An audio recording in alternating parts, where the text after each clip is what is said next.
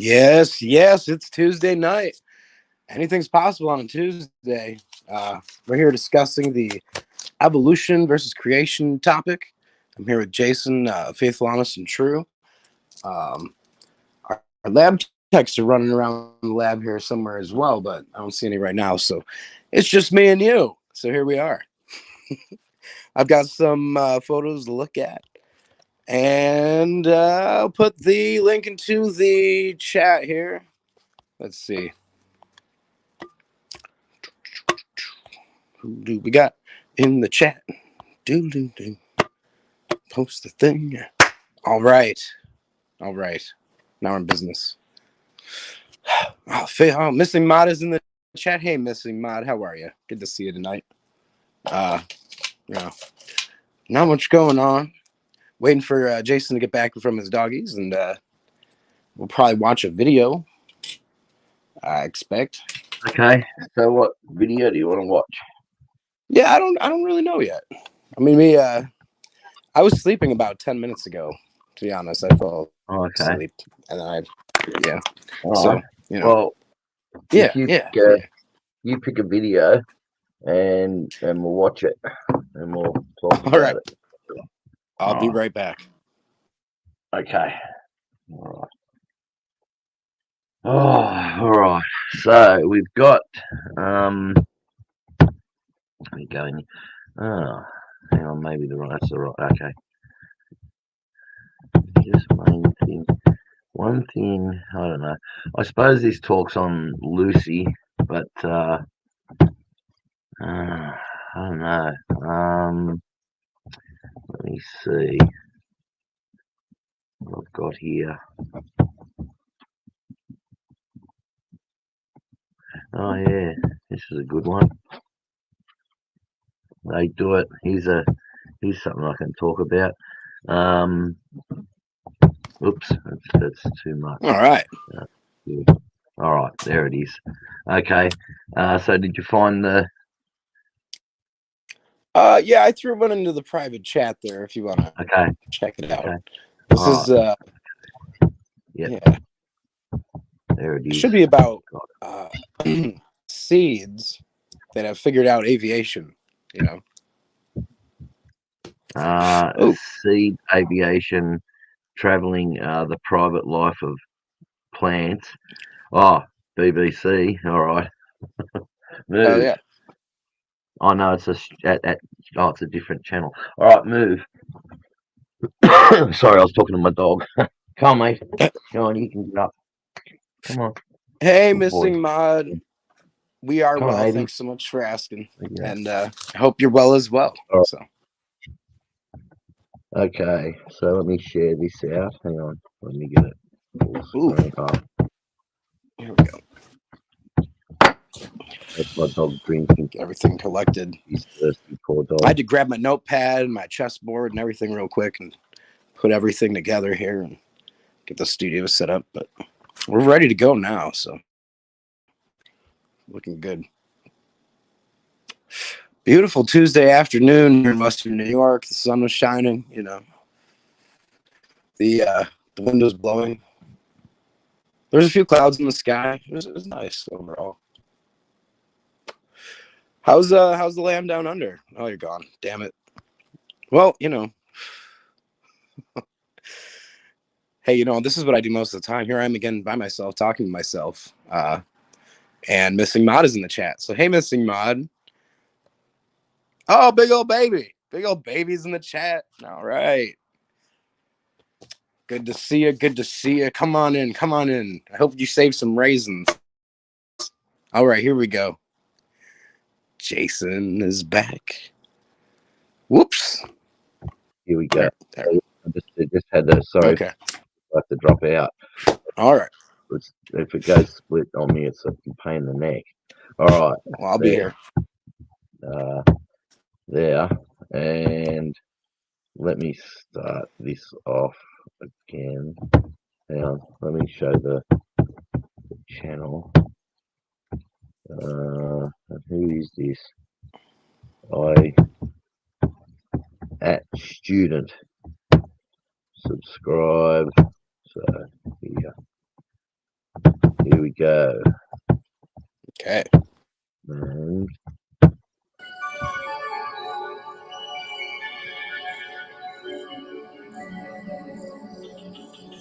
feel like button up. With a lot of me. Go down, Abe. Yeah, it looks good, Jason. Oh, sorry, I didn't realise I had the mic on. Aircraft designers have tried to build a wing as efficient as this one, but failed. Even the faintest updraft produced by the slightest thermal is enough to lift this little glider with its seed passenger and so extend its flight.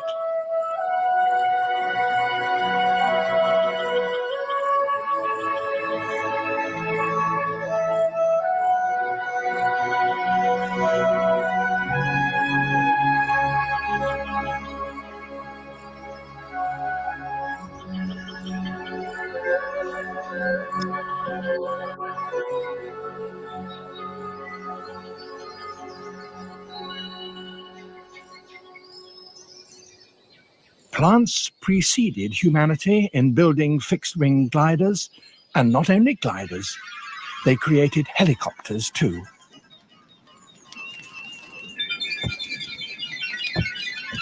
Sycamore seeds.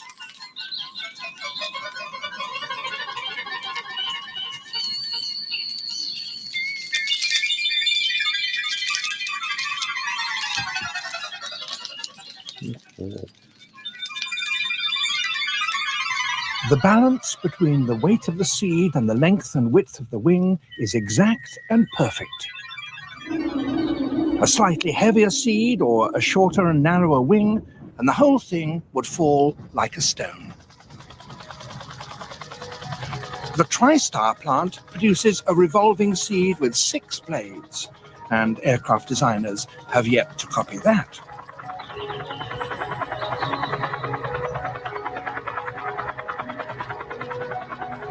Or this.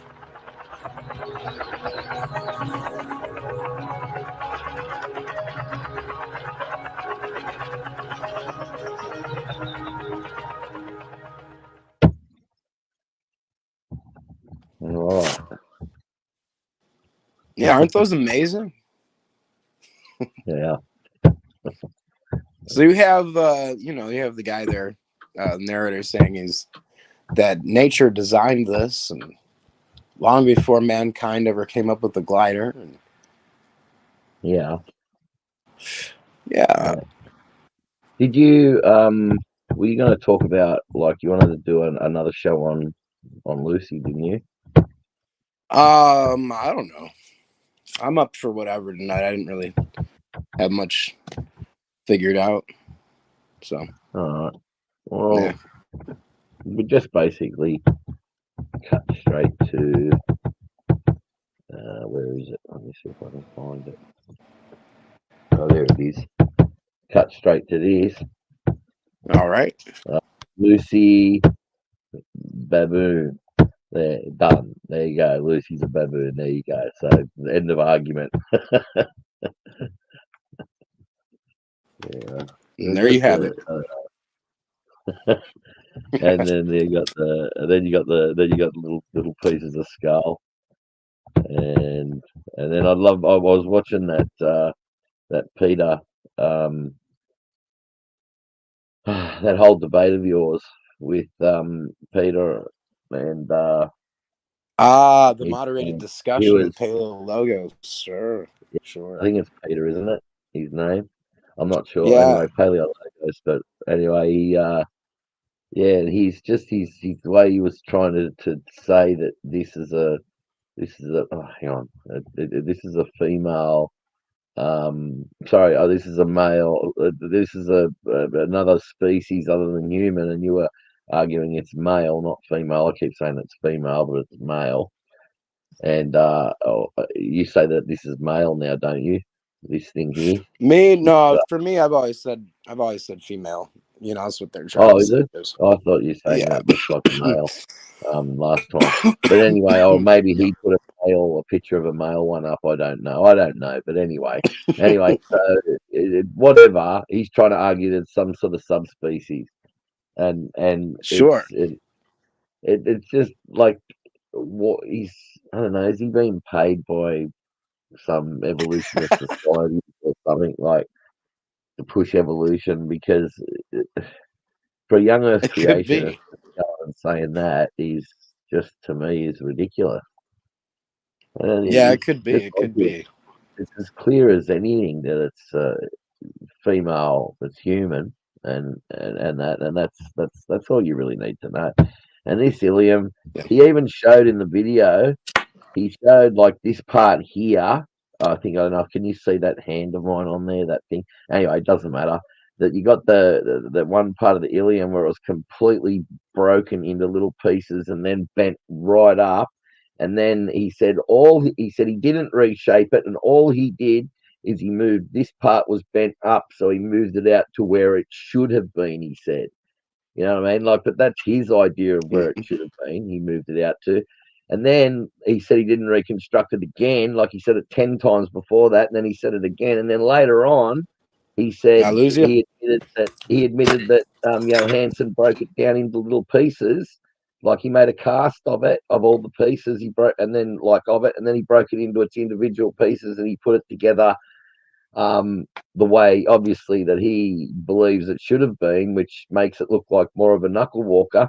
And then he said again later on that it wasn't reconstructed. And then he literally said twice in Huh. the debate that the ilium was reconstructed. So you've got a human ilium here that was completely just messed with and fiddled with, with like angle grinders and Dremel tools sort of thing and things like that, and it's been put back together. It's been a cast made of it, and then like the original, then broken into all of its original pieces, and then put back together. And he's going to put it back together in a sort of a way that makes it look more like tell his evolutionary story. Of course, he is.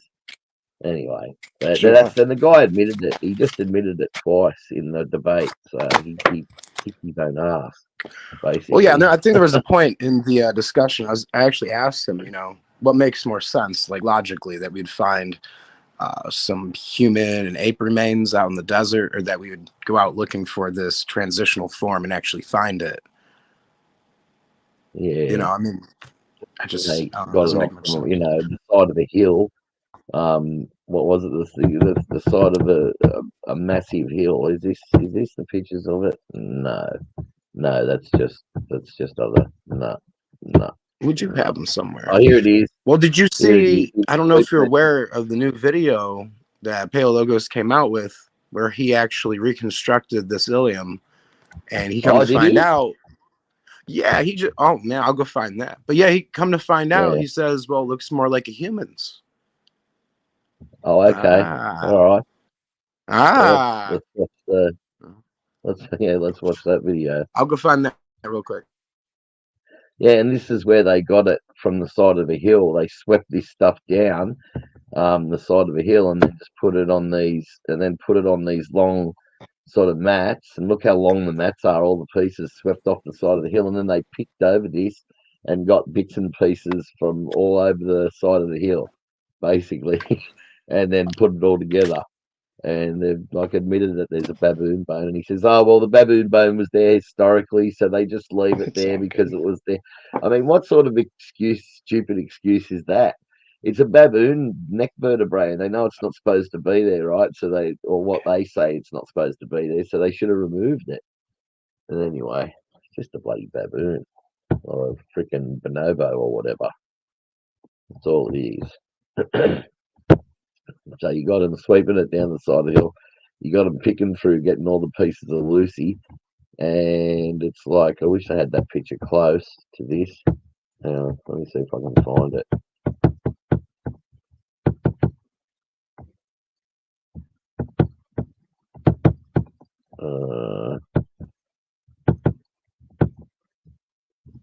No. Are you there?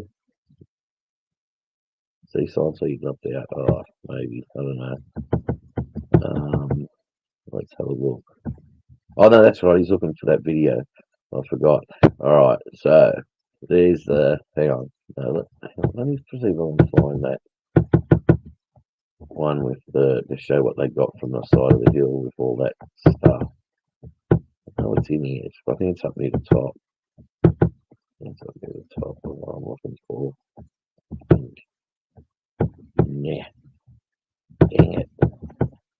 Maybe this is it. No, that's like that's the footprints, that's holy footprints. That's said to be Australopithecine. It's just human. But anyway. Africa. No. Oh, what's this? Oh no, they're the different. Okay, 2AL28 dash. There it is. That's a good one. There it is. That's what they got off that hillside. The AL288-1, the second one from the left-hand side.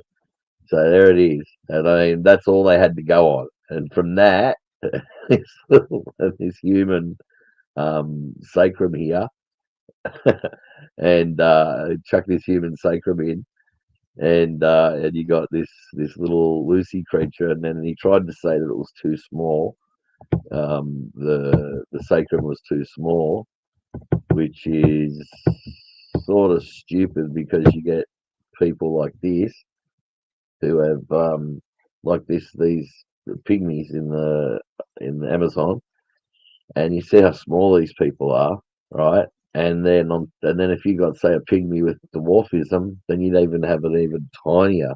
So that small human sacrum is within what we see on Earth today. We see people with sacrums that small today. So why couldn't they find a human? Why do they have to make it to some other species?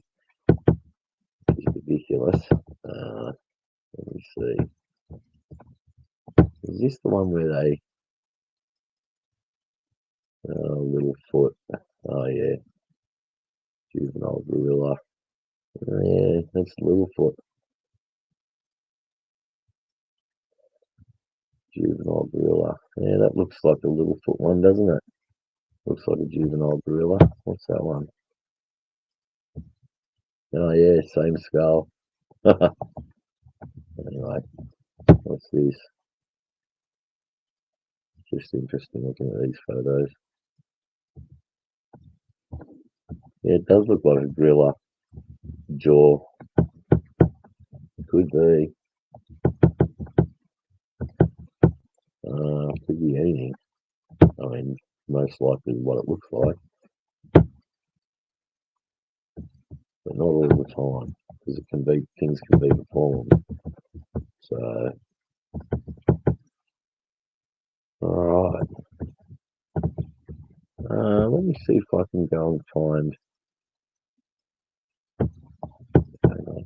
No, I can't seem to find this photo I'm looking for. Just go back here. That's Littlefoot. What's this? Oh, that's the footprints. So they're totally footprints. Oh, hang on, there was another one. Oh no. Just go back up here. So basically the ilium is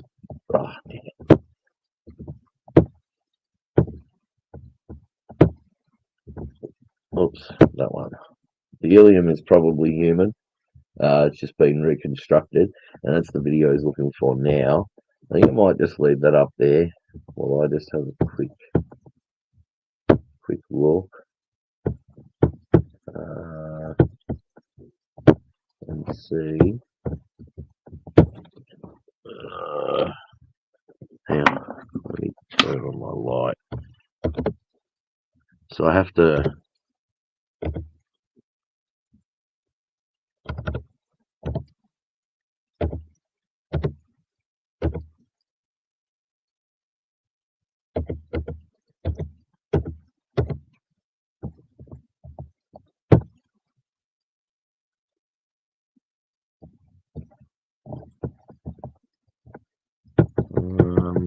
No,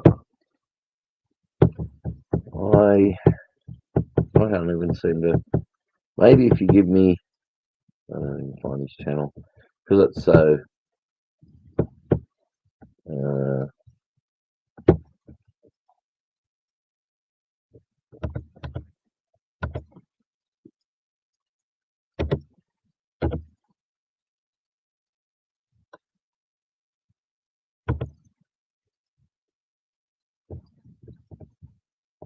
oh, yeah, I found his channel. YouTube obviously did the wrong thing, and let's see.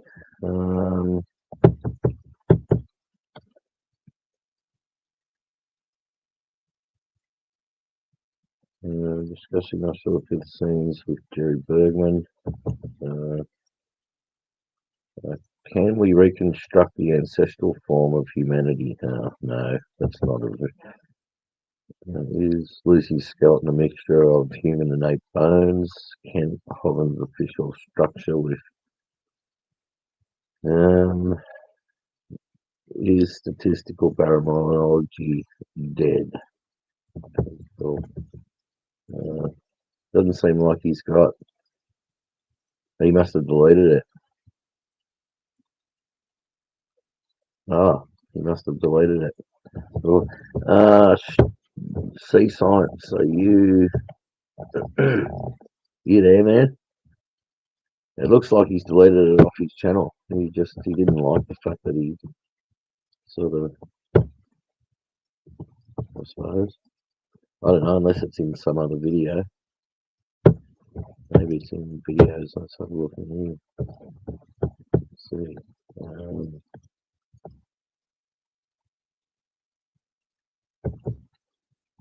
Petrovich about following the Jerry Bergman about offshore prison scenes. Institute for Creation Research. What is a creative kind? Further thoughts on the stone. My take on macroevolution. The Archaeopteryx, a bird. No, it doesn't seem like he's got some hominid for it. No.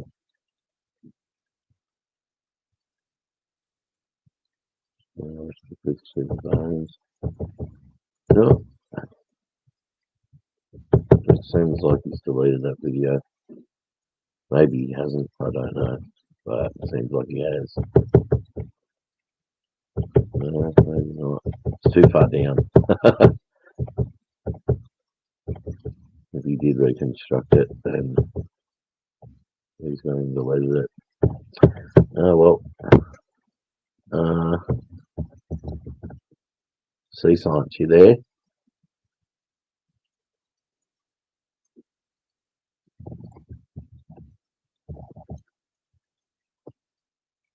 Hello?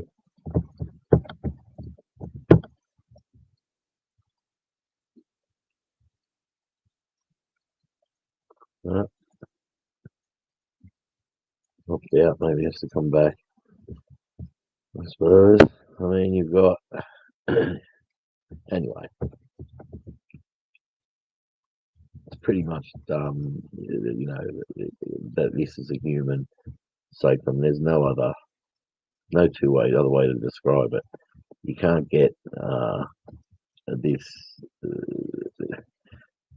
just down the bottom here where these holes are, it's broken off and it's a bit misshapen. It's just the all the pressure it's under the layers, under that layer.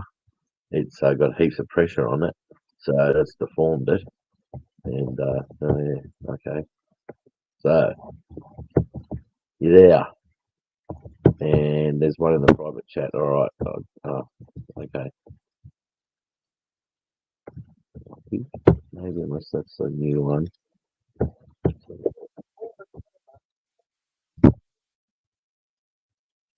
Did Lucy's pelvis need to be reconstructed? Oh, okay. Just let me get rid of this. Just let me play this out until it's there. All right. So I'll share that. I'll share that out. Here we go. Share. There. And that's on Yeah, 1080p is good. All right. So, I'll just let me quickly fix up my brightness. Yeah, change brightness a little. Oh no, it's on full. Oh, I know. I think I know why. Just let me get this done now because I'm gonna need to.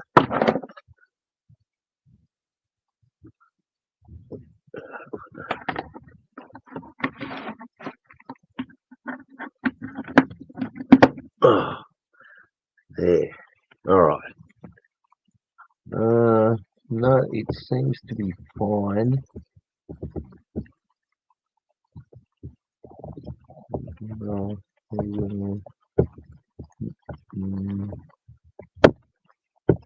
oops. Uh-oh. I didn't mean to do that. Revert back. Yes. That's for certain. No. Doesn't seem to advanced display. Graphics. No. No. Alright, that seems to be fine. Oh. Well, that's not connected. Oh yeah, yeah, there you go. Alright, so we ready to watch this video? Do you want to explain it, Cecil? Yeah. Alright, so we need to watch this video. Hang on. Sure, yeah. Explain it, Cecil. Yeah, let's get into it. So we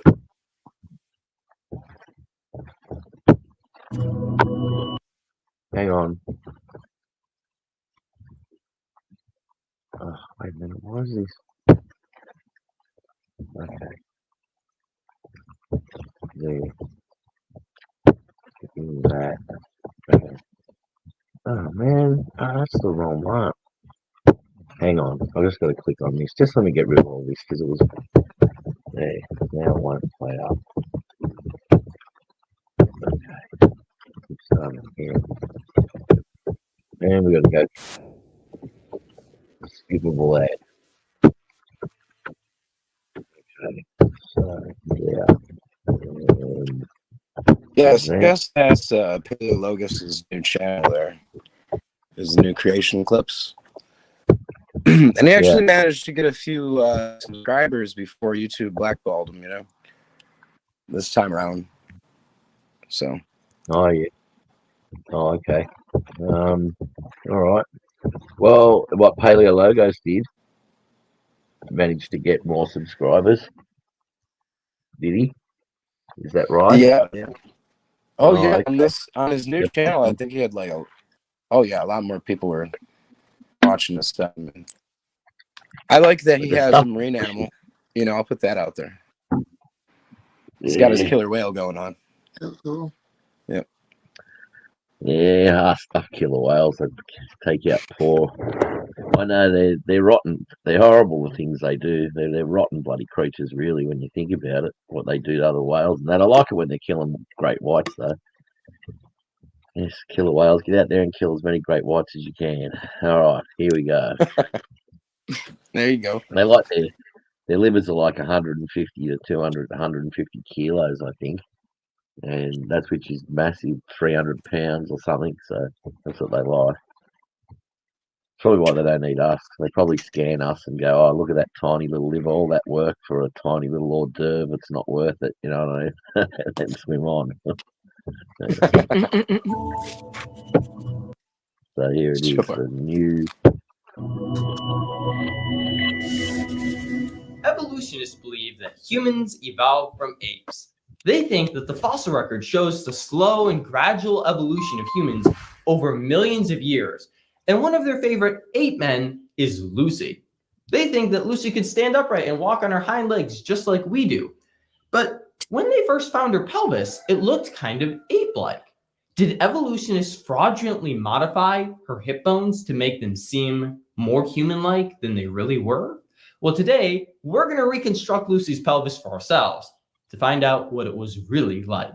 So let's first begin by looking at our own pelvis. This is the pelvis of a modern human. And what you can see is that there are three main bones to it. Let's have a quick anatomy lesson here. This middle kind of triangular one is called the sacrum. And then on either side, you've got an os coxae. And you can see that these are what you're actually hitting when you feel your hips, right? So if you go right here, you're feeling your hip. This is actually the surface of the os coxae. And this upper part of this bone is called the ilium. Now, when we look at Lucy's pelvis, we can see we only have two pieces left. We've got that middle sacrum, and then we've also got the left os coxae. But we don't have Lucy's right os coxae, unfortunately. It was just missing when scientists found her skeleton. Years after Lucy was found, Nova released a documentary detailing the story of her discovery. I'm about to show you a clip from this documentary that garnered a lot of outrage from creationists. When I put the two parts of the pelvis together that we had, Did you want to say something yet, Sea Science, or keep going? Just keep going. All right. this part of the Yeah, pelvis roll it, is man. They pressed keep so kicking me, hard so. and so completely into Oh, this yeah. one that it caused it to be broken into a series of individual pieces. Friggin' net dropping out and that, it's just a pain in the neck. But anyway. Which were then fused together in later fossilization. The perfect fit was an illusion that made Lucy's hip bone seem to flare out like a chimp's.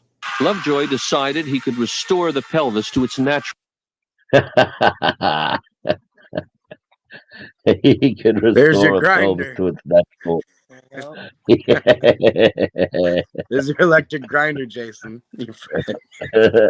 We can restore it to its original shape. We can get rid of this human-looking part. Restore it to its original state. Zing. And All right. before that, he had to break it into pieces. Yeah, he had to Glued break it together. into pieces. He had to put it all together the way that he thought it was, not the way it actually was. I don't believe, but the way he believed it should have looked if it was a cross between an ape and a human. And then on top of that, after he did all that, he made another cast, and then he got this out and did this and reshaped bits and pieces to make this is preposterous. You know, he turned around saying that, trying to how anyone believes this. And Paleologos pushing this, you shame on him. Anyway. Mhm. shape.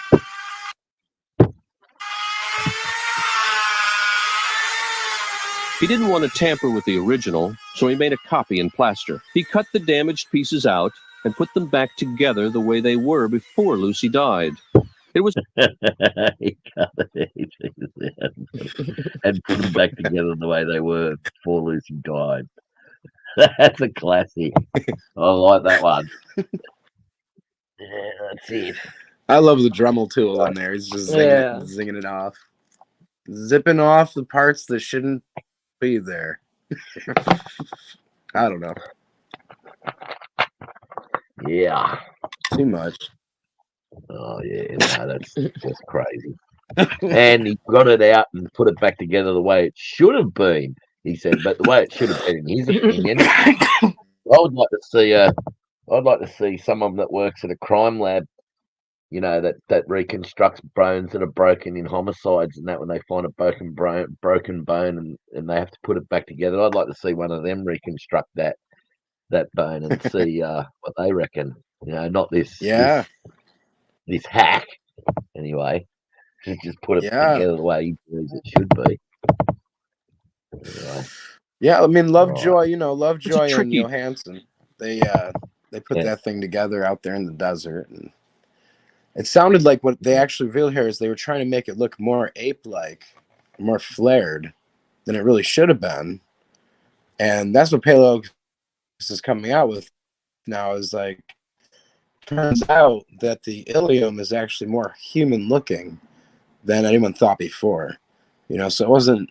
There's nothing transitional about this pelvis now. No. Kind of makes me laugh. Makes me think about first time I had my knee surgery done. I had to have kind of a reconstructive knee surgery because I was ice skating, had a little kid, ducked when I was trying to do a 888 and caught an ice skate underneath my kneecap, tore everything out. Doctor that did my surgery didn't do it right. So when I started walking, there was a chip of cartilage in there that tore everything back up. So doctor had been in there grinding everything up and everything and told me, oh yeah, we did everything all right. We put everything back in there together and everything. So yeah, your knee is all reconstructive. Everything's all put in there together all right. We did everything all perfect. Everything's just right in there. And of course, go to walk, and of course, everything just tore right up. Oh shit! Sorry about that. That's all right. Little technical difficulty on our end over here. All right. Yeah. But your knee's good All right. now, right? For the most part. Not So shout really. out. Oh, Yeah. Kind of, sort of messed it up. right. It kind of always made me laugh. I just remembered like seeing all the Dremel tools and stuff before falling asleep, and Oh wow. Yeah. yeah, Well, yeah, those are the tools they're using in Yep. there. You know. precisely the pretty much same exact tools they were using right there as the tool that they had to use on my knee. Wow. Oh yeah, but that was to reshape your knee, like to get rid of like probably spurs or bone. I don't know, but I'm Yeah, just guessing. Or I reshape had what they bone needed. spurs and everything. They had to cut Yeah, those pieces bone of bone spurs from can be somewhere else. pretty Did darn. they? Did they have to cut pieces of bone from somewhere else and then reconstruct it into your knee or something? You gotta excuse her for a second. She's got to That's all right. freshen up. That's okay. I understand. But yeah, yeah, they took the spurs off. The poor girl has a lot of Yeah. walking issues over that. Yeah. Oh yeah. Oh no. But, Stuff that. Anyway, that wouldn't be good. But we'll get on with the video here. You want to get on with the Yeah, video? actually, no, here she is. So you had Sorry spurs. about that. You had spurs removed. Okay. Yeah, I had a bunch of bone spurs removed, and then I had torn cartilage, ligaments, and joints because the ice skate had caught right underneath my kneecap and dislocated Oh. and tore it out of place. So my kneecap was basically on the other side of my leg. Oh no. Oh yeah. Wow. Yeah, basically, yeah. I ended up going through another knee surgery after that, but eventually due for knee replacement, but they don't want to do it till I'm 50 or so. Oh, that would hurt. Yeah. Yeah, because you might, I don't know, obviously that's because you're going to outgrow it or your bones grow. They must stop growing at 50. Well, there that you go. and knee replacements only last for 10 years. But it's interesting oh, what they yeah. can do with those grinders, though, to the bones. Yeah. Yeah. Oh, sorry, I'm drinking my ginger beer. And even when Non-alcoholic. they're putting like dinosaur bones together, have you ever actually seen them sometimes? Because even with that, Sure. they manipulate those bones sometimes. Oh, sure. Yeah. Oh, well, dinosaur bones, when they find a dinosaur bone, it could just be a younger dinosaur, but they make up all these stories about it, you know, that it's a different type of dinosaur. Because if you discover, just say, a younger dinosaur or version of the older dinosaur, and that's not really a big find, and you're not going to make any money or get any grants or anything like that for that. So they just Yeah, make it doesn't up, hit the Yep. journals the same way, you know? And Yeah. then they're saying now dinosaurs were feathered and not all lizard-like or scaled or whatever. Yeah. I'll Like- try Yeah. something. Yeah, they're always Yeah, no, coming out yeah, with something that- different. Well, I've looked at sort of both sides of the argument, and I don't believe that there was as many feathers as they make out, and a lot of that stuff. Anyway, there's a lot of stuff about that, but I don't believe they had feathers like they're trying to say. Yeah. I don't No, believe it. yeah. It's just Yeah, a they're putting collagen feathers on fibers. everything now. They're putting feathers on T-Rexes Mm-hmm. and Yeah. sauropods, you know, and it's crazy. Even underwater ones I've Mhm. seen with feathers now. Oh, hey, Alex is in the chat. Hey, Alex, how you doing tonight? Good to see Good you. evening. Well, they found one. Yeah, there we're was here. one- I was just going to introduce this. This is Jolene from Sea Science Film Labs, and Jason and Mark sitting here. So if anybody wants to join up, the link's in the chat. So gotta do that once in a while.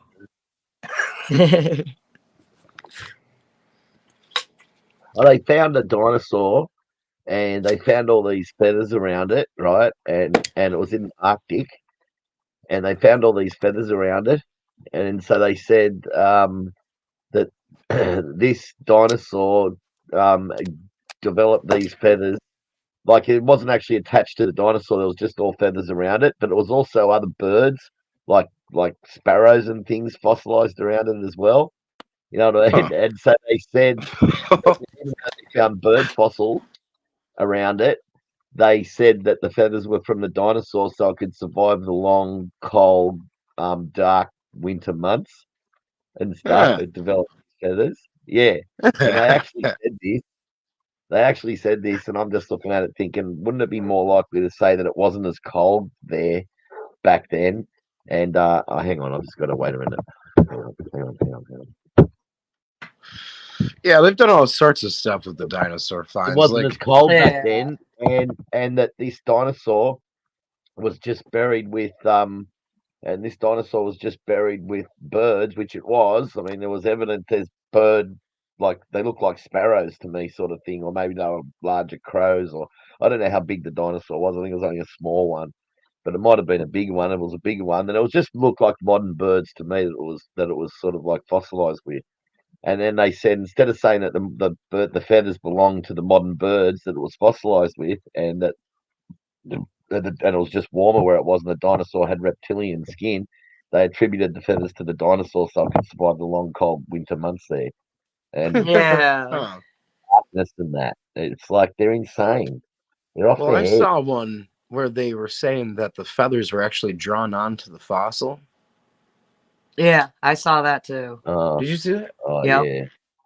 Okay, Oh yeah. That was I can't remember which one that was, but that that's was one fraud from, right there. Yeah, that Yeah, is that- total Or fraud. I think it's fraud. I don't know. That's from China. That one was from China. I'm pretty sure. I can't Wow. remember exactly the name of it. I can't remember. It was something from China that they did it. They did some fraud on, and they proved it was a fraud. But that's all I remember. So anyway, you want to get back into this video? Yeah, let me talk about this really quick before we started again. It's basically Yep. just to review. Like this video, you have Paleologos explaining how Lovejoy and Johansson first, when they reconstructed the ilium or the pelvis of the Lucy find, that it was more flared than it should have been. So when Paleologos reconstructed himself, come to find out, it looks just like a human ilium. So, and here's what we have here. And he's like, just as expected, because look, the bottom of these animals are very human. Okay. But to us, it's like, well, when you have a box filled with fully developed human remains and fully developed chimpanzee remains, and at least one baboon remain, that's a box of multiple individuals, multiple species even. You know, that's not even believable. So it's obvious that this thing's a Frankenstein if the ilium turns out to be human as well as the sacrum, you know, which I've always assumed it would be. So what do you think, Jason? Oh, I'll go. Yeah, I'll just go back a little bit. I'll just go back 10 seconds or so, Sure. and we'll and we'll start here and see what he says. How he broke it apart and reconstructed it. Anyway. He didn't want to tamper with the original, so he made a copy in plaster. He cut the damaged pieces out and put them back together the way they were before Lucy died. It was a tricky job, but after taking the kink out of the pelvis, it a tricky job. The kink, that was where it was broken, and it was like fully at a right angle, like an L shape. And then that's the kink that he's told, and he sort of moved it off to the side.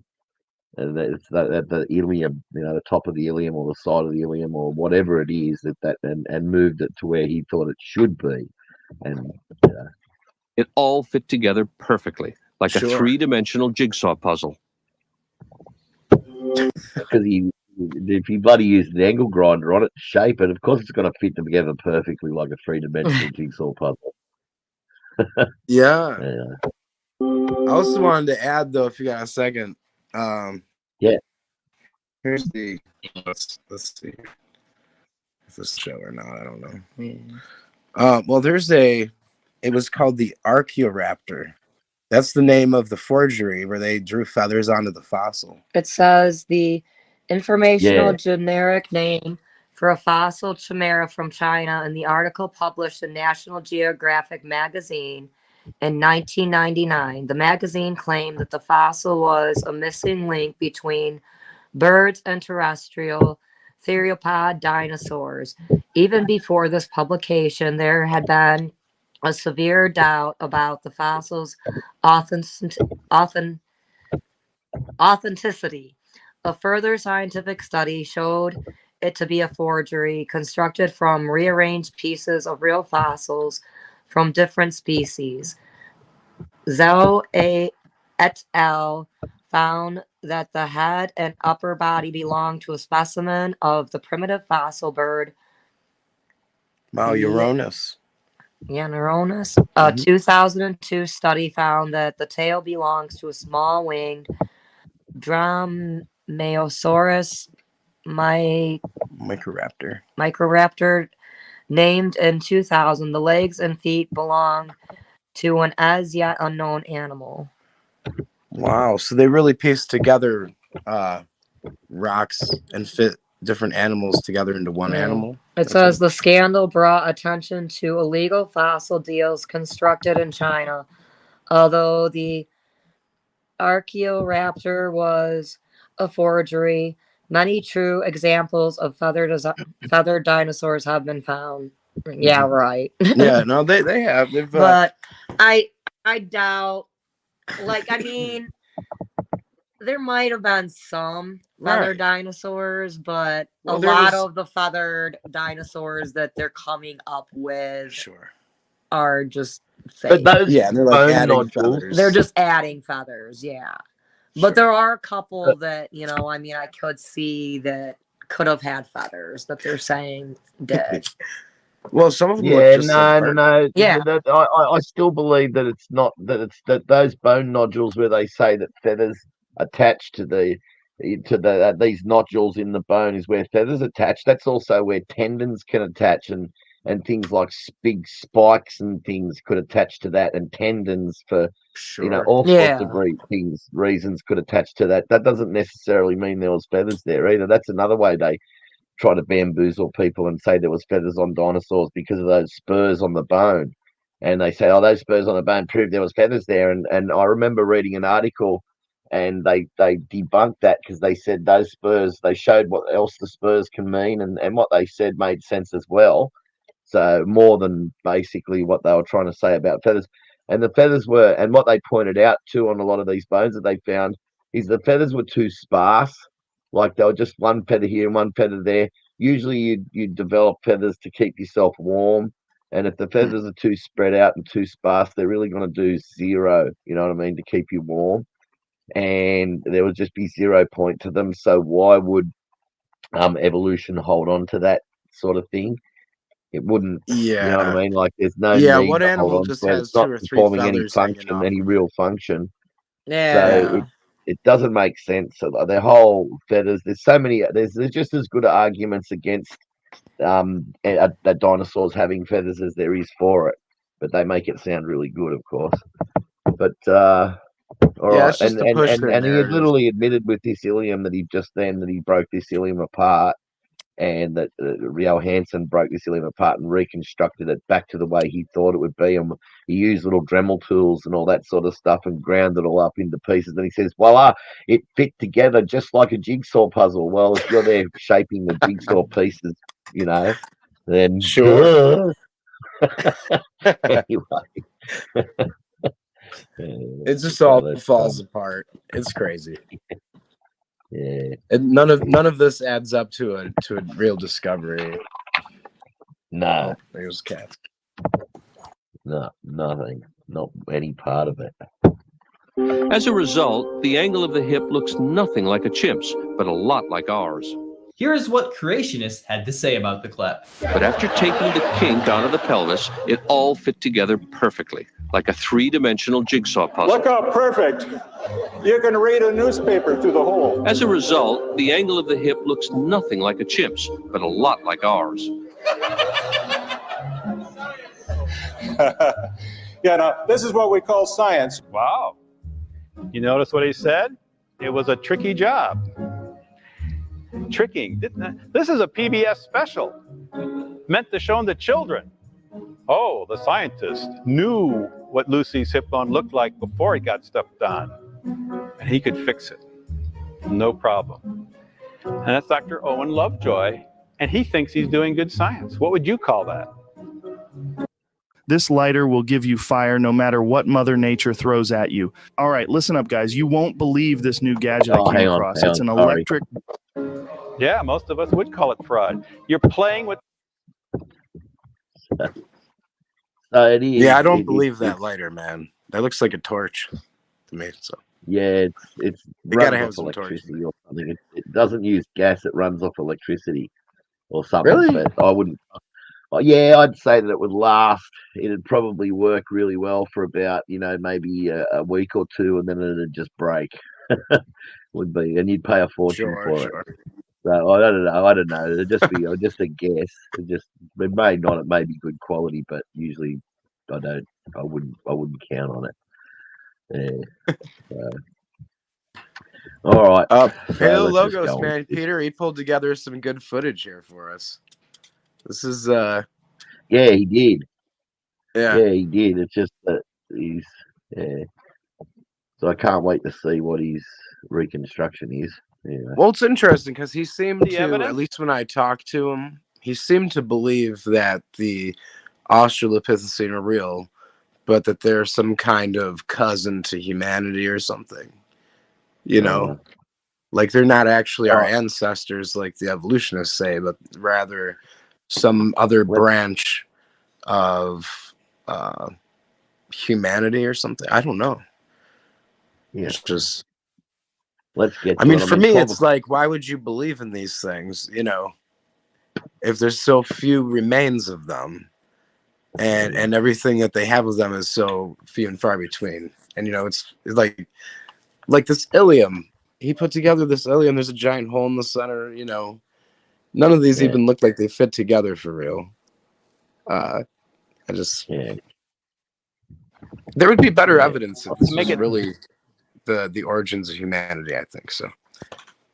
Yeah, all right. Let's keep going and watch him sink himself. Do what you want it to do. You submit that in a courtroom, you would be the one in trouble. However, they also decided that the hip was damaged and that it needed to be repaired, so they took a saw and reshaped it and made it look more like a human pelvis, allowing her to walk upright. But Professor Lovejoy, who actually worked on this, there is video evidence of him using a Dremel to drill it, to correct it, in order to put it into a pelvis shape that looks like it walks upright. So who's right? Was Lucy's pelvis actually damaged as the evolutionists claim? And if so, did it need to be reconstructed? And Paleologos already admitted it was damaged in that video that he did with you, and he even admitted that it was. And then he even said with his own words, Paleologos, he just moved this broken part here and moved it out to where it should have been. With his own words, he said where it should have been. Well, it's interesting because he's coming here and he's questioning, the different stories of the different creationists about Lucy, because some creationists, we don't believe in Lucy, like me and you. We think it's all complete a hoax. So, yeah, but there's creationists that believe these animals are real, but they don't agree with the same story as, say, the human evolution believers, Which is really bizarre. It really is, because like some of them, they have stories of Lucy fell out of a tree and broke its leg.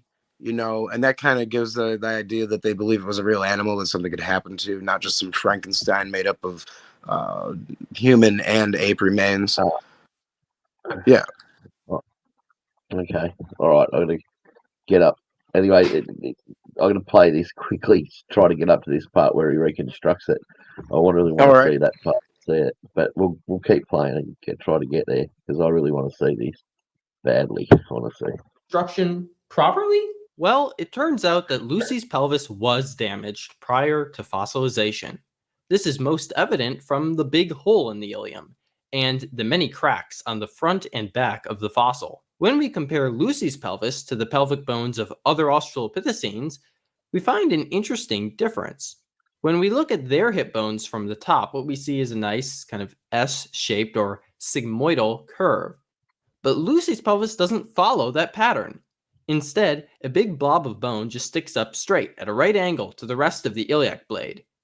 That is unnatural. Now, when we take Lucy's sacrum and we fit it together into that kind of broken and distorted joint surface, what we end up with is a kind of weird anatomical position. What you can see then is that these bones of the lower pelvis here kind of stick and just jut straight forward. And we know that's anatomically impossible. Why? Well, when we look at a modern human pelvis, we have these two bones in the front called the pubic bones, and they nearly touch, just about like that. There's a little thin piece of cartilage right in between them, and your pelvis needs to come around and connect in the front. Otherwise, you couldn't bear weight on your pelvis. But because Lucy's pelvis is broken and distorted, if it were in this anatomical position, we didn't try to reconstruct it, both of her pubic bones would just stick straight forward and they wouldn't connect. It would be like if you took your pelvis bones and just went like that. It's impossible, and no creature has a pelvis shaped like that. Except for whales and snakes, whose tiny little pelvic bones aren't used for weight bearing anyway, and thus are completely irrelevant. So we know Lucy's pelvis is broken. The question is how to fix it. But he's saying that those bones in a whale are for pelvis. They're not. Those bones are there. They got tendons that attach from those bones to the whale's penis to help it mate. Otherwise, it wouldn't be able to have babies. That's exactly what they've got.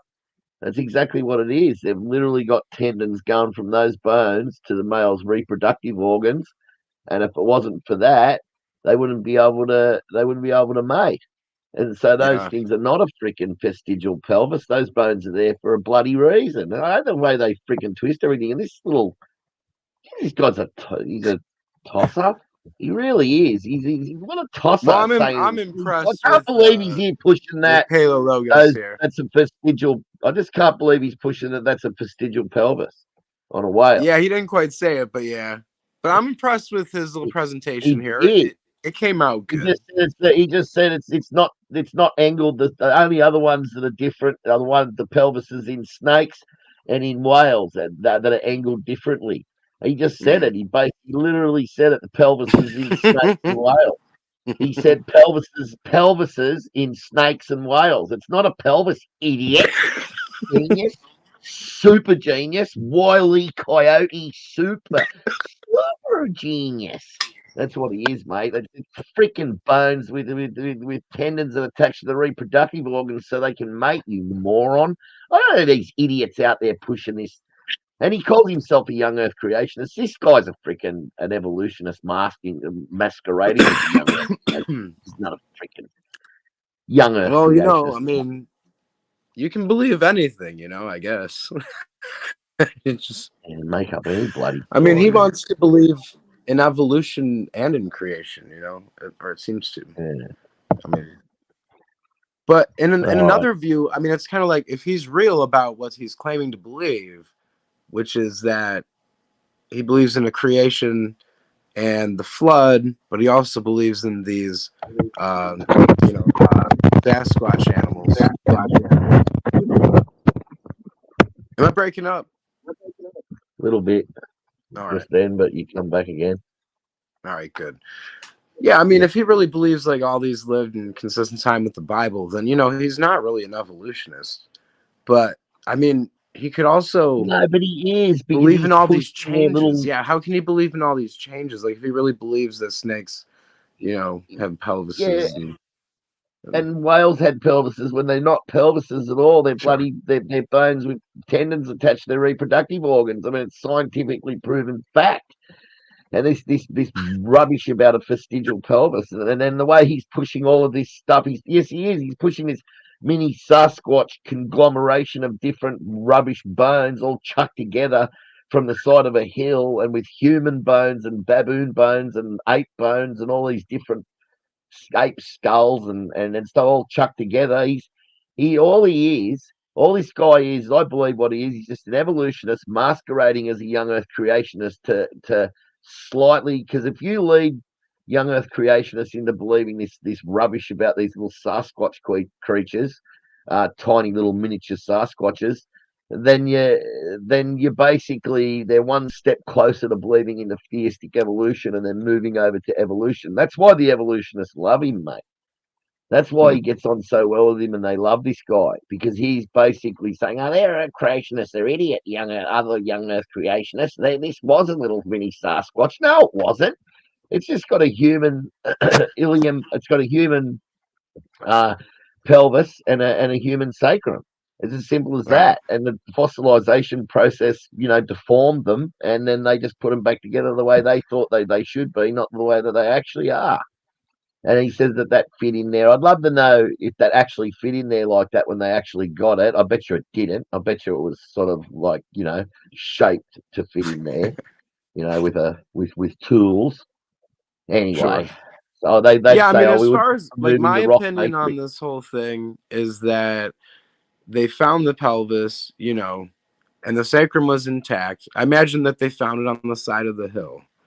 But it's always been my opinion that the ilium probably belongs to that sacrum. That's of the same individual.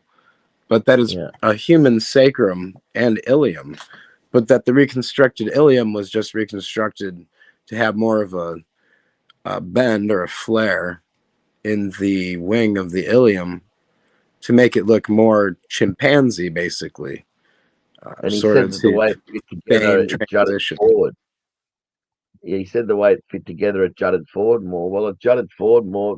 You get deformation in the fossilization process because you got like tons and tons of stuff on top. So of course you're going to get deformation, but to put it together to make it look when it's clearly a human sacrum, and to put it together to make it look like an ape sacrum is just outright ridiculous, because they're literally just reconstructing this thing to make it look slightly the way they want, to put it in the right angle. So they basically moved even the angle of it down to where they want it to be. They can move it anywhere they want because it's jutting forward so much, like he says. They can just move it to wherever they want and say, "Oh, well, that's where it was really meant to be, right there. That'd be about it." Yeah. No, more like just set it up like a human. You could just as easily do that. But anyway. Well, when you look at this chimpanzee pelvic setup here, on the left, articulated, you can see it's a lot more elongated. Like the whole pelvis is more elongated in the chimpanzee. The ilium or the ilia, they are skinny. They're not robust. When you look at the human pelvic anatomy and the articulated one, you notice that the wings are sort of, well, I guess, would it be more upright? I mean, it almost seems like these ones are like flat against the back, and then these ilia curve more, making the hips. So, but either way, here, you put that Lucy sacrum together with the ilium, you connect everything on the left there, that's that articulated, and you have that flare that we're talking about. So both of those, the iliac wings, basically, are pushed down, and you would have that same exact sacrum and ilium right here articulated as you do up here if all you did was bend those wings down a little bit. You know what I mean? Yeah, it's obviously damaged from the fossilization process, and they've just put it together exactly the way they want it. So, all right, we'll keep going. Exactly. And it's like, and when you look at the chimpanzee sacrum and the actual articulated pelvis, You know, it's obvious that the bones used in Lucy are human. Okay. I gotta go get my dog out. So All you right, wanna- brother. You can, yeah, you can press play and come back. Are you going to talk about this for 5 minutes or so? And we won't start the video till I get back. That's what I was Yeah, trying yeah, to yeah, get. yeah. Take off. I'll chat it up Trying to get for a through little it. bit. Still waiting for my lab tech to get back here anyway. So. All right. Okay. I think one of them fell asleep already. Hang on. Let me turn off the sound. All right. So yeah, here, you know, Lucy's pelvis has that flare, and there's actually peer-reviewed papers written on how Lucy has a unique flare to the pelvis. So, and they went on to point out, you know, it's more flared than any other discovery we've ever seen. You know, Lucy's unique. And why is it unique? Well, it was the way that ilium was reconstructed. So, which we looked at in the beginning here. And now I don't see the photo other than it's right in front of me. So you have the reconstructed ilium. Yeah. The reason it's flared out is because it was glued together, pieced together by people that are trying to make it look more chimpanzee. But if that was the goal, like, to me, that doesn't seem very flared. I mean, it just goes straight up and it's almost flat with the back on the chimpanzee pelvis, on the ilium. So I don't know. And when you look at a human ilium, it's shorter, which is definitely present in Lucy pelvis. Okay. Like, this is one of the shorter pelvises. It's obvious that it's human. Okay. But no, that's the story, and that's what they're trying to make it anyway. I mean, look at this thing. You've got an animal that has a chimpanzee top. Even the longer arms, okay, for tree climbing. But then it has like human feet and human legs, and human pelvis. Is this a transitional form? Like, why did Lucy's legs evolve so much faster than its noggin and its arms? Could it be that things evolve like partially, like part of them, their bottoms evolve first before their tops? I just like, I don't know. You think it all evolved at the same time, but here you have an animal that has the same cranium size, the same, the same cranial volume as a chimpanzee. It's a chimpanzee top. And they Frankenstein this thing together right there. So this is a collection of multiple animals and human remains. And it's already proven to be this with the baboon bone being discovered. Now, I gotta say, Paleologos has done pretty decent video here, and he's exposed the fact that this pelvis, as it is and as it's shown at the museums, is not how it's supposed to be. So let's see here. What else do we have to say about this is more about the sacrum. If anything will load. But yeah, so these are human remains. The sacrum has the same number of sacral foramina that a human sacrum has. Okay. As far as the sacrum goes, it's triangular bone in humans, but in chimpanzees, if these animals were supposed to be coming down from the trees to walk on the ground, you know, why were their pelvises completely human already? Like, this chimpanzee sacrum does not look like this human sacrum. There's an extra set of sacral foramina. It's slender. It's not nearly as robust. You've got like the holes in the sacrum and are at different angles, you know, different shapes and sizes, different placement on the sacrum. The sacral segments of the sacrum, the vertebrae here, sacral vertebrae, would be completely different shapes. Okay? So it's obvious that this is not this. But this is likely this. I believe that this is this, but that this is not that. Okay? Yeah, so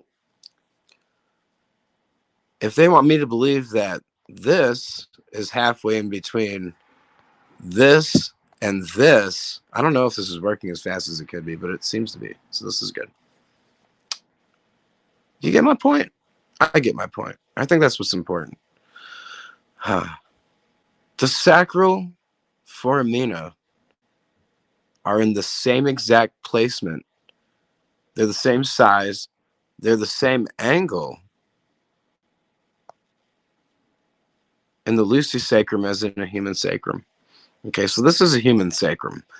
It was interesting because, you know, how long can you say something that's so obviously true on YouTube before the world catches on to it? I mean, we've got to figure it out right here. I mean, how long will YouTube keep this information under wraps? How long will they blackball us and hide this information? And let people like evolution theory spewing Nazis go on and on and on about how it's real, you know, and like pat each other on the back. All these evolutionists say, oh yes, we all have our ancestor bones that we believe in, that we've never really looked at close before to criticize or take a critical look. Yeah. I mean, I'd love to debate any human evolution believer. Okay, I'm back. If you want Any to play paleoanthropologist. you keep going. And Good to on. have you back, Anyway. Jason. All right. So, Let me get hang this on. off of here. Yeah. And I've got my lab tech back. Oh, good. And Victoria, the other lab tech, will be here too soon, it sounds like. Hello, hello. Hey. Okay. So, You see anything good out there, man? On your walkabout? let's start the video. All Let's right. start this video. All right, hang on. I'll put Run my that. sound. Run that game. I'm going to get another drink. Here's our plan of action. This is the 3D print of Lucy's pelvis. And as you can see, I've marked the cracks running through it in black to kind of help us see what we're doing. Now, I'm going to cut along these cracks and try to replicate what Dr. Owen Lovejoy did when he was cutting apart Lucy's pelvis. And then we're going to get these separate pieces and assemble them back together into the anatomically correct original position. So this is going to be a little bit different from what Dr. Owen Lovejoy did in that rather than using a Dremel, we're going to be using saws and other stuff to try to cut this apart. He was working with a plaster cast. And basically, as you might have noticed when I showed you that clip earlier, is that he ground down. So he was basically grinding through the plaster down to get the original pieces of each of the individual fragments. I'm not going to do that. I'm just going to cut the pieces apart. So it's a little bit of a different technique, but we should get pretty similar results. So let's do it. I'm going to cut Lucy's pelvis to pieces.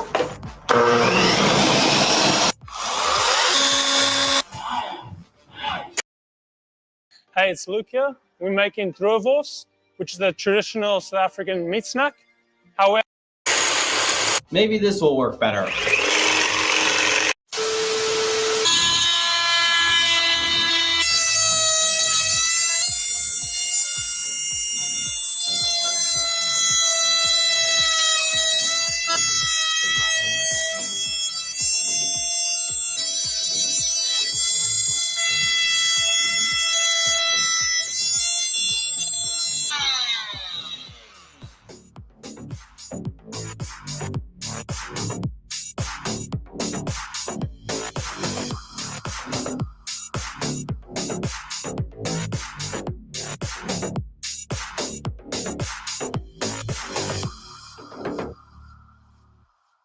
I just finished hot gluing all of the pieces back together, and here we have the completely reconstructed ilium.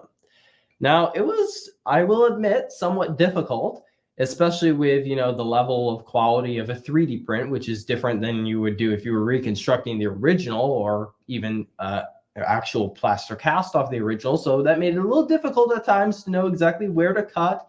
And, you know, cutting with the power tool that I was using removed some of the material, unlike what Owen Lovejoy used. Cutting.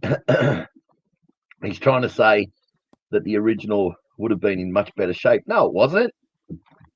No, it wasn't in much better shape, mate. That's an exact copy you got there. Stop trying to make excuses. I got to give this guy props on this video, though. Oh yeah, definitely. Peter's actually cutting the thing apart. He's he's reshaping it and everything. Yeah, that's pretty good. But yeah, you know, he's still holding on tightly to his human evolution beliefs, you know, or at least the beliefs in these Australopithecus, I think. But you know, he's coming around since our discussion, you know, like now he's like, well, maybe this pelvis is fully human. Yeah. I kind of thought that from the beginning. So he's setting it up. Because what I'm trying to say here is that he's setting it up for like, I got a bone clone reconstruction. It's not exactly as it was. The original would have been much better. No, it wasn't. The original was exactly like the bloody reconstruction that you got, mate. It's an exact reconstruction. Genius. So you got if he cuts along those major lines, then he'll have the bigger pieces of the ilium that they basically put together. Because first, the point I want people to remember here is that he's trying to set this up. So when later on he says it looks more human than he thought, he's setting it up here, saying that I got the wrong part. I mean, I got the this is just a reconstruction. The original would have been much better that Owen Lovejoy had, and that it wasn't much better. It was the same. So this is false. Yeah. He's setting it up here, so he's got something to fall back on. So later on, when people say you said it looked like a human whatever it is, iliac or whatever it is, I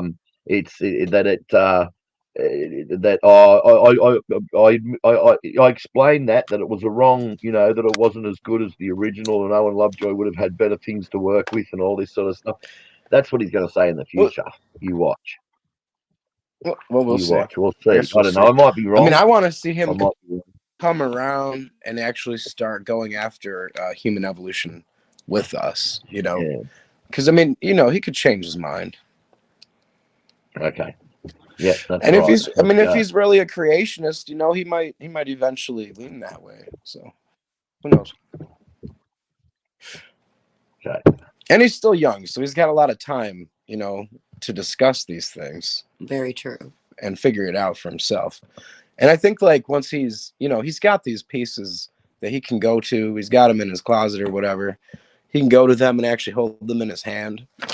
You know, I think that it won't be long before he realizes that he's just got a bunch of pieces of human and tree-dwelling ape remains. So, and especially when I finally get to talk to him about Littlefoot again, because we've got so much more information to talk about on Littlefoot than we did before. That would just blow his mind. And there was a time when I set a challenge up for him, you know, to go find me the maxillary arcade of Littlefoot and any of the original literature surrounding it. And he could not find it. And he really looked for it. And I did too. And it's like, so what are they hiding? Like, why don't they want us to see the arcade? Like the actual teeth of this discovery, even though it's one of the best preserved supposed Australopithecus discoveries, Australopithecine, right? Even though it's the best preserved, we can't get a photo of the maxilla or the upper jaw or lower jaw. I mean, we got the lower jaw. Okay, so we can't get the upper jaw. It bugs me. Yep. Because I know exactly what's under there, and it's a freaking gorilla maxillary arcade, and they're hiding it. And you know, Well, maybe how Like, they it would play be the game. string that you pull out of the tapestry and all just falls apart. Well, maybe they just let everyone go on about it for so long, and then they pull it out and say, "Oh, whatever." Who knows why? It's just what con job they're on at the time. Anyway, we want to get on Yeah. with this. Yeah. All right. Okay. Sure. Just remember. Let's hear the setting it up. conclusion. Yeah. Used in his reconstruction, where he was cutting down to the actual fragments to make sure that he wasn't removing their edges. So that kind of introduced a little bit of distortion as well. But I think what I've ended up here is a decently accurate idea of what Lucy's pelvic blade would have looked like. And when I turn it like this, say you're looking down at the top, you can see now that it looks more kind of like a sigmoidal curve, and that part at the end here with the sacroiliac joint isn't just sticking up at a random angle. So now I'm going to connect this to this pelvis here and kind of compare it with the other side. So on the tan side, of course, is the cast, and this is still distorted. Now, when I turn it like this, what you can see is that it very much kind of just sticks out to the side, whereas the gray reconstructed side curves around towards the front a little bit more, which is likely more accurate and is a more human-like morphology, which is related to being able to, lift your Holy leg to human. the side. So Yeah, no Yeah. shit. It's fully human. Let's look at it again. Breaking up. Oh no, it's only because Well, you can see the photo though. Yeah. So here is Yeah. the original. This is how the Lovejoy and Johansson wanted presented. This is how they glued it together with that flare. Okay. A regular human sacrum doesn't bend out like that. And it goes around, so like you have the hole. And this is actually turned up more on the upper right here. You can see the hole in the pelvis, the opening for the babies to come through. And humans have a bigger opening because we have big heads. Well, I guess that's not why. We're designed that way because we have large heads. So when you look at this, like the birth canal is very slender. Okay. There. Chimpanzees have very small noggins. Okay, they pop those things out like dogs. This is a different situation. This is a different situation. And now that he's put this back together and realizes that it curves around just like a human pelvis, just like this, he now knows that that is absolutely a human pelvis. Now, how long will it take him to realize that is not the bottom of an Australopithecine, but instead a normal human person? The rest of that Lucy skeleton belongs to chimpanzees. I don't think too much longer. So he'll get there. He's gonna get there. He's just a youngin', that's all. He's figuring shit out. Yeah. Yeah, I suppose at the same time, often they get in there donating evolutionists, giving him money and stuff for his research, and which if they started doing that with him, then that'll encourage him to stick with the pushing the evolutionists' view of the Australopithecine. Australopithecus. Well, I hope he comes around, man. Because, I mean, it's too obvious what happened. It's either you want to believe in these Australopithecine, these mini Sasquatch animals, or you realize what obviously happened is that they put human remains in with chimps. Now, the size is kind of strange, but like you pointed out earlier, with the pygmies, human spectrum of the skeletal size, it varies a lot. You can have some very small human frames. And just because Lucy is shorter, let me see if I can't find a picture with the girl. Yeah, I don't know if I have it anymore. That one? Yeah, that's a good shot.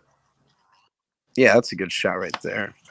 And then the other one further down. So that shows like the variation in humanity. I mean, we have Yeah. small people with small pelvises This one. that are fully adult humans. Okay. Like they're fully grown humans and they are very small. So just because you find a small human pelvis doesn't make it out of the ordinary, I guess. Doesn't make it some missing link. Yeah, I met the smallest girl in the world at the fair one year. And she's sweetest little thing ever. I mean, she was, Aw. I'm trying to remember how tall she was, but she was just so tiny. Yeah. I've got a story there's too, humans Jason. walking around This one time today. I was partying at a bar in Fredonia State, and there was a very small woman there, and she was standing on a table, and I swear to God, I was pretty lit, so I went up and hugged her. Hug you. Yeah. She's like, oh, yeah. She was like at least as short as Azel here on the upper left of this photo. Like she was that tall. Yeah, that's about how tall this girl that was at the fair was. Yeah. And it was really cool because my ex-father-in-law at the time, he was my father-in-law at the time. He was an evangelist at the time. He's now ex-evangelist because he has cancer. And he was actually witnessing to her. And she actually got saved right then and there. Amen. Yeah. Yeah, it was pretty cool. And the point to remember is just simply that there's human beings walking around with sacrum that's small today on this earth. Yep. So Yep. so that was one of their main arguments, is it was too small, and there's no way there's humans alive right now on this earth with a sacrum that small. Yeah, and during the discussion, Paleologos did try to deflect away from that. He was like, "Well, I didn't say it was smaller." Well, it is. I mean, the sacrum is smaller than the average human sacrum, but that doesn't mean it's not human. And that's the whole deal that we're trying to put out to people. They use the dimorphism between age, sex, between species. I know that's probably not dimorphism. But the differences between species, they take advantage of this. They take advantage of the That's my dog breathing in the background. Bloody thing. It's right there at the tip of my tongue. I need something to lubricate the mouth, so I'm gonna set it up to Joe Layden. She knows. We'll play the rest of this. Take this here for a second. We'll play the rest of these. I don't know if you have anything to add there No, we'll just keep playing. on your end. Yeah, play on, man. I mean, I'm still here. I'm just figuring out what to. What the whistle? I'm gonna go try and wake Victoria up. I think she fell asleep in the lab. I think she did fall asleep in the lab again. Watching those damn fish sure is nice, and kind of lulls you to sleep. I think sometimes. So, Yeah, I think it does. Find her. I'll be back in a minute. All right. I don't know if you wanted to play the rest of that video.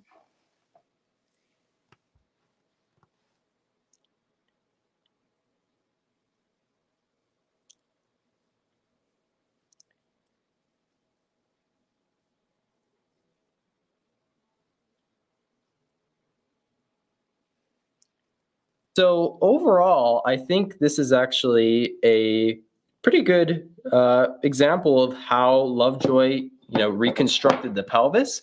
And I think this is pretty well demonstrates that when you take these bones and then rearrange them to a more anatomically accurate position, you actually get a position which looks more human-like.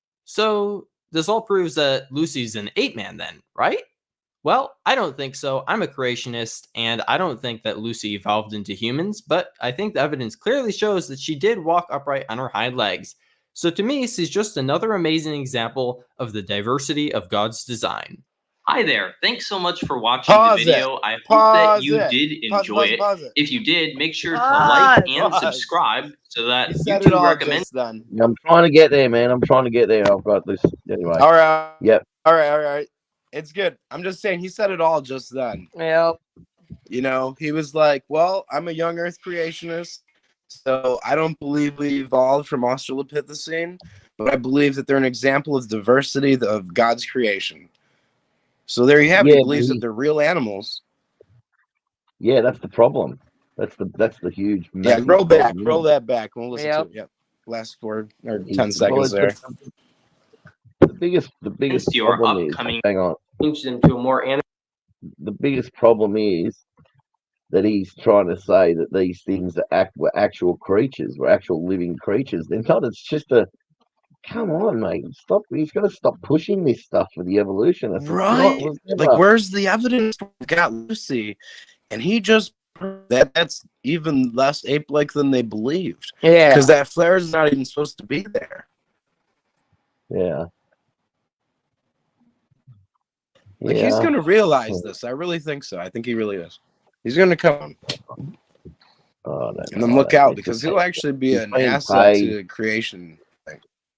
Yeah, but if he's being paid by evolutionists to push this stuff, say already, then he's never going to come over. They've got him, mate, and that's how they do True. it. They get people like him in, and then they start going, "Oh, you're pushing a really good thing. Here's some money, and keep up the good work." And if he knows if he stops, it goes the other way, then the money will dry up. He might have what it takes. So we'll see that. We'll see. But here you have it right there. And I mean, the AIG also pushes the same viewpoint that Lucy's kind was a real kind. They're not our ancestors, but they're something that existed because they believe and have posted articles about Lucy falling out of a tree.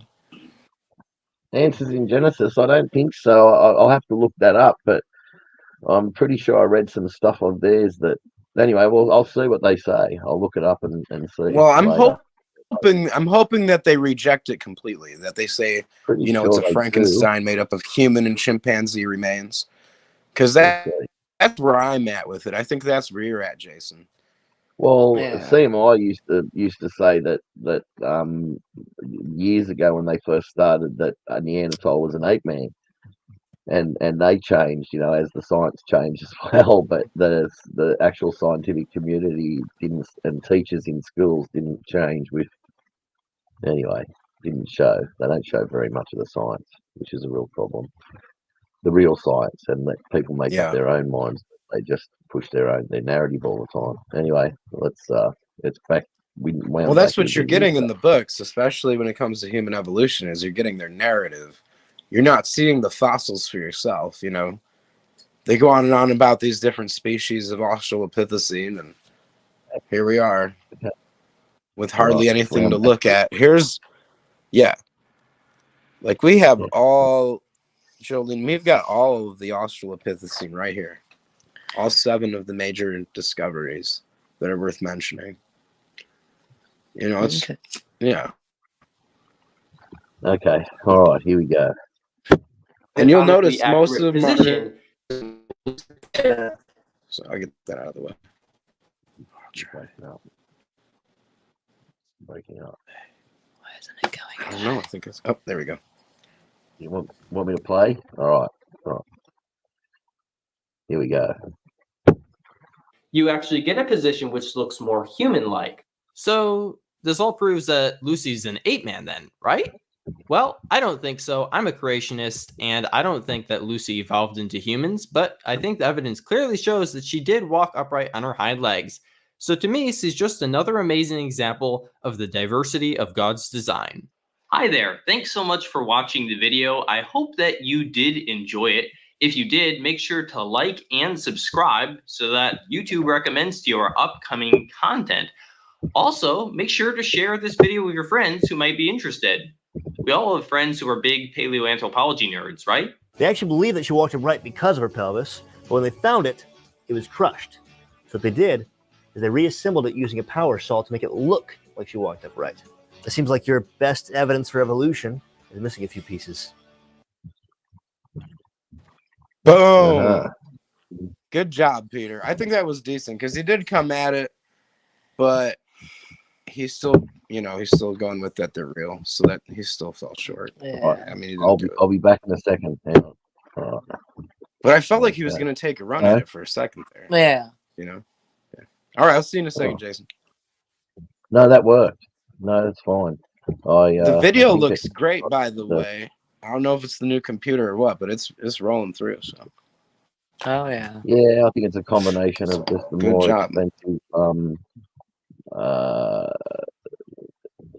more expensive, what was I going to say? But computer, like working. I mean, better, number crunching and stuff working better. The more expensive, StreamYard's plan, and also like the computer would work better with StreamYards as well. So like the old computer probably didn't, because it was using Windows 10. This is using Windows 11. So. And it's got all the security. Oh man, I don't think I've even used Windows 11 yet. Yeah, I'm living under a rock. Yeah, I know. It's sometimes the computer. Like my last computer could take Windows 11, but you'd lose a lot of features and stuff like that, like security features. So that wasn't an option. So yeah, I think it just good. Hopefully, it keeps out the woolies. Messing with us. So, all right. So, is there any other sort of videos that you might want to? Yeah, I'll come up with something. You said you got to walk the dog. If you want to talk for a little while, and then you talk about this stuff, these pictures. Anyway, forget about the video. Brother. Just talk about this. Yeah, there you go. So you got a picture there. You obviously want to talk about this, right? Look at this. This is just I mean, terrible. They've got the whites of the eyes. Talk about this lovely lady. Yeah, they got the whites of the eyes showing. I can just see Aaron Ra. Aaron Ra would have a picture of Lucy above his bed. The full on Lucy portrait. Yeah. He likes those big lips. And those big old eyes. They tried to give it human eyes, Jolie. Like you see this in the photo, right? Oh yeah. So you've got you don't see the whites of eyes in monkeys, in chimps and stuff. So by putting the whites of the eyes in there, they're making it look more human there. And yeah, they do. It's so weird. So weird. Ugh. Oh man. I got a big old statue hidden somewhere.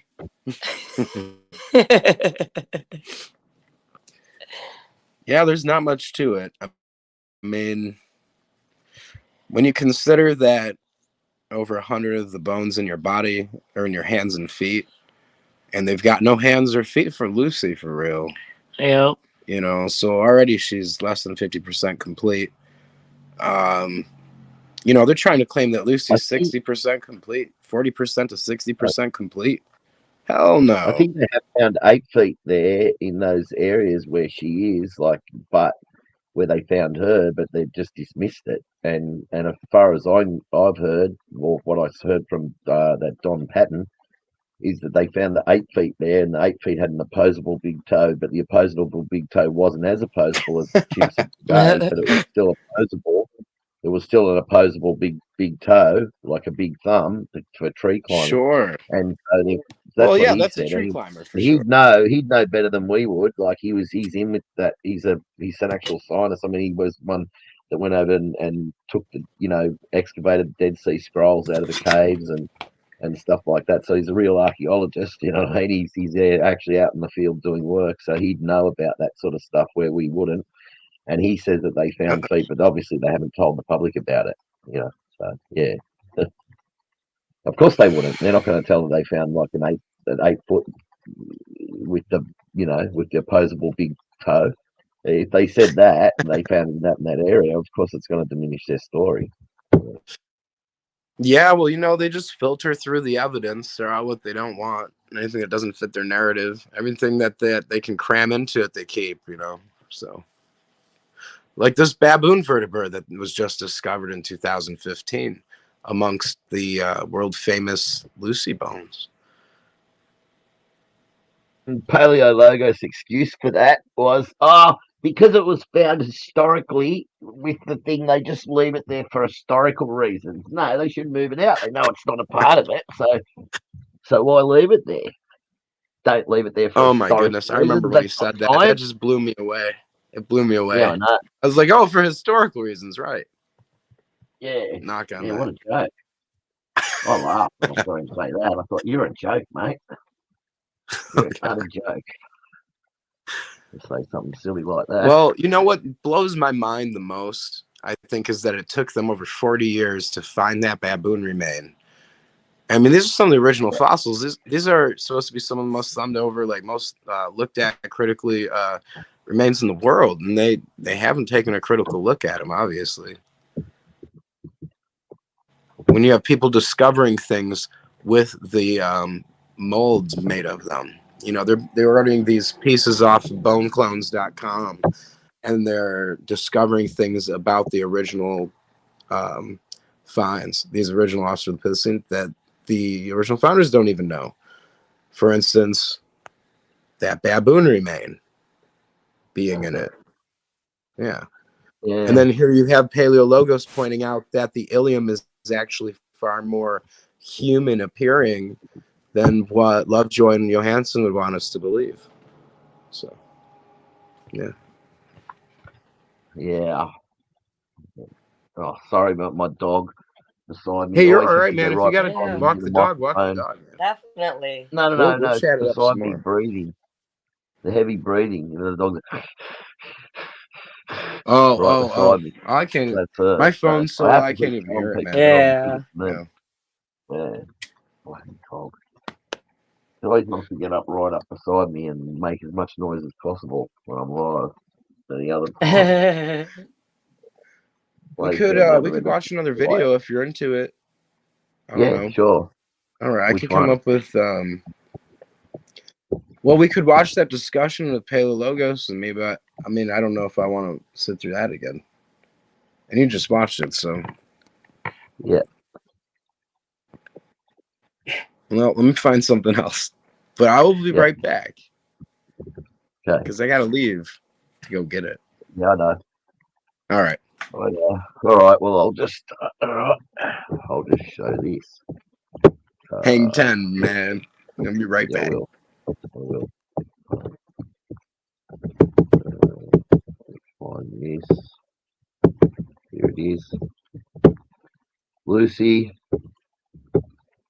bonobo, or baboon. Same thing. Lucy, baboon. It's just an extinct species of ape. See? Ape. Modern ape. Or ape, or what I think I'm pretty sure. And then here you've got these bottom inferior view of chimpanzee and Afarensis, Australopithecus afarensis, and human maxilla. Oh yeah, so comparison of chimp left, Afarensis middle, and human right. So you just got an extinct species of ape, like a bonobo or something, or baboon, whatever. Pretty. It's nothing like human at all. And they've got this part missing here. So this is all damaged and gone, so they can make up any story.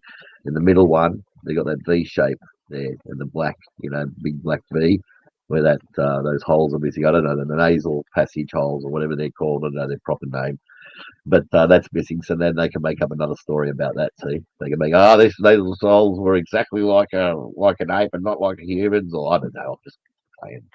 That's basically it. It's pretty funny. It's there's the reconstruction. There's there's an ape, there's a modern ape, and there's Lucy, the extinct ape species. And you've also got I think it's a golden baboon. I think, I'm not sure. So let me see. Golden. I've got to type with one hand, by the way. And a moment, baboon. Let me see. Just let me have a look and see what comes up in the pictures. Oh, that's what I forgot to write in there. Yeah, that's a good shot right there. Teeth. Yeah. Let me see. Okay, here we go. Here's a picture I wouldn't mind showing just quickly. I think this is a good one. Oh no, this is a great one. This is a great one. This is. I wonder if that'll show up. No, actually, what I've got to do is because it doesn't actually come up in the. Yeah. Okay, I'm gonna have to show it like this. What a pain in the neck. We'll just go away from that. I'll just put it in. Share screen. I think it might be this one. I'm not sure. Yeah. Yeah, that's it. Okay. So look at the golden baboon, like this baboon up here on the top left-hand corner. The one in the top left-hand with its lips spread right back and its front teeth. Look at those front teeth. Ignore the canines and just look at the front teeth. They look Those so are some human, don't they? chompers. But I mean, no. Ignore the canines. Ignore the huge canines and just look at the top, middle, front teeth. They look human. Look how human they look. Does this show up when I click on it? I bet it doesn't. Let me have a look. Oh, it does too. Oh, good. All right. Okay, that's good. Ah, okay. Oh, wrong one. Okay. Here. So let me see if I can view image the whole, like an up close. Is that showing up like the whole image? It's No. not the entire screen, but it's like it's bigger. Yeah, I know. It's gone to a different screen when you show. Looks the whole angry. image, which is a pain in the neck. Just let me see if I can share out that screen because I want people to get a closer view of this, and imagine the stories you could make up if. Hang on. Share screen. Let's see. Oh yeah, I think this is it. Oh yeah, this is it. Here we go. Now have a look at that. Look how human looking those teeth look, eh? I mean, they look really human-like, like a lot. Like that's creepy, isn't it? And look at the bottom ones. Look at the bottom ones in between the canines. They look human as well. Can you imagine if they found that skull and those huge canines were broken off and completely missing? Can you imagine the story they would make up about that? Sure. Look at the ape-shaped skull, but look at it. They're very human-looking teeth. That's what they say about Lucy, right? They say that her front teeth at the front there are very human-looking, and that's one of the. That's an argument that I've heard. And also the bottom teeth, the top and bottom teeth in between the canines in the middle. Ignore the canines. Just imagine those canines were completely gone. I've got to do a Photoshop of this and cut the canines out completely and just let people see just the teeth. I'll bet you if I did a screenshot of this and took out and just cut out just those teeth and just the bottom teeth and let people, every single person that saw them would say they were human. I'll bet you. I wonder how many people out of 100 people would say they were human. Huh? Even the gorilla, they have those four front teeth like that, Yeah, but I mean, these ones especially, this golden baboon are really human looking, like, and especially the bottom ones. I mean, look at that. I've seen people with. How many people have I seen with teeth like that? It just looks like an immature, like a younger kid or something like that, immature. It just looks like it looks that really, if those canines were missing and they found this skull completely missing, and it's the only skulls they found, or they only found skulls with those teeth missing, and they never could see how big the canines were, they would make up some story about, how this was some human transitional. And they would, and everybody knows it. So was there another video? Oh yes, you put something in the. Okay, here we go.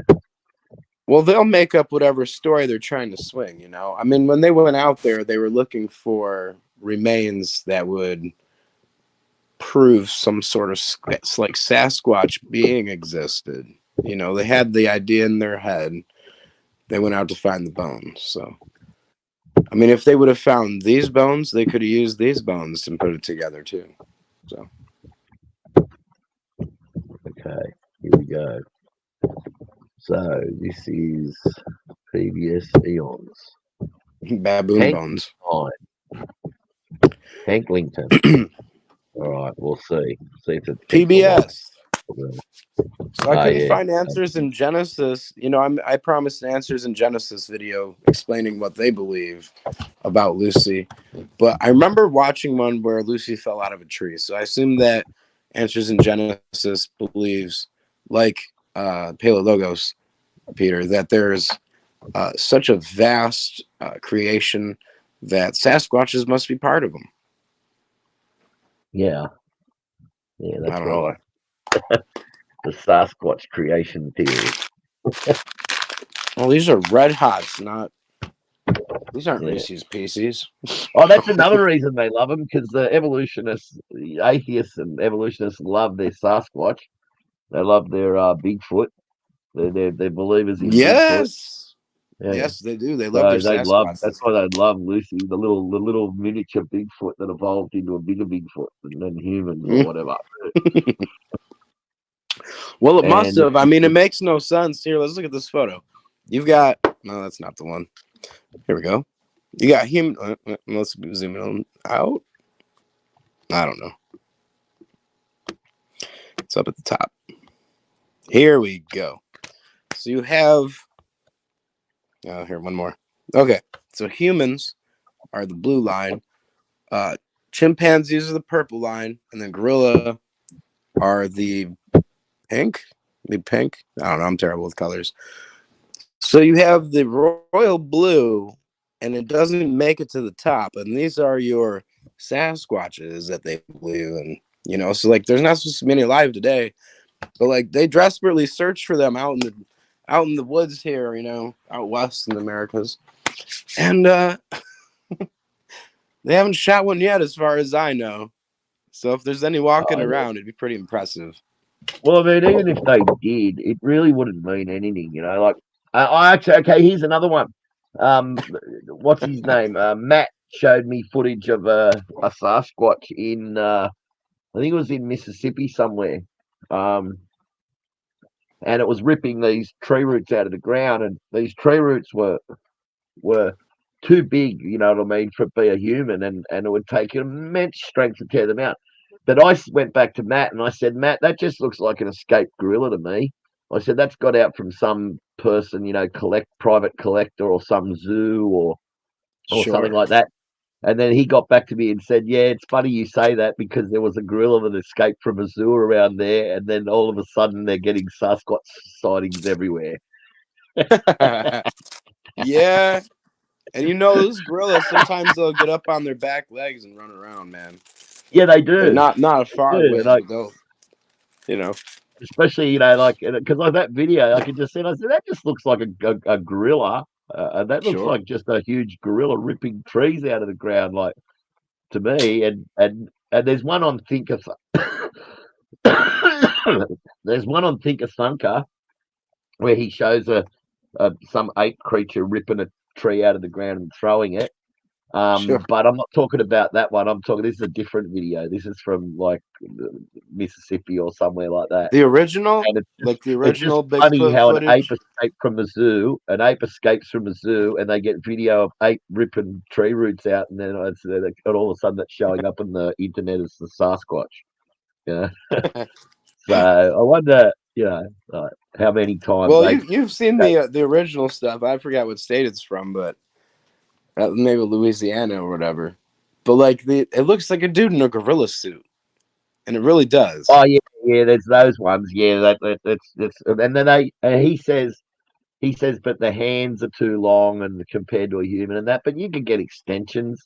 Well, yeah, prosthetic extensions where you can extend your arm and put your hand inside like a gorilla arm, and then it's got little wires and individual things you move to move the fingers. and stuff like that. So that Sure. doesn't make anything. I mean, even if the fingers were moving and stuff like that, that wouldn't convince me because I'd say, well, you got prosthetics that they use for movies with that extend your arm, and then you move the fingers around with little sort of like rings and wires attached to the rings, sort of thing. Mm-hmm. In the old days, they used to do it like that. Now they just use CGI. So the old movies.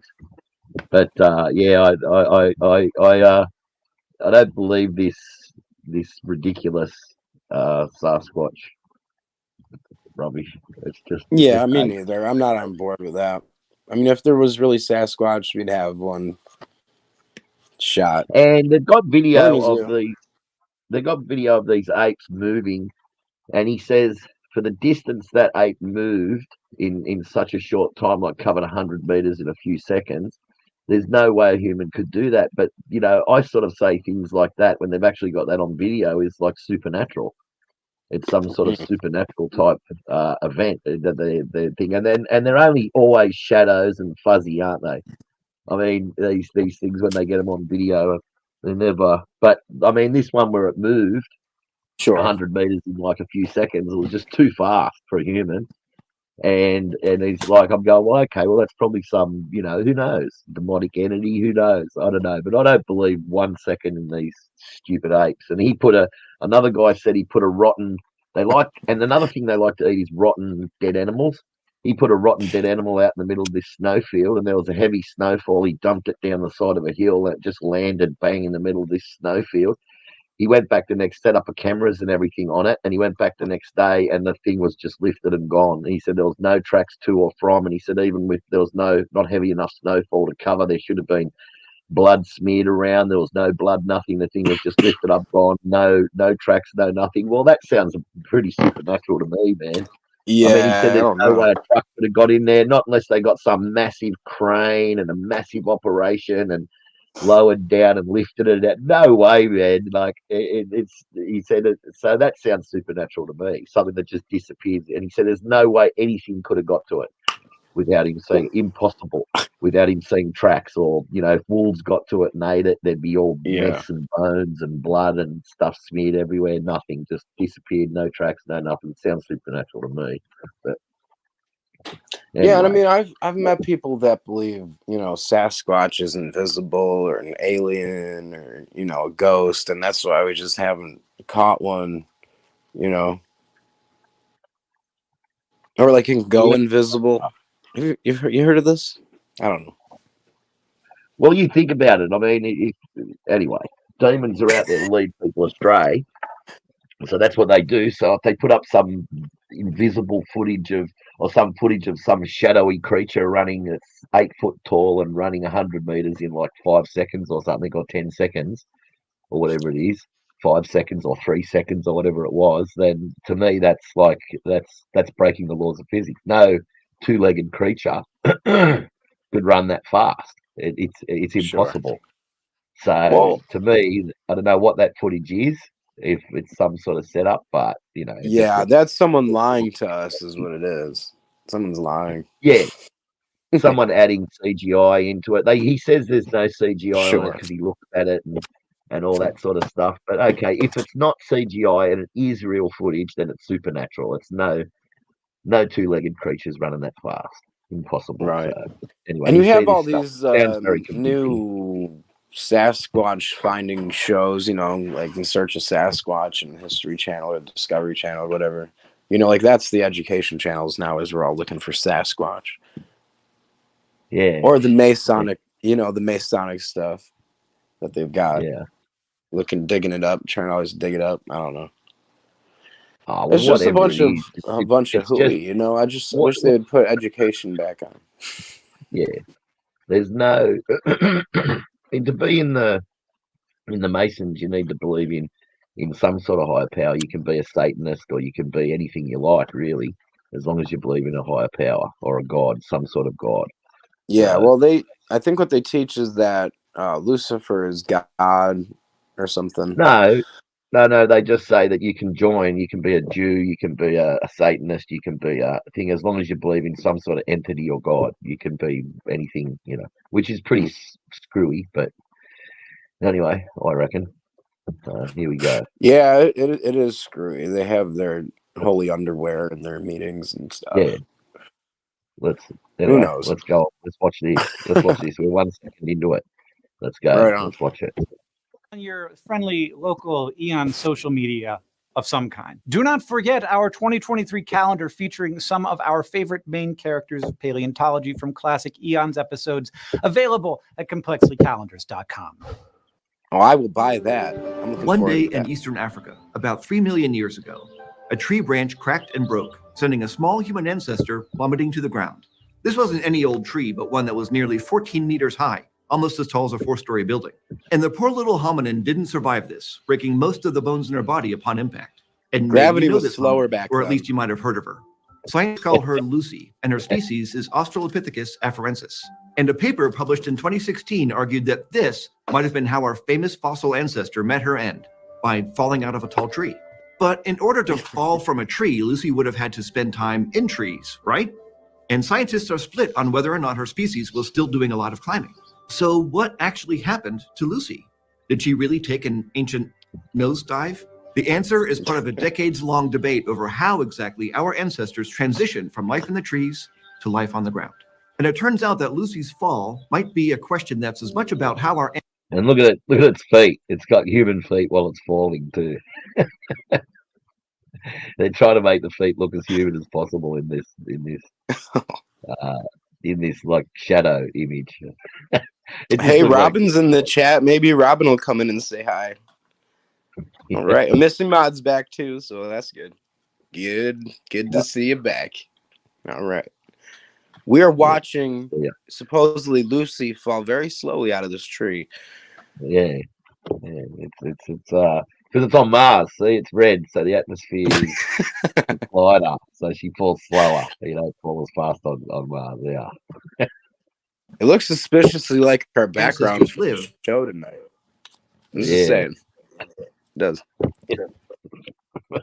If we use this as our background, we get a copyright or something. No, you can't use our PBS.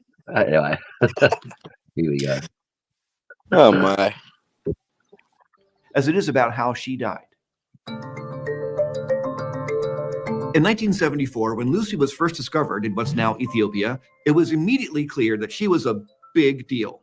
From the arid soil, scientists recovered a lot of her fossils, including fragments of her jaw, spine, ribs, pelvis, arms, and legs. Her skeleton was about 40% complete, which meant that she contained tons of information. In contrast, previous discoveries from Africa were often limited to skulls, jaws, and teeth. Also, she was really old. By dating the volcanic layers surrounding her fossils, scientists found that Lucy had been deposited just after 3.18 million years ago. This made her the oldest fossil human ancestor found at the time. And this meant that she could answer questions about the evolution. Oh, that's a classic. Of some of our most. Oh, that's a classic photo. That is. Adding in all the parts that they anyway. Unique adaptations. For example, in what order did our ancestors acquire each of the traits that make up our unique suite of features today? Like, did we evolve a big brain first, or the ability to walk upright on two legs?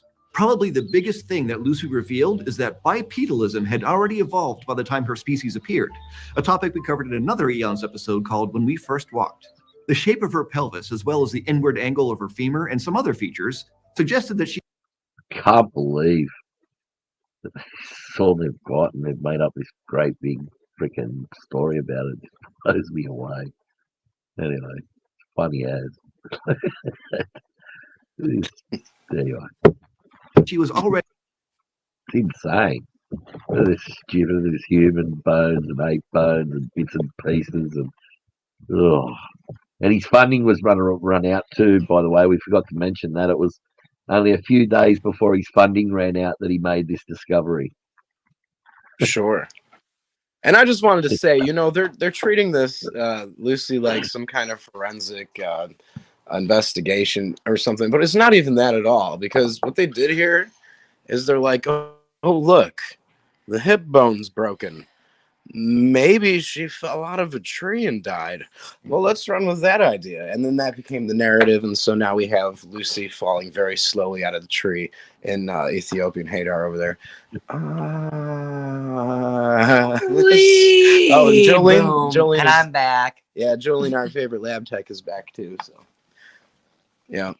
Sorry, She missed the falling. No, I heard it. 2 minutes of Lucy falling out of this tree. Oh no, I saw.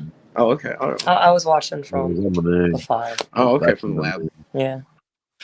All right. Back when the moon Further used to be covered in greenery. Yeah. She fell on the moon. Yeah. That's why she fell so slow. All right. Okay, so I suppose we'll keep going. Already an obligate biped, she had to get around on 2 legs, not 4. So the combination of Lucy's completeness, her old age, and the insight she provided into our evolutionary history were the major factors that made her famous. Of course, it didn't hurt that she had a catchy nickname. Borrowed from the Beatles song Lucy in the Sky with Diamonds, the name was given to her the night of her discovery, when the team was celebrating and that song came on. But since Lucy was uncovered in the 1970s... Yeah, 3 days, just a few days before the funding ran out. It was amazing. He'd been searching there for a year or something, and then just a few days before the funding runs out, all of a sudden he makes a world famous find and probably made millions out of this since then. Probably made an absolute fortune. I'm just making up this story. Her story has only gotten more interesting. Scientists have continued studying her for decades, and they've found more than 400 additional specimens belonging to her species, Australopithecus afarensis. These come from across Ethiopia, Kenya, and Tanzania, and date from 3.7 to 3 million years ago. This makes Australopithecus afarensis one of the longest existing species of early human ancestors. But even after decades of research, we still haven't learned all there is to know about Lucy. In 2015, a group of scientists became interested in the amount of damage they could see on her fossilized bones. Lucy appeared to have a lot of fractures. Based on the pattern, they concluded that a fall from a tall tree had caused the breaks. Their interpretation of the Oh, that would look like a eucalypt tree. There you go. It looks like a eucalypt tree out in the desert in Australia or something. It looks like a gum tree. It does. So she fell out of a gum tree. And then you notice how they start with not very much grass and stuff around. And all yeah, look at the number of trees in Hadar. Like yeah, and she was something there. So like, okay, so they have these bones. Breaking up. Am I breaking up? Breaking up. How about now? Yeah, I'm now probably you're good not. now. See, it breaks up every Now time I you're share better. a picture. On the Yeah. left, You're this better. is what they found. And from that femur, so right near to all 47, that femur there is broken. And so they're going by that femur to prove or claim that it's proof that Lucy fell out of a tree to die. So, ooh, all right. Yeah, I know. And this tree, and they put out show a photo. I don't of know. this. Looks like what looks like a eucalypt. Preposterous It is might be what it some is. African tree. Yes, But this could be a scene from the Downright Australian fiddle desert. faddle. Fiddle faddle. Anyway, anyway, this could be a scene. This could be in Africa. This could be in anywhere. This could be in Australia. This looks to me a lot like a eucalypt, like a gum tree out in the desert of Australia somewhere, or it could be Africa. I don't know, but it's anyway. It's just funny how they show this tree in this area. It's just a weird sort of thing. But anyway, It's 3 feet off the ground. caused the breaks. Yeah. and that's not a tall tree, by the way. That's only a shrub. So unless she fell out of a shrub, anyway. Lucy fell out of this Interpretation bush of the here in fractures was that Lucy- Ethiopian desert. Sorry. I gotta stop talking about that. Yeah, let's go. She had stretched her hands out in front of her to try to stop her fall, breaking her hands, wrists, arms, shoulders, and jaw in the process. Basically, she was a wreck. It wasn't a Oh, so that's their excuse for the jaw. Oh man. How do they know But that they- she broke her hands? There's no hands. Yeah. How do they know that she broke her Right. If there's jaw? no Because hands, they how do they got, but they got the jaw and the head from off the side of a hill, and it was spread out on mats everywhere. So Oh, sure. how did they know? How did they know that she broke her jaw in that fall? She might not have. And it might not have been. I don't think she ever fallen at all. It's just. And their other explanation for it originally was that a deer walked over it and stepped on a thing and broke her pelvis. I remember something about that. Anyway. Astonishing idea. Great stories they have. Yeah. Bedtime stories for adults, evolution is. It's fairy tales for adults. Fables. Allowed us It to is. vividly imagine It's what might have completely- been her final moments. It's But while the completely fable. idea that Lucy fell made Yeah. Made headlines all over the world. They made up a story and it made headlines all over the world. headlines all over Oh, the yeah. world, Look at it was received a bit more that. skeptically across the BBC, scientific community. CNN, The Because Guardian. Yeah. Big news. Anything with Lucy's big fueled a news, debate man. that, like Yeah. Lucy herself, had been around for decades. Did life in the trees remain important to Australopithecus afarensis, even after they found their footing on the ground? Now, we know that before our lineage split off from the one that led to chimpanzees, our shared ancestors were up in the trees. After that split, the members of our branch of the family tree transitioned to life on the ground, potentially starting around 6 or 7 million years ago. But the move down to the African forest floor didn't happen overnight. There were likely many different stages in the transition. And because of where Lucy sits in the family tree, her species potentially is a key piece of the around 6 or 7 million years ago. Hang on, I just want to get a quick screenshot of that. Just want to quickly save this. And just save and save and get rid of that. And here we go. But the move down to the African forest floor didn't happen overnight. There were likely many different stages in the transition. And because of where Lucy sits in the family tree, her species potentially is a key piece of the puzzle. And since we can't go back in time and observe whether Lucy was hanging out in trees, we have to go on the skeletal evidence. We already know from her lower body, specifically her femur, that there's no question that Lucy and other members of her species were adapted to be skilled walkers. But when we look at their upper just like I bodies, said. the picture starts to get interesting. A shoulder blade preserved from a juvenile of her species, nicknamed Lucy's baby, looked more like a tree climber than a permanent ground dweller. And the slightly curved finger bones seen in her species are That's well the adapted Kika for child. branches. So, Australopithecus afarensis had some The- adaptations from moving through the trees, Okay. but did they Number actually one. use them? Some scientists think that these traits in Australopithecus are I just a know. useless evolutionary holdover. Natural selection So really only modifies what's hey. important at that time.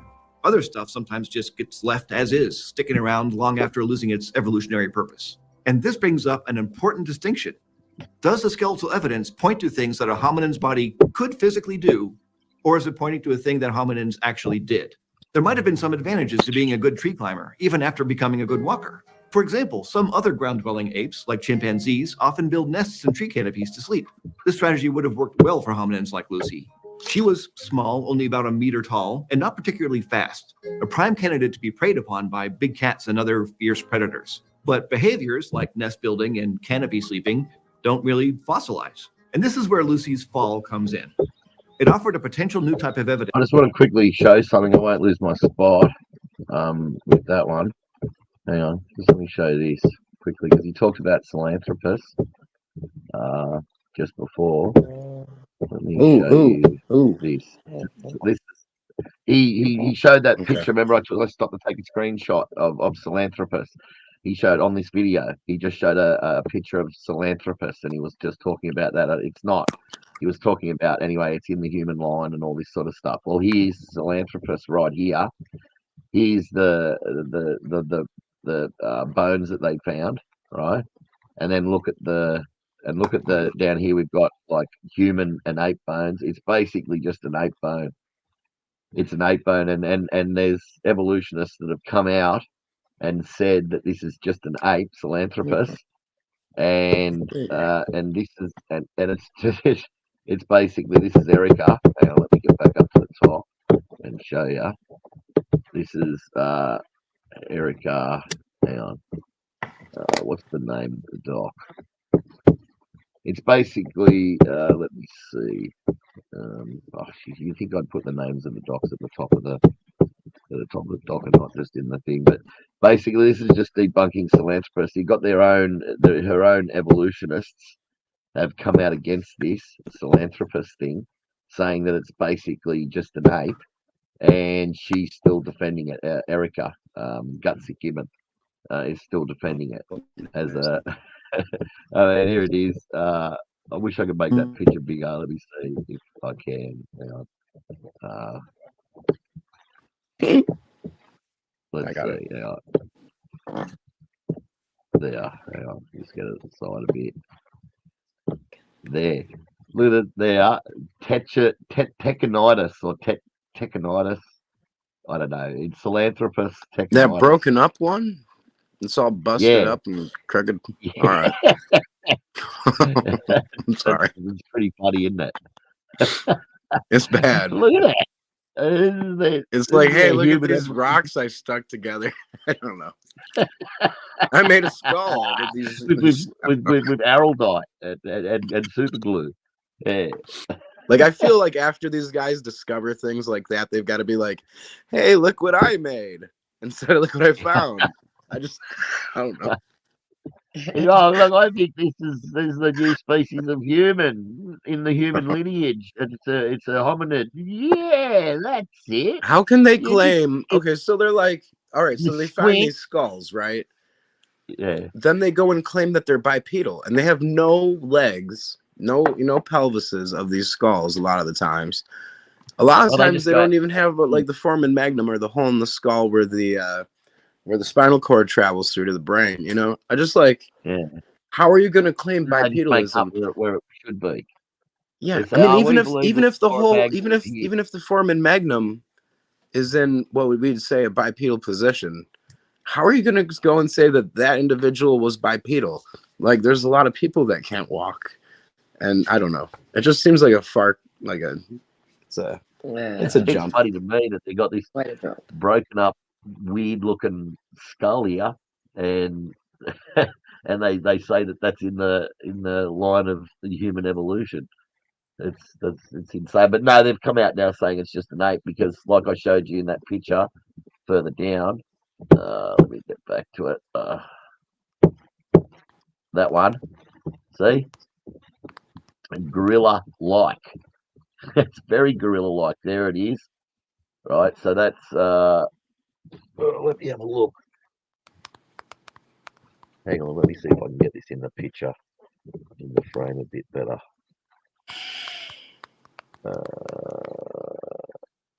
Yeah. All right. So you've basically got ape here, down here. They're just apes. You got Pan. Pan means ape, and then you got TM 266 -1 and TM2. Anyway, so basically you've got these ones, and they're saying that that's a hominid in the human thing. And look at it compared to the ape. It's just exactly the same. It's just got like with the sacrum on Lucy, it's just got bits and pieces all broken off it everywhere. It's like around the top of it, because it's got these pieces broken off and it's been damaged. They say that it's must be from some human. It's just ridiculous. It's just more likely that that's just a damaged version of the Pan of the ape, and it is. It's the same, around about the same shape as an ape bone too, as an ape femur bone. So I mean, it's an ape femur. Well, I see that it's the SCW 573 just above there, which is a Littlefoot conglomeration, which is what Robin's talking about in the chat right now. And that was its arm bone, that we were looking very. Arm bone. That's what all literature surrounding the Littlefoot, whatever it is. Discovery really says is how ape-like it is, and especially gorilla-like, which is what they keep saying is how gorilla-like it looks. But wait a minute, see science. Wait, whether it's an arm bone or a leg bone. Okay, I got that wrong. Arm bone, but leg bone. It's the same as an ape. basically. You saw the comparison there on that Oh, it picture, is. Yeah, and yeah. that Absolutely. basically just an ape, and so they make up any story. They just find ape everywhere, and then they just stick it into some human lineage, and it's a complete and utter fabrication. It's complete and utter imagination, and that's what annoys the heck out of me when people go around saying this stuff is like proven fact and all this. It's just such rubbish. Anyway. Hey, Jason, how would you feel about watching? How would you feel about watching my foot video for Robin after this one? Yeah. Okay. You broke up a bit there when you said that. I kind of worked through Littlefoot. Yeah. All right, brother. Okay. Yeah, we'll go I'll be through right the back. Littlefoot one. All right. Okay. Let's go. Did. By arguing that she fell from a tree, the researchers were suggesting that she was essentially caught in the act of being in trees. And while broken bones that might have been caused by falls have been proposed for other hominins, there was one major problem in this particular case. The fracture patterns weren't unique to Lucy. When the 2016 study that put forward the fall idea first appeared, researchers working at her discovery site, a place called Hadar, quickly objected. They said that similar fractures were prevalent on the bones of other animals like elephants, giraffes, and rhinos found throughout the site, not just on Lucy. Lucy's discoverers pointed out that it was more likely that the damage was produced by fossilization processes, resulting from millions of years in the ground.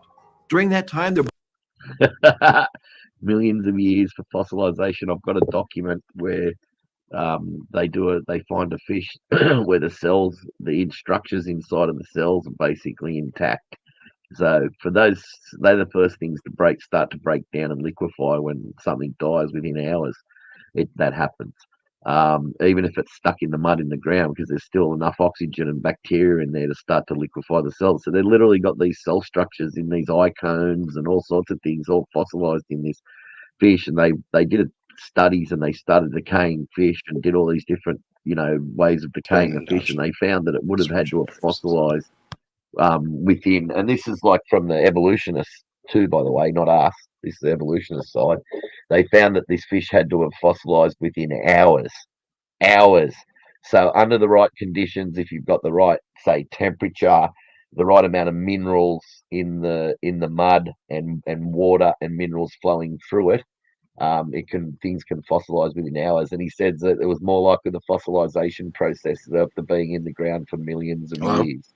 All right, I don't know if I got booted just a second ago, but I'm back now, and there's video in the chat. Yeah. So. Yeah. All right. You are. All right. Yep, I can hear you. Yeah, so things can fossilize. So he just basically admitted there that the fossilization process deforms bones. There you go. He just admitted it. All right. So after the fossilization process and after being in the ground for millions of years, but what he forgot to mention is that when these things were originally buried in a flood or the flood, it was basically buried under probably hundreds or thousands or millions of tons of mud on top of it in the beginning before it got eroded away and onto the side of the hill. So Sure. that pressure on top would deform things as well. He didn't mention that, but he should have. Anyway, of course they leave. Well, like you said just now, going along with the discovery of Lucy, it's obvious that the remains were moved geologically. So like there was a landslide or something, because the bones were not found articulated at all. Yeah. Like they were found scattered across the hillside. So erosion, movement of water and stuff all has displaced them around. So. And yeah, that's right. Yeah. And it's just total and utter. So they debunked their own myth about it falling out of the tree. Oh yeah, and Lucy might not have even died in that region, because that's at the river basin. You have the Ethiopian river coming down, or the Awash River coming down into Hadar. There, you have all these remains being washed downstream, and mind you, also that the populations of Pygmy peoples are upstream from there, so you would have a good reason for why you might find Pygmy pelvises upstream in that bay. Very good. So yeah, okay. It all fell together, really did. Yeah. Yeah, 3 days before his funding ran out. Do you get the feeling that he might he might have had this lying around as a backup plan, and then in the last few days before the funding ran out, just decided to slap it all together? We haven't found anything else. We may as well just use that rubbish we found over there. We can put it together and make up some bullshit story about it, and everyone will Yeah, you swallow it. All never the know. evolution will swallow it. Yeah, and they'll make millions out of it. We'll make millions. We'll be famous and wealthy. Yeah. Well, I mean, okay, hang on a second. Robin here says she doesn't think Erica makes stuff up. And I can think of one instance for certain that Erica can make stuff up, because she actually teaches things that are outside of paleoanthropology in some cases. And it is related to the Littlefoot conglomeration, in fact, because she teaches that is an Africanus. And it's definitely classified by the founders as a Prometheus, or an Australopithecus Prometheus. But she goes around claiming that it's an Australopithecus Africanus. And she goes on about how some other paleoanthropologists also believe this. So that's just her point of view. Well, that's fine, Erica, but you're not, depicting the main view of paleoanthropology and even the founders of the discovery. So you're wrong. And you're making stuff up. Did that come through clear? All right. Yes, it did. Oh, good. So let's go. The other thing is, she said, "How did you have anything to add to that before the next question?" No. Okay. No. How then endogenous retroviruses, Jason? Oh, yeah. Related to what? It's Yeah, retroviruses are a pain in the neck. Okay. I'll do it fast and easy. All right. Okay. So All right. there's a handful of endogenous retroviruses that are common between apes and humans. Okay. Something like 200 out of tens of thousands of endogenous retrovirus sites. And because there's a handful of like retrovirus sites, human evolutionists, they're so strapped for evidence for human evolution that they point at these genetic markers and they say, oh, look, they're the same bit of endogenous retrovirus. So we must be related to chimpanzees. They're in the same spot on the genome or in this code as in chimpanzees, as in humans. And there's 208 of them. And it's like, well, if we're recently related to chimpanzees, why are there only 208 like ERVs out of tens of thousands of ERVs? Okay. So that's a huge question, that they've got to account for. It's almost like they're saying, hey, we both have hair again, so we must be related ancestrally recently. And it's like, well, so do mice. And you could look at this the same way, because you could realize that mice actually have like a 70% total genome makeup of endogenous retrovirus material. So it's likely that we'll find and have found that there are more commonalities between rats and humans than there are between apes and humans as far as ERVs. Am I breaking up? No. Oh, good. You're fine. Good. I'm glad. Okay, so tens of thousands of unlike ERV sites, they have to be accounted for by these human evolutionists, and they never want to talk about those. But what is the reason that there could be a couple hundred like ERVs between apes and humans? Like, what are the chances of that they'd be in the same part of the genome or in the same part of coding? Yeah. Well, maybe there's a reason for the placement. Maybe it's not common ancestry, but instead either a common designer or, better yet, a common virus, a common environment. Okay, when you have animals that live on the same planet, they're going to share the same viruses eventually.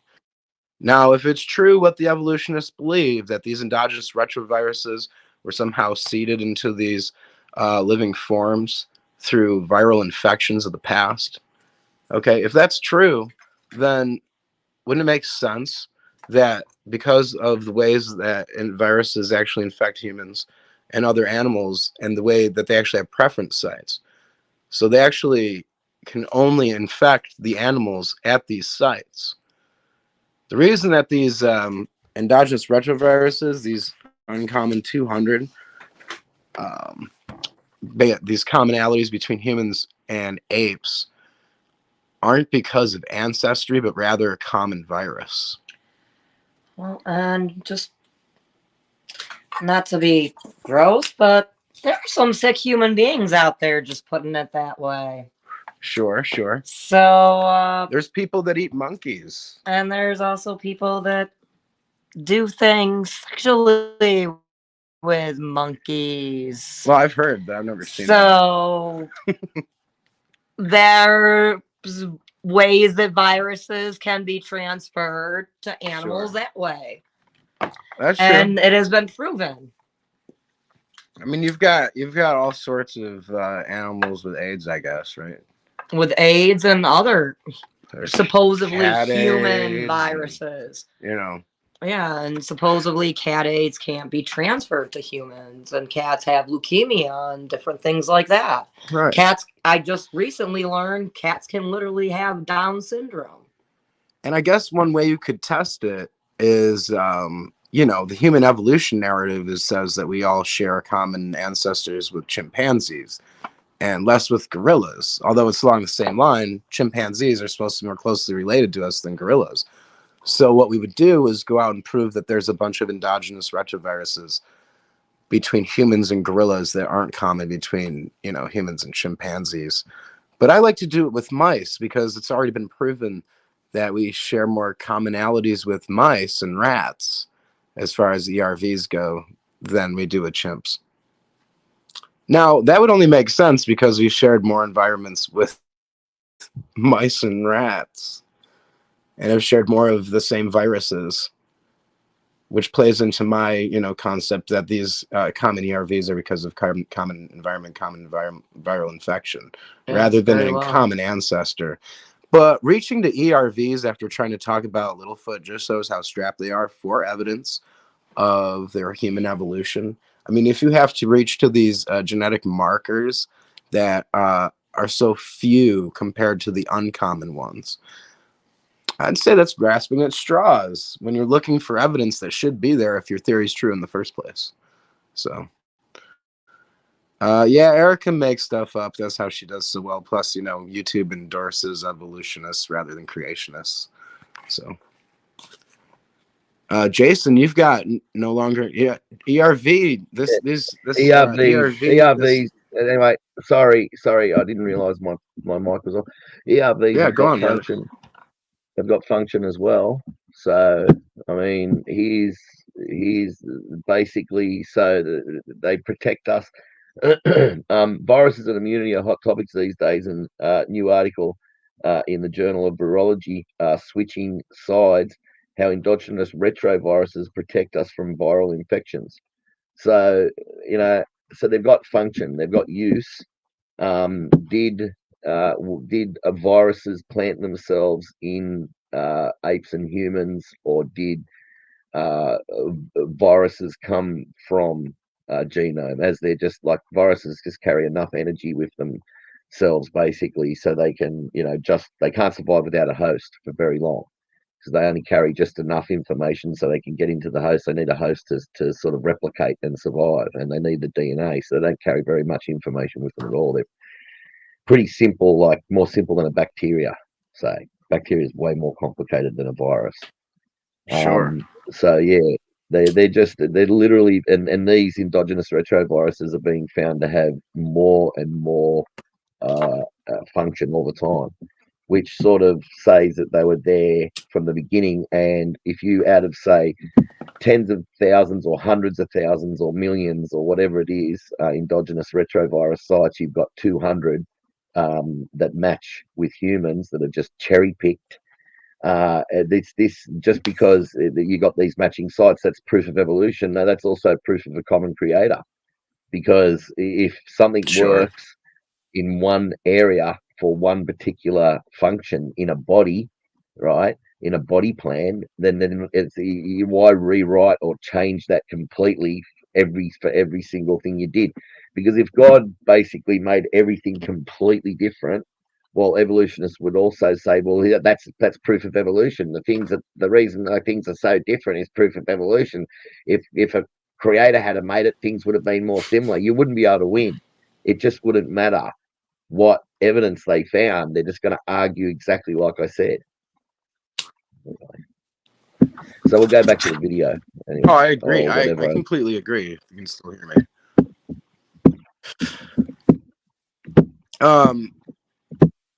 She says I'm out of my wheelhouse. Well, We'll let me. go I back think to I the maybe I video. didn't explain it right. I don't know. I guess viruses, when they infect a host, according to virus theory, is there are virus preference sites, and basically what it is a virus has a very small genome, as Jason just mentioned.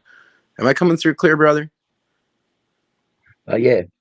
Okay. So like, and that's why I consider viruses living forms, because I think that anything that actually has a genome is a living thing. I think that's one of the requirements to be a living thing, is that you have a genome. So to me, a virus is alive. To other people, it's debated. You know, it doesn't really matter either way to me. But the point of my point is that the genome of the virus has to match somewhere in the genome of the host, because Also, evolutionists predicted that ERVs would have zero function. That was their prediction, which was right, and completely, they were blown wrong. away. Yeah, they predicted Yeah. that this was all erroneous,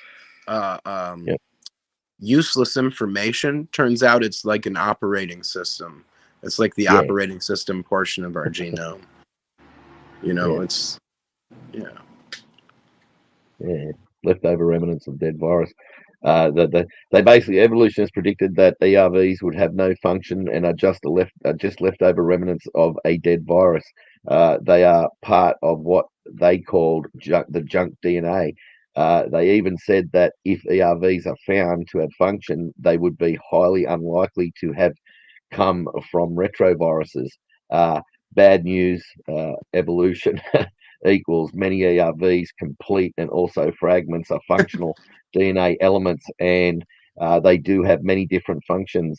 Without ERVs located at the 2-cell level, embryogenesis couldn't even occur. Embryogenesis, that would be the growth of the embryo. So they're important in lots of different ways. It's not just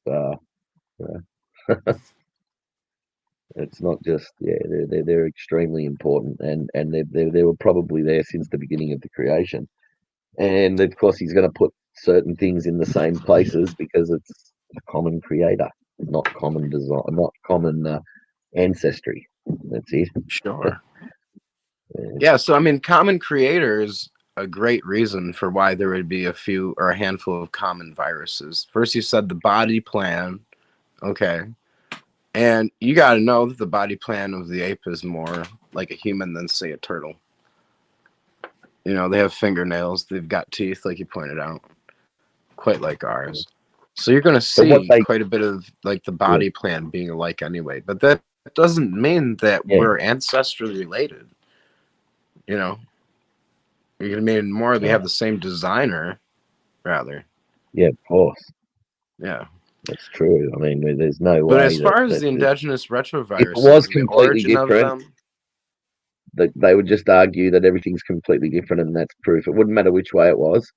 They would say it was proof of evolution. Just imagine, man, if every single creature and body plan was completely different, and every single genome was completely different from each other, they would just, if that was the case instead of the way it is now, then they would just say that's proof of evolution as well. Eventually, they would work it in. I mean, if there was no matching anything, no whales with their fingers in their flippers, and and blah blah blah, all that sort of rubbish, homology sort of garbage. It's if everything was completely different and there was not one matching anything, and every species was totally different from each other, they'd say, "Oh, that's proof of evolution too." And they would. Yeah, exactly. And they would. It wouldn't matter what they would say. That found. just proves how much mutation and time has been gone by. Yeah, you know. Yeah, and it would be. So it actually like should that, be more of a problem for them how alike everything is. say. Like a lot of us have 5 fingers and 5 digits on our feet. Yeah. You know, like a lot of the animals are quite alike. And I've wondered, Jason, like, what do you think about the idea of God created mankind in His image, but like all the other animals, were they made with that same image? No, his image and likeness. It doesn't mean to look identical to God, like in features. It's more that believe that I don't know. It's more of a spiritual thing than an actual than a looks thing. I mean, sure, he picked the arms and legs and whatever. I don't know, but, Right. And then the body plan, but yeah, I think I don't know. I think maybe. Well, I mean, it'd be interesting, like, if he used the same concept or whatever, or model to create Yeah. everything. Yeah. You know, of course. because that's kind of what it looks like. And then if that's the case, it'd be really hard once genetically, like, showing these commonalities, like in genetics and stuff, to be like, Yeah. evolution isn't true, because if it's all made with the same image.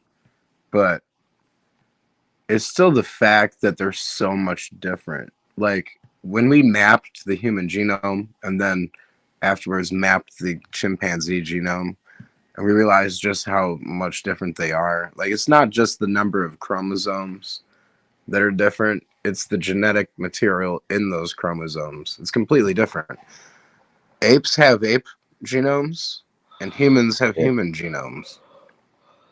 Well, the ape genome's 10% larger than the human genome, so that blows the 99.8% similarity away right there. Yep. Yeah, it's simple math, and it's like, and then they still run around claiming this 98% plus likeness. You know, it's Similarity such a in the lie. genome. Our genomes are 99.8% similar. That's what they say, and it's just a lie, because the chimp genome is about something like about 8 or 10% or whatever it is larger than the human genome. So that's your 98%, 99.8% gone right there. Anyway, but yet they'll argue on. Well, and here, Robin's saying that we're not talking about transfer of virus from one species to another. We're talking about where the virus is located in the germ of our genome. Yeah, that's right, and we're Right. also saying that they've found function in this stuff for embryological development and all sorts of stuff. Like, I've got a paper. Hang on, where is that paper? Here it is. And it says here. Okay. Oh, wow. It says this data suggests that ERVs may regulate human transcription on a large scale. The paper's called Retroviral Promoters in the Human Genome. Andrew B. Conley, Jamita, I can't pronounce that second name. I'm not even going to try. King Jordan, and author's notes and so on. And yeah, and we got a screenshot of it, and it says, our analysis revealed that the retroviral sequences in the human genome encode tens of thousands of active promoters. Transcribed ERV sequences correspond to 1.16%. I'm pretty sure it's grown since then. This is old. They would have found way more than that since then, of the human genome sequence, and PET. I imagine they would. I'm not sure. And PET PET tags that capture transcripts initiated from ERVs cover 22.4% of the genome. The data suggests these data, they say, suggest that ERVs may regulate human transcription on a large scale. So there you go. And that's no creationist paper there. That's from NCBI. Oh no, that's from, I don't know which one. I think it's from the NCBI NIMNIH.gov.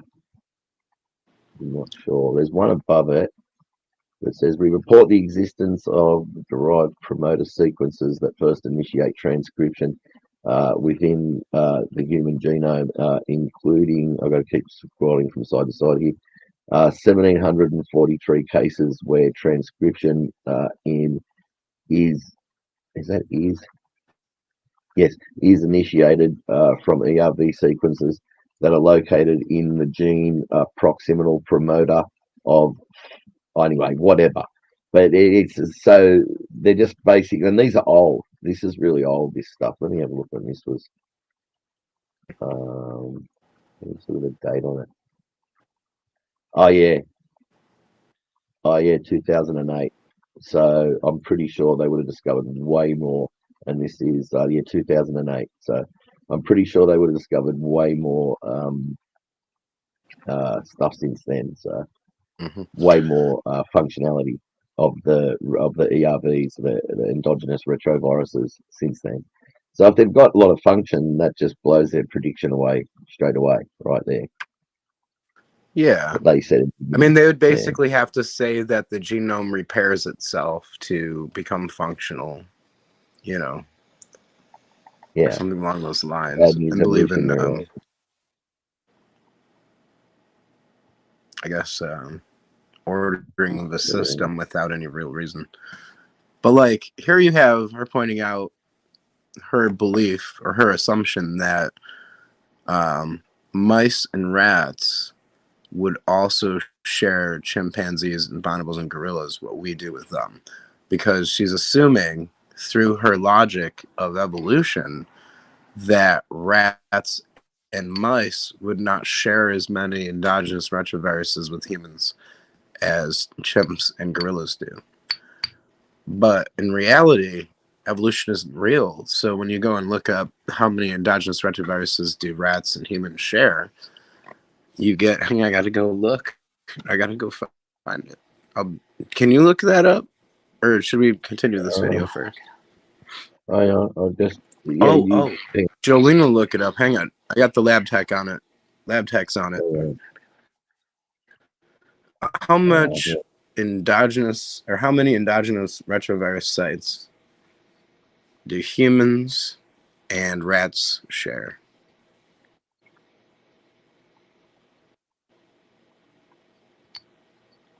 And it'll probably end up being a percent because everything's percents. These people.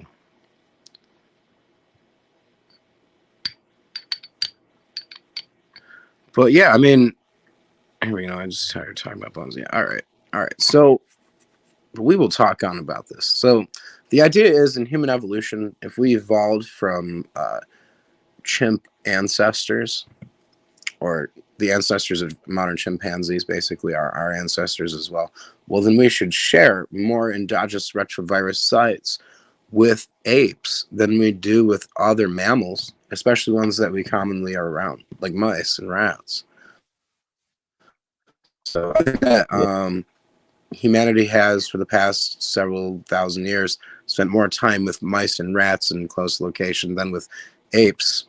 So if my theory is correct, you know, they should prove that. And I think that the rat genome has been mapped, but I'm not positive. So actually, you know what? I am positive. I'm pretty sure that's one of the first ones they did. It was like humans, then apes to prove the evolution of baloney. And then, you know, rats. But where's the platypus genome? I want that mapped. Yeah. Or the fern. Map that. Because that's 400 and some chromosomes. So that's got to be an amazing bit of... And you know what? And it's just in that plant. And that almost makes you wonder, you know, if these genomes are actually information, then what is being stored in that fern? Like, that's just pages and pages and pages of information. But anything yet, lab tech? Well, the mouse retroviruses inhabit 8% of the mouse body and 10% of the human. I think it's, yeah. So endogenous retroviruses, the remnants of retroviral infections in line, occupy 8 and 10% of human and mouse. So the human, it occupies 8%, and the mouse, it occupies 10%. So that's what it looks like here that they're saying. So in the Oh, so they're human, saying the mice have 10% and the apes share 8? You found it? Okay. no, in the human is 10% and the mouse is 8%. Genomes, respectively, in effect, the structure, evolution, and function.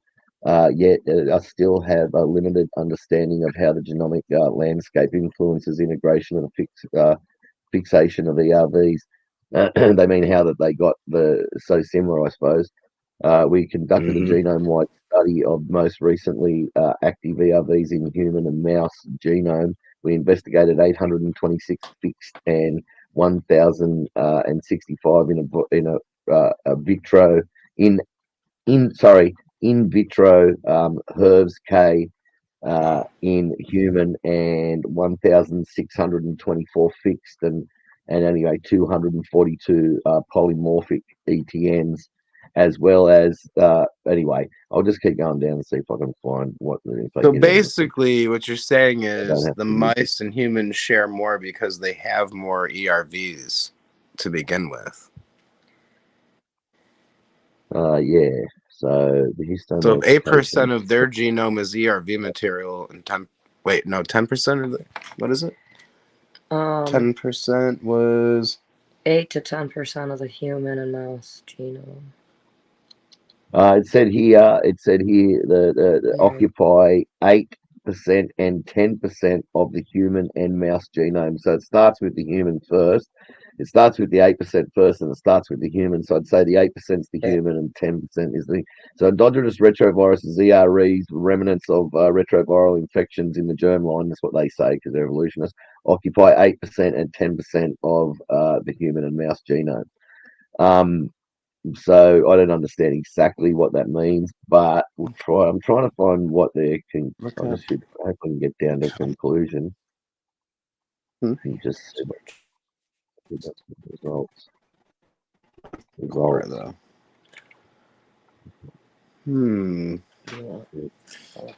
We'll try looking up how many like ERV sites have been discovered between rats and humans. No, mice. I think they've got it's a bit easier to find. Mice and humans, I think, would be easier to search. I'm not sure. I think you'd be better off doing that. Well, I heard that. A result, I've actually read of 35 mice and 36 human high-resolution genomic features derived from 35 databases in the mouse and 37 databases in the human. We retained for further analysis, figure D. So I don't understand the result of 35 mouse and 36 for a human exon. Content was highly correlated with the gene expression in ESCs, and thus was removed the latter from the analysis. As a result, a total of 35 mouse and 36 human high-resolution genomic features derived from 35 databases in the mouse and 37 databases in the human, that's in brackets, were retained for further analysis. So I don't know. It seems like there's I don't really understand this 100% because they're not giving you percentages, but it seems to me like there's a lot of similarities. So let's just try these. Well, they're saying that they investigated 826 fixed and 1,065 in vitro HERVKs in human, and 1,624 fixed and 242 polymorphic ETNs, as well as 3,964 fixed and 1,986 polymorphic IAPs in mouse. So they're basically they're saying that the mouse and humans have a huge ERV section, but I've not got a number of ERV sites yet. Now I've read online, and I'm pretty sure it was not Quora or Reddit, that the mouse genome is actually composed of like 70% RV information, not 8. So I don't know why that would be. But it's interesting. So the idea is that the ERVs, you'd find more common ERVs in humans and rats than you would in chimps and humans because they've shared a like environment, therefore like viruses more often. I mean, it's not proved because Okay, or it would take almost a bit of half of the investigation. human I know these genome. numbers are available. Here it is. Not exactly the mouse thing, but anyway, here it is. Almost half of the human genome is made up of transposable elements, TEs, and about 8%, basically what they're saying, consists of 8% of that consists of endogenous retroviruses. So half the human genome is made up of TEs, and 8% of that half is 8%. But they basically say we've got half of the 3 billion. So and half of that would be 1.5 billion. So 8% of 1.5 billion, and that's how many ERBs you've got. A heck of a lot, millions upon millions upon millions. And what do they find? Like such a small amount that match up compared to how many there are. And they just cherry pick that through, like they just go through the genome and they leave out huge parts in between. And they just cherry pick these little parts here, there, and everywhere, all over the thing, and say, "Oh, we found all these different sites that match up." Well, anyway. Host and tightly regulated and ensure genomic stability of the host, and avoid deregulation of nearby gene loci. Histone-based post-transitional modifications such as H3K9. Trimethylation, one of the main silencing mechanisms.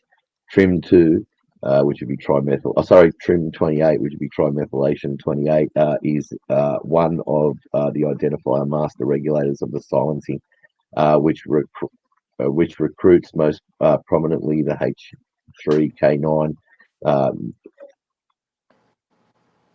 methyltransferase, SETDB1. And among other factors. Anyway, this just goes on. This is just make people go cross-eyed, and I don't understand it fully myself. But it's basically they're trying to, So I don't know. You've got a lot of there'd be arguments for and against everything. So it doesn't matter where you look.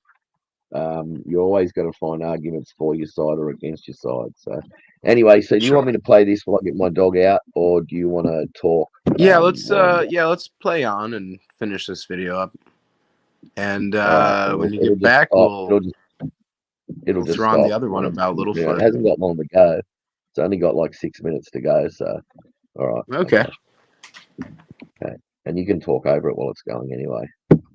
Bones were probably exposed to water, crushing events, pressure from the sedimentary layers above, erosion, and even plate tectonics. This type of damage better explains why these fractures appeared across species at this single location.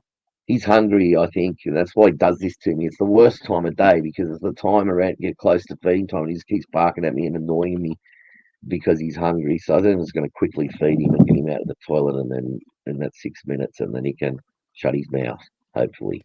All right. All right, brother. See you Drive soon. me insane, dog. Every day, it's the worst time of day. Between 12 and 3 o'clock is the worst time because it's when they're all whinging at me and annoying them. No. Location. Because as one researcher pointed out, rhinos weren't exactly falling out of 4-story high trees. So while Lucy's fall was possible, the scientists hypothesizing it didn't consider all the other explanations for these kinds of fractures, which is a must in science. And the question of whether her species still spent time in the trees or how much time they spent there is still open. So while the fall hypothesis kind of lost its footing, what the study really shows is that Lucy's bones still have things to teach us. And even after decades of research, we still love Lucy. We're falling for this month's Eontologists. Jack C. Weiss, Colton, Oh, no. Melanie Lamb Carnevale, Annie and Eric Higgins, like John a Davison Ing, number. and Jake Hart. Become an Eonite at patreon.com/eons, and you can get It's fun all perks good. like submitting a joke for us to read. Like this one from Cassie W. Where did the female Dromaeosaurid live? I don't know, but Alaska. It didn't make sense until I heard myself say it out loud, and then just became Oh so man, much you worse. know there is another. And as video always, in the thank you for private joining chat. me in the Adam Lowe studio. Subscribe at youtube.com/eons We'll play that for more eventually. fabulous fossils. You're still around. That one's you 10 wanna- minutes long. So It was just you can just talk or something while I'm away. It'd be okay, better brother. instead of us Yeah, and then watching we him can rattle review on. that video together. So that'd be better. Yeah. Okay. All right, man.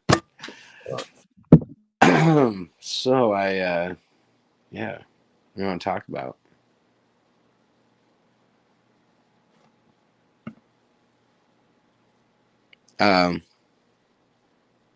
Hi.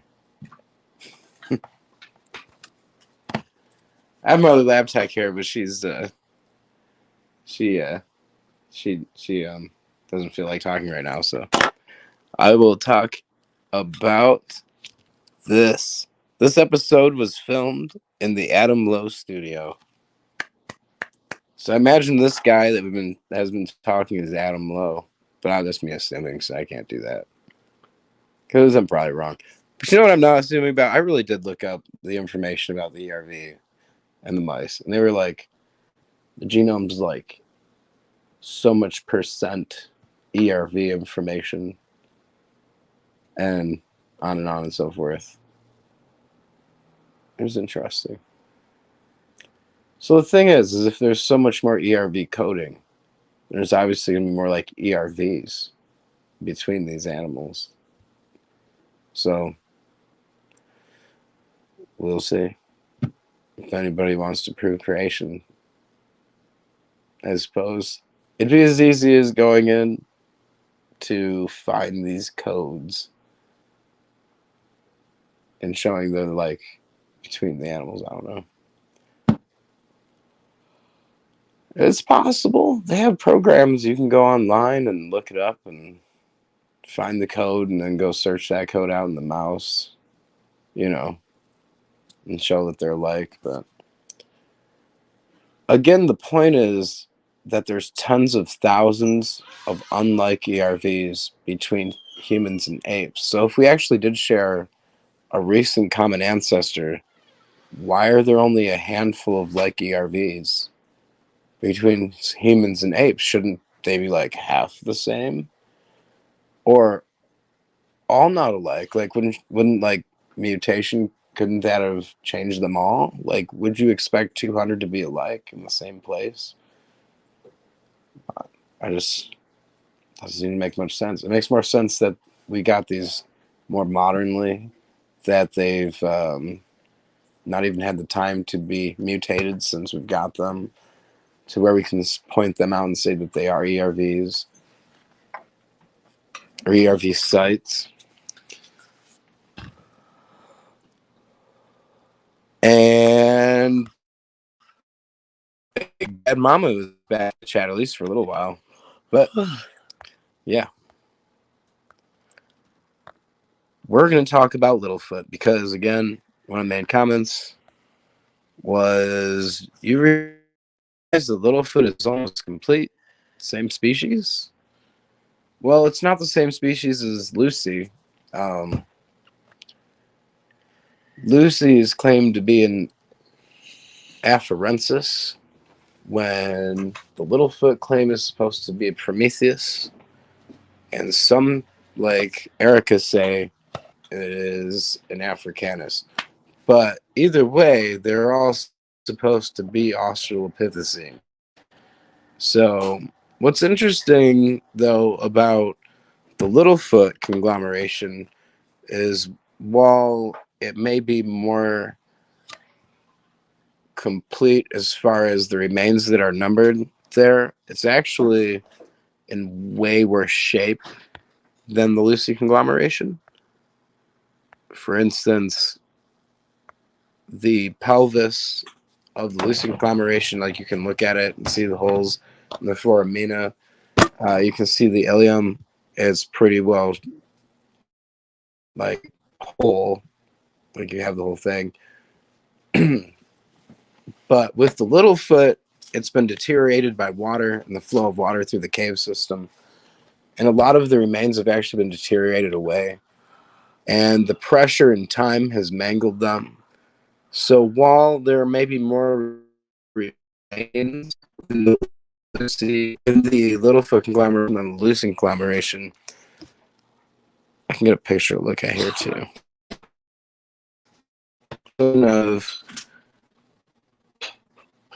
I better wait until it loads, otherwise I'll get kind of the audio will get weird. Okay, so it's a question of the second individual and the third individual from the left in this photo. I mean, you can see looking at the pelvis a very defined triangular sacrum in Lucy, while on Littlefoot it's all mangled and shot out, and you can't really see any of it except for that there's a mass there.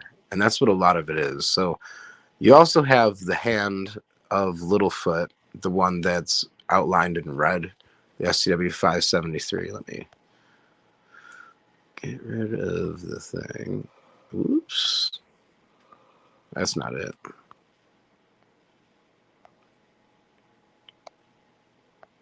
Okay. So yeah, the STW 573 is outlined in red. There's a hand, you know, and there's a foot.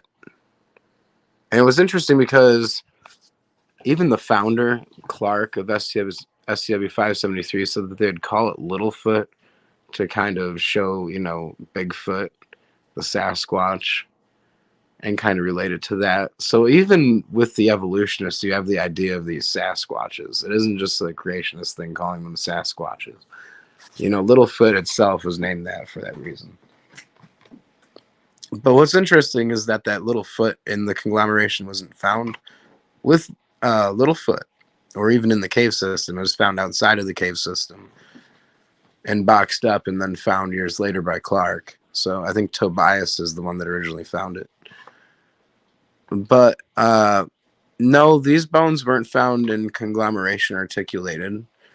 While it may be more complete than the Lucy find, the skull is more complete, that's for sure.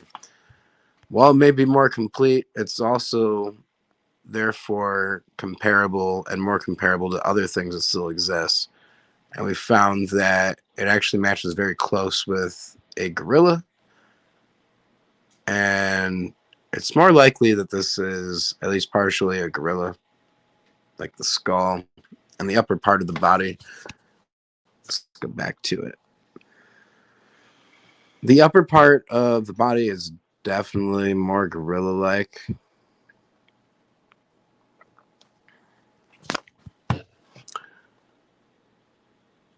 You have the long arms and the shoulder blades. And in the literature surrounding the STW 573, you find that the shoulder blades and the arms are more ape-like. They're longer, but in particular, they're more gorilla-like than anything. Sorry, Julian. I'm sorry. I know that's contagious. All right, so yeah. Let's see. While it may be more complete, it's certainly more mangled, and then therefore you're less able to get information from it. Because a mangled mess you can't really understand. Where Lucy, the bones were found in the desert. They weren't put through however many years of deterioration. While they got mangled and broken into pieces, you can still tell more from that sacrum alone than anything.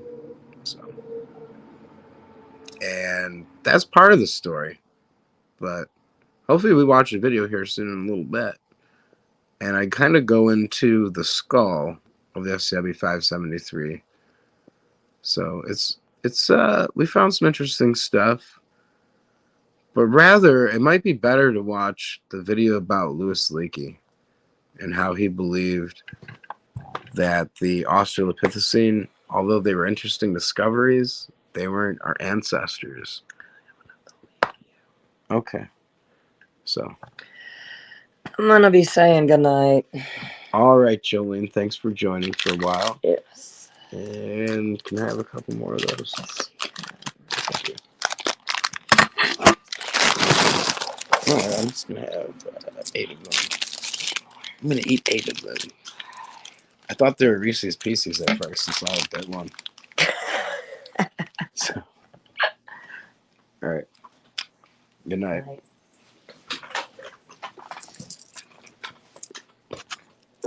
So, yeah, like I was saying, and then the rest of these skeletons are partial at best. So there isn't hundreds of individuals or hundreds of skeletons to speak of. It's more like there's like 7 partial skeletons, the most complete of them being SCP-573, but the most complete and most interpretable would be AL288-1 or the Lucy Find. So, to me, I don't think it's very good evidence when it's obviously a gorilla skull on that SCP-573, and literature keeps talking about how the rest of the top of the body was also very gorilla-like. So, I mean, and the whole point is, I think with the SCP-573, as far as a creationist, I'd like to know why it's more gorilla-like rather than chimpanzee-like if we were supposed to come from chimpanzees and not gorillas. So it'd make more sense that they'd be more like the Afarensis. Like Lucy's supposedly like more chimpanzee-like, where this one would be more gorilla-like. So will they eventually claim that this is no ancestor to humankind? You know, and just some offshoot of chimpanzee, or as just some offshoot of gorilla because of all the gorilla features. I mean, it could be. I mean, right now, the evolutionists have nothing to lean on, so they're trying to cram this thing into some evolutionary tree when it's more gorilla-like than anything. So, but thank you for the questions, Robin. It's always good to see you. And same with you, Missing Mod. I think I'm going to quickly run and grab that other video before Jason comes back. Stick that in there so you can watch that instead. Because this first one really just compares the skull, if I remember correctly.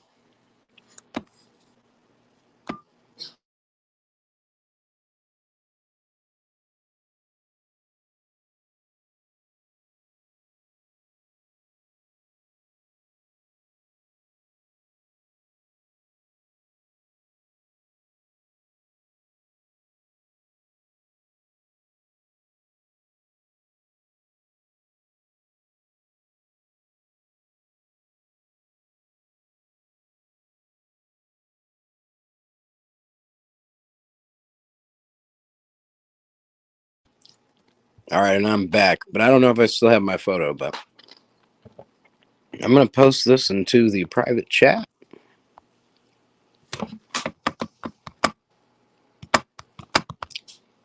Now, and I find it interesting that Louis Leakey doesn't believe that the Australopithecine are the ancestors of humankind. Being his last name is Leakey. But I mean, he was kind of like,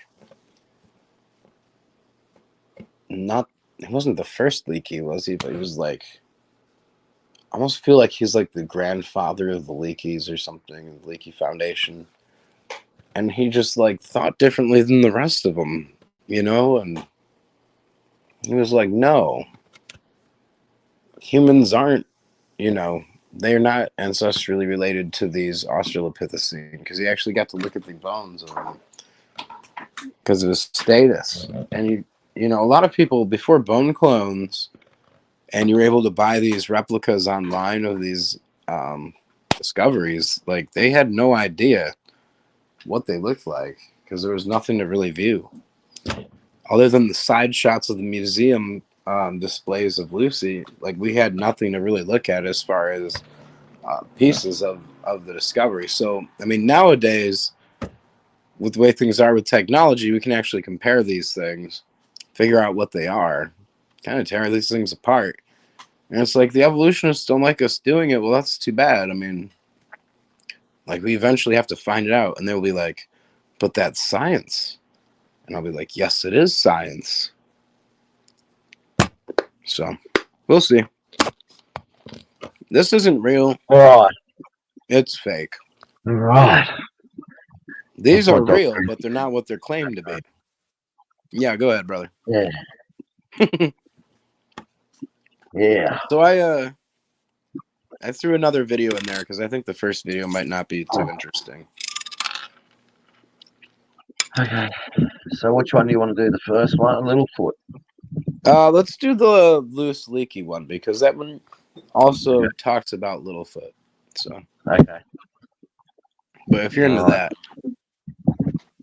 that, I'm just getting my stuff together so I can start chilling with you. Getting my buzz on. There we go. Okay.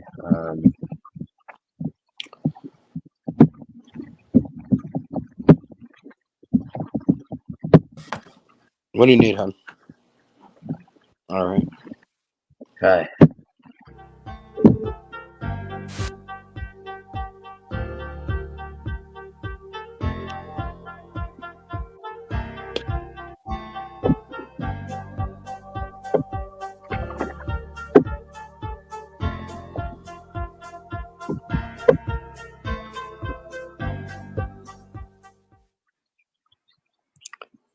Okay.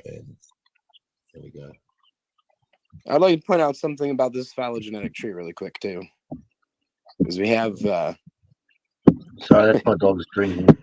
we are supposedly ancestrally related, according to human evolution, to the chimpanzee line, this pan line, the purple one, going up to modern day. Modern day is at the top of this table, this graph here. So we've yeah. So I guess what my point is we're supposed to be closer related to the chimpanzee than the gorilla, you know. So yeah. And then even more closely related the chimpanzee than the orangutan and the gibbons, which are really far out. So, you know, that's human evolution for you. And yeah. I'm just trying to get the links from your. Hang on. I guess I have a point to make. I really do. I really do have a point to make here. But it's not I think I'm gonna kill our chat because this thing you know, I talk about this, it's not really the most exciting stuff to talk about. But we'll get into it. So now, you know, you've seen here, we're gonna go into this. I'm gonna post something. Sure. Hang on.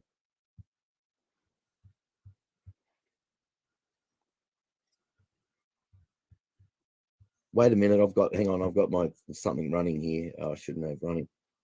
All right, man. All right. What's going on? Oh, I see. Yeah. Okay, there. Sorry. It's all good. We're all right. I just wanted to point out for the and something I thought of the other day, because we've talked about this Littlefoot skull in the past. You know, here's your side view compared to the juvenile gorilla skull.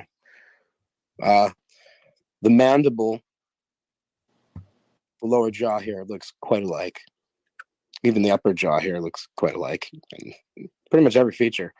I mean, this skull, it was deformed slightly by the fossilization process. The skull's cranium was pushed forward. So basically my point is here is, like, as we saw on the chart before, humans are supposed to be more closely related to chimpanzees here, you know. So here's your chimpanzee skull. Okay, so we're supposed to be related to them. Now, why would the missing link, okay, be closer to a gorilla, obviously, than it would be to a chimpanzee if we are closely related to chimpanzees. Obviously, this is not a missing link between humans and chimpanzees. So this isn't even something that should be categorized as a missing link between chimps and humankind, just based on the facial features being more gorilla. And overall, the whole skeleton of it is more gorilla. All the literature surrounding the SCW-573 says the shoulders and the arm bones are very gorilla like. So even more than just arboreal, like tree dwelling ape, like they're actually more gorilla like. And so is the skull. So you tell me how this could possibly fit into the same theory. You know what I mean? For the concept that, you know, humans came out of this branch. So, what's this picture? Yeah, man. What? This one? No. Oh, well, yeah, that one as well. What do you mean? What am I trying to show? There it is. No, yeah, it's just that it's an ape jaw. Mm-hmm. Juvenile gorilla skull. Yeah, it's a gorilla. It looks pretty gorilla-ish to me. You're saying that that's the jaw they won't release? But like yeah, it's original. my opinion. Yeah. As far as like the mandible here being wider than the gorilla skull mandible, I believe that the mandible is actually cracked and widened because it doesn't even match up on the skull itself. Yeah. Oh, but it's, yeah, of course there's deformation there, like from, you know, fossilization and the way that they've, you know, they won't release the original find. Is that what you were saying before? Is that the one? Yeah. Well, originally the bottom jaw was fused to this thing, you know. So they've got, when they found the skull, the Littlefoot skull, it was actually like they had to break the jaw off of the skull. So I imagine it came off in several pieces because they probably took a bar or a screwdriver and kind of pried it off, you know. So it probably broke into 3 pieces and then they epoxied it. As you can see, the bottom of this jawbone has kind of a flat edge. So it's obvious that they had added filler to whatever cracks were in it, you know. And then the fact that it's wider than the skull itself, or the Littlefoot skull itself. The hell is that thing? Yeah, just deformation. Anyway, yeah. So, you know, it's and then you've got this one. What's this? Yeah, Littlefoot skull. It's just a deformed. It's just a deformed ape skull. Deformed in the fossilization process. Yeah, that skull right there, you can see it's caved in up at the top of it, where the brow ridge is actually crushed and the eye sockets are hardly there, you know. And the jaw's all been mushed down and pushed and, you know, sort of sideways and pressure on top and pressure pushing sideways and all sorts of spreading the jaw out. Yeah, I mean, when you look at the juvenile gorilla skull, if the SCW-573 skull is a gorilla skull, it's obvious that they widened the bottom jaw. I mean, look at the juvenile gorilla, how thin it is. Yeah. And then you see that almost goes out to where the ears would be on the SCW-573. Like, it's so widened that the top maxillary jaw actually lines up. If they did find it like that, if they did find it similar to that, then that's just pressure and deformation in the layer. With, you know, millions of tons of mud on top of it, it's gonna deform. Yeah. That's another explanation. So what I'm saying let's get is on with they it. didn't Yeah. like if you can't find the maxillary arcade, like a picture of it, after they removed that lower jaw from the skull and broke it into pieces, I assume. They didn't take a picture of the bottom of the skull and post it. Yeah. You know, so like what did you take the mandible off for? I'll look at the maxillary arcade and get a good shot of it. Well, I think what happened is they took that mandible off of there and they realized they had a damn gorilla.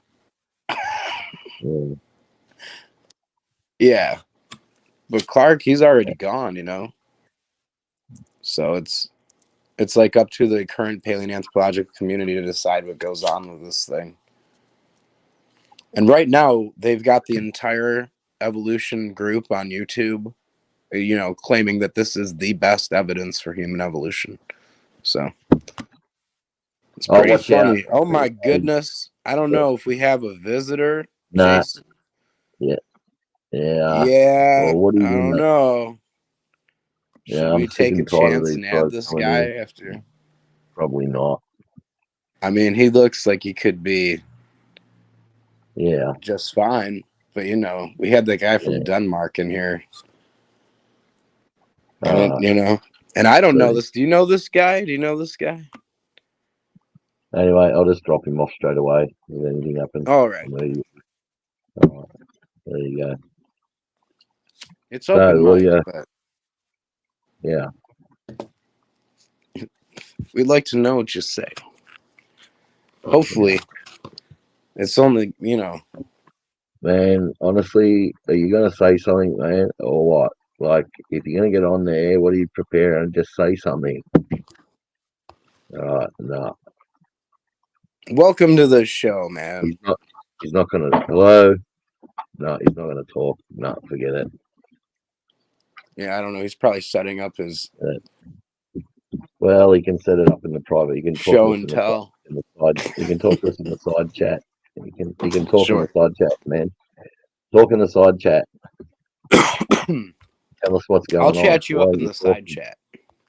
Tell us when you're ready to speak in the side chat, and we'll put you on there. Hey, He's not CDR. showing his little face, man. He's just forget it. It's like, Oh, he's saying that he did speak. Well, let's bring him back on and see what we he. can't hear you. All right. I didn't hear him. That's my dog drinking in the background there. By All the right, way. you are now part of the show. If you can hear that. Don't show us camel. anything that we don't want to see or have seen in the past that we've probably wanted to see but don't want to see now. Hey, mate. Don't are you show us there? anything No, that'll get our stuff removed. he's not. I guess. He's not. He's not talking, man. He's not talking. Yeah, I guess he's not. I don't know. No, he's not coming through. There's no sound. I don't know. He said he Maybe tried to talk. It looks I like believe it's him. I mean, he could have. added, but I have issues connecting, well, man. the mic's on. The mic's on now. Like he can talk now. Yeah, I know. Was he muted? No, he wasn't muted. He said he wasn't Well, we muted. can't hear him. He said his mic was on from his side, I guess, in the chat. So Yeah. I don't know. All right, let me ask him. Do you have a question? No. I know. We can't hear you. Do you have It's really strange. a question, ZDR? We couldn't.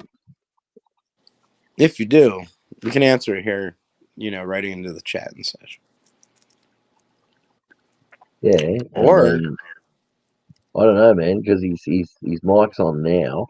I think he can still be heard by, if he wants to speak, by the audience. He's just in the back, so he's not muted. His mic's not muted, and he can still speak now, but he just can't show any, funny pictures.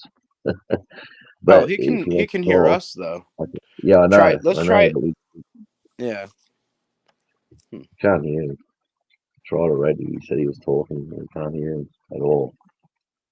Well, I wonder if he's ever heard of Littlefoot Yeah, or any of this, Like, I mean, if he's not part of the community, then he could know something. I mean, but he also might not know anything about Littlefoot. It'd be interesting to know. Maybe the guy lives next to the museum where Littlefoot is held, and he's like some kind of like, he goes there twice a week to the tour. Who knows? Actually, that's probably not the case, because I think that's over in South Africa. But who knows? Yeah, man. We can. His mic was unmuted before, and even though he's like backstage, if he spoke when it was unmuted, they would have been able to hear him, even though he's backstage. So yeah, let's try. I'm gonna try adding him one more time and see if that does anything. He's authenticated. Bud stuttered. All right. See? Okay. Can't hear a thing. Okay. Are you there? Are you there, man? All right. ZDR, are you there? No. No, I guess not. Well, it's worth a shot. Yeah, I'm not having someone just sitting there that we can't hear. No way. And if he puts the picture of himself up so we can see him the whole time or something, then that's fine. But no, he could just put that picture on. There could be any picture there behind it, and it just ruins the whole stream, man. You have to edit it Yeah, out. that's true. We don't want to lose this. It was decent. Yeah, It was decent. We got into a few things, and I mean, here I just basically show, that there's evidence that Louis Leakey actually believed that the Australopithecine is an ancestral to humankind, and he's a major paleoanthropologist. So, yeah, it's not crazy to believe that against these things. Even in the paleoanthropological community. You must have some sort of mic problems, man. And am I? I had him like 3 or 4 times, and he said he was speaking, and we couldn't hear anything at all. So he's got mic problems. Yeah. So it's pointless. Well, it could be our StreamYard. I don't know. No, it's not. It's not. Okay. It's just something wrong with his mic on his end or something like that.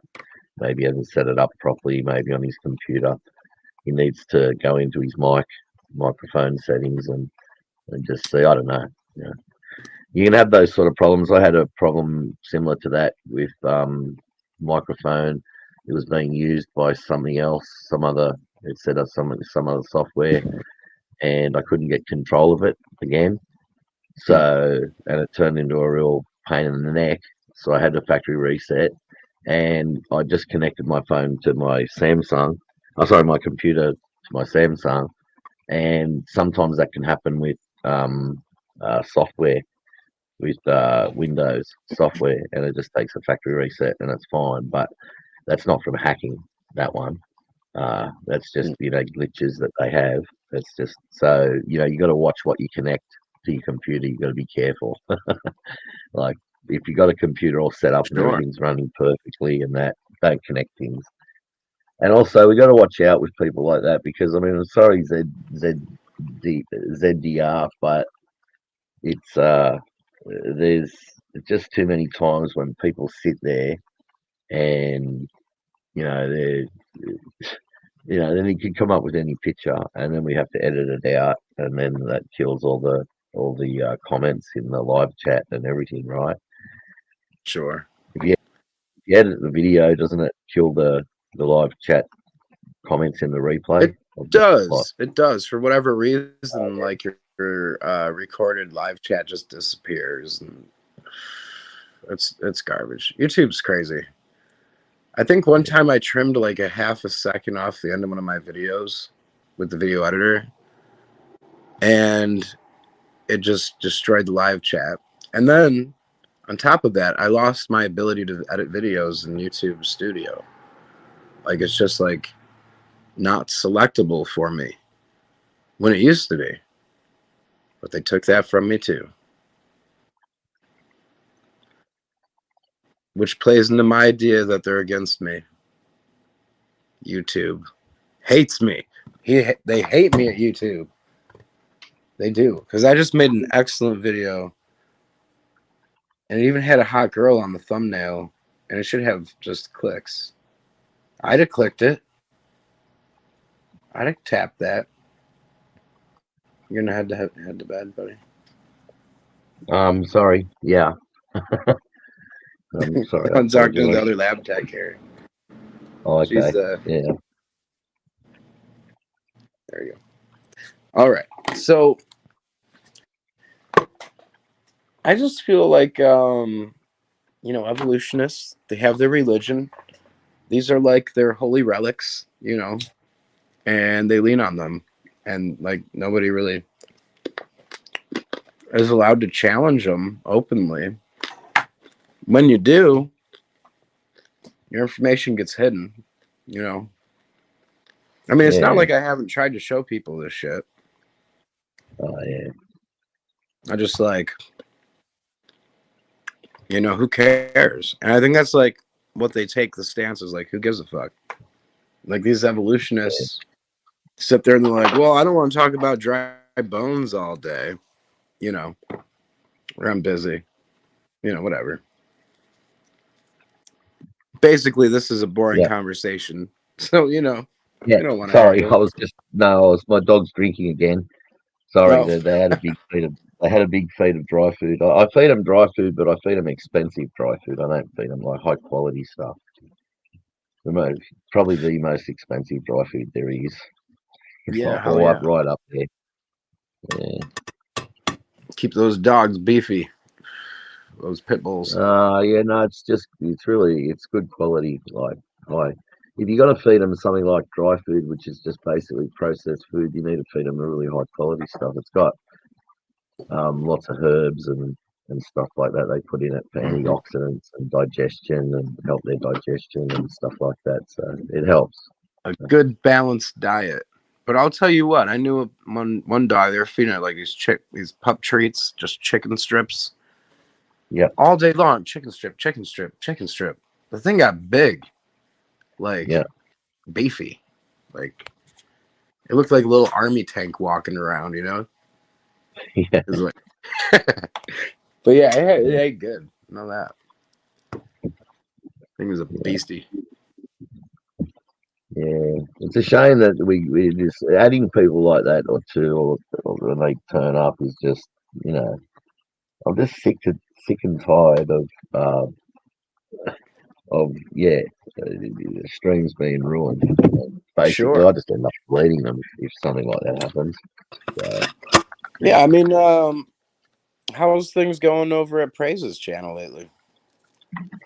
if when they come on, if they have a picture of themselves sitting, like what I mean is not a picture of themselves. If they show themselves sitting there, like at a desk or something, and we can see them, and we don't know them, and we get to know them, and that we can see them actually moving and what they're doing, then that's fine. But it's not when you can't see them. Like they could just put anything in front of the cam, the video cam on the any picture, whatever nasty picture, and then just show that, and bang, the stream's ruined. So I'm sick and tired of it. Now, if they want to come on and we don't know who they are, they haven't been on before, or you don't know who they are, then we're gonna make sure that they have to have their a cam on them the whole time, so we can see them sitting there. Otherwise, they're not coming on. I'm just sick and tired of these idiots coming on here and ruining streams. Sure. Not saying ZDR was one of those people. He might not have been, but no. No, I've never done any pranking streams or anything. Yeah. All right. So you want to listen to this thing or what? Keep going. Yeah, I mean, if you want to, we could watch this. I mean, it's kind of redundant, I guess, to have the same two guys sitting there talking about a video that they put up, but I didn't realize it was me and you talking during this. I was like, oh, here we go. But no.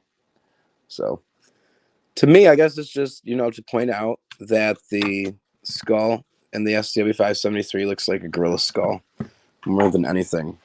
which doesn't add up to the human evolution narrative that we came from chimpanzee ancestors. Ancestors of chimpanzees modernly. So, man, when you say chimpanzees ancestors, it works on two levels, and they can just take it the wrong way and throw it back at you. Like, we didn't evolve from chimpanzees, stupid. And I'm like, no, I know. I said chimpanzee ancestors. Anyway.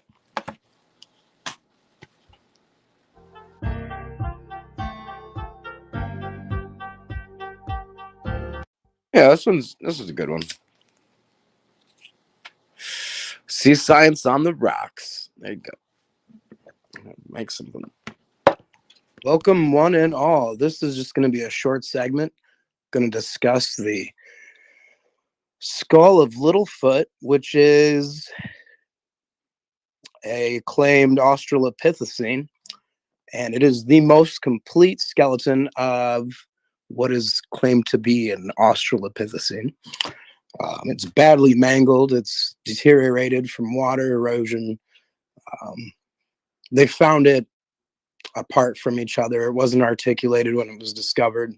One of the biggest misconceptions surrounding the Littlefoot claim is that it was found in the same room, even altogether, when even Littlefoot's foot was found in a box of remains that had been put into a closet, and it was basically a box of different remains that had been pulled from debris from mining that went on in the Sterkfontein caves before the paleoanthropology that went on in there. So this is called, or what it was named by Clark, was the Australopithecus prometheus Littlefoot. It's the STW 573 conglomeration, and it's one of the better known conglomerations of these claimed Australopithecine. And like I say, it's one of 7 major skeletons, if you can call them that. None of them are complete, they're all partial, but this is the most complete one. And here you have it in the red here with the red line around it, STW 573. As you can see, it's by far the most complete find they have. Even you could argue more complete than Lucy in a way, but in another way you could argue it's less complete than Lucy, being that if you reflect the remains that have been discovered, because all individuals like these are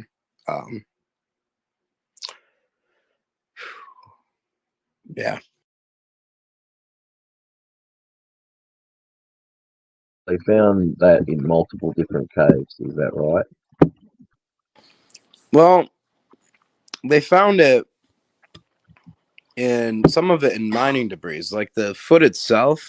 What Clark put together was so Did proud. the mining debris come from all one cave, or was it like from? Oh yeah, all different- over the cave system. Yeah, and that's the thing. okay. Like you have no idea where those fingers came from.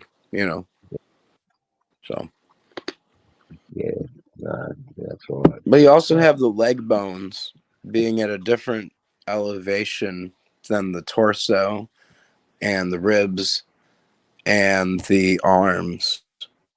Okay, like these were found at different parts of the cave or different levels in the cave.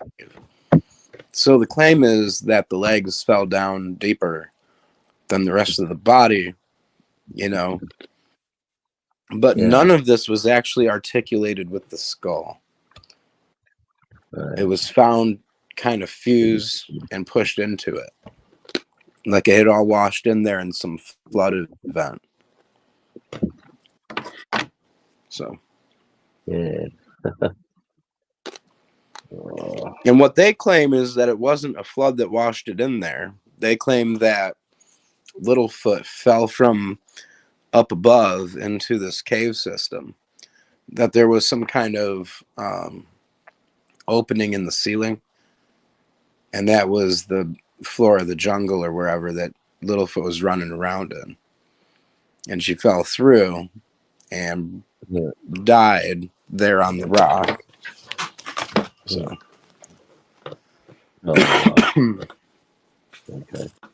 So they find it all over the place, and then they just make up a new story. All right. Yeah. Yeah, and I mean, like, so like part of it Clark found in the like museum or whatever that these pieces were stored in. Yeah. All right. It was like some closet or whatever in this facility near Sturkfontein. And he was going through remains that I believe Tobias had dug out of this pile of mining debris outside of the cave system's main entrance. So there was a lot of stuff removed from the cave during the mining. And then, people do that today when they're going through and looking for like gold debris. And they'll go to these old gold mines and look on the outside of the cave and find where they were dumping the stuff, Yeah. to find old gold. So, what do they call it? Scavenging or gleaning? Sure. Scavenging mining sites. They let you do it. Like if you go on tours, they let you pit through the mine tailings, to see if you can. Yes. Yeah, that's exactly what it's called. I don't know if the tailings is the water wash off, or it's the actual rubble that's left behind. But yeah, there's always little bits left here and there for people to find. So yeah. Well, I used to have this map of Virginia and West Virginia where all these gold mines were, where you could go around, and dig through that debris. And there's a lot of quartz mines because here, in eastern United States, like a lot of the gold vein is caught up in the quartz. Yeah. So they're like smashing the quartz out of it, Yeah.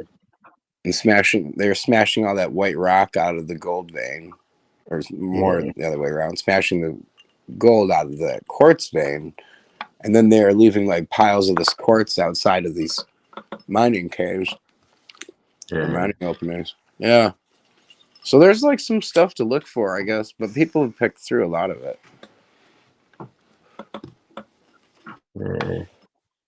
Yeah, it's funny how they find all this stuff always from different, like when they got these more complete skeletons, it's always from all over the place. Like all over through a different, like it's not just like it's one cave, but it's a cave system, so if it's got different tunnels inside the cave, if it has, then that means that could have come from a huge area. Is it just one cave that goes in? I mean, even then, it'd still be, how many tons was out before they found them? Did they find all the pieces in sort of like close proximity, or did they find it all over the place? That's what I'd like. Yeah, I mean, there's different finds, like everything that starts with STW on it. Yeah, and I believe even that STS. So there's one other one that starts with STW, but that means that it came out of the Sturkfontein caves. So, and it is a cave system with many chambers. Okay. STW 431. And like, yeah, that 431. And as you can see, that's mostly like a pelvis and some vertebrae. Yeah. And it's a partial pelvis. I mean, the sacrum is there. And I think I even see some holes are visible. Yeah. But it's like the upper part of it, not the lower part.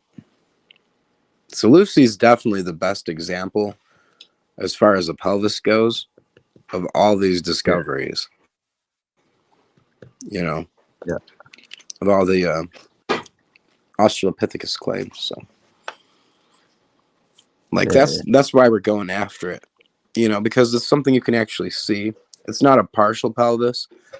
I mean, it's partial because there's some very small parts missing near the bottom, but like at least it's a whole piece that you can compare to other things that we have modernly, that we know of modernly.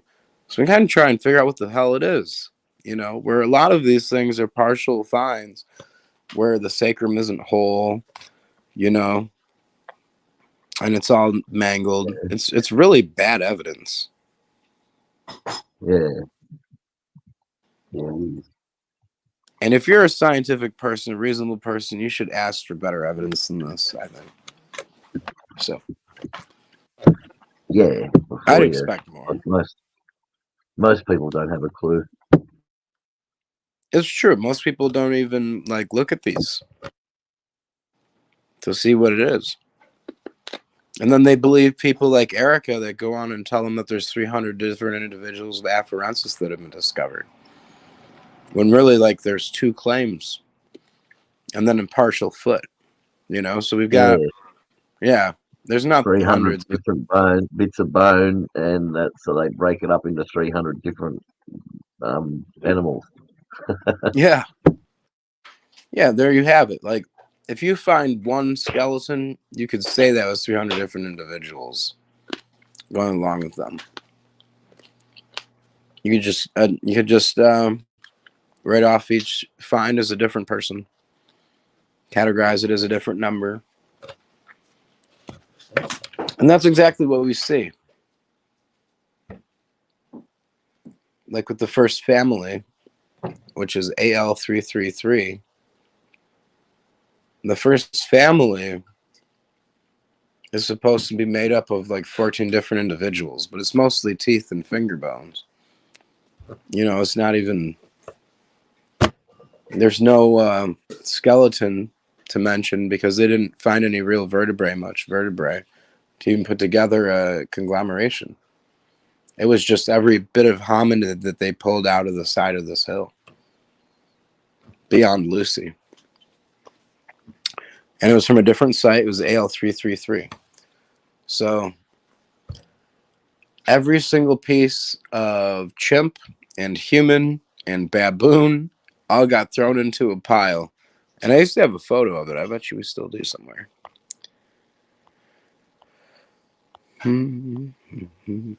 But yeah, man, I mean, other than that, we were looking at,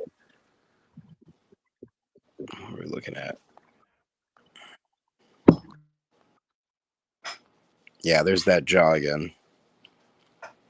Now, I don't really see a great shot of the top part of this jaw because the stuff on the left, what I'm looking for, even for the mandible, is a straight-on shot of the jaw arcade. So that bottom right is what I'm looking for, but that's not the same jaw as the little foot, which is on the upper left. Okay, so what they're doing is they're comparing another discovery's jaw, which looks cracked and altered, to the shape and the size of the Littlefoot skull.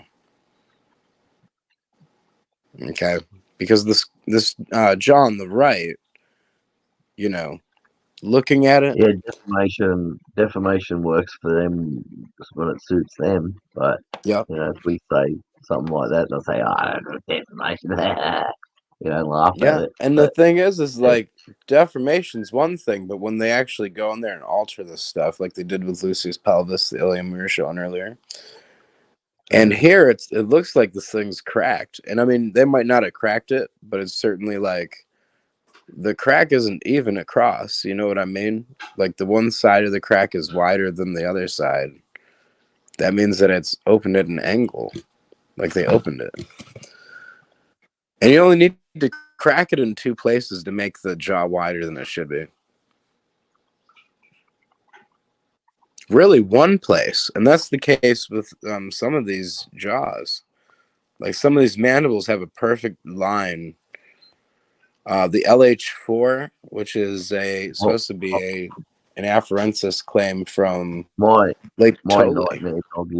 My nightmare dog is freaking whinging at me again. It's driving me insane. I feel like freaking hitting the roof, but I'm not. I can't. What, someone's hitting the roof? I won't be. I feel like hitting the roof, going off my head. I feel like yelling at him, but I can't. He's old. I'll be back in a sec. And this time it'll be quick. You can keep going on with this. All right, brother. I'll see you in a second.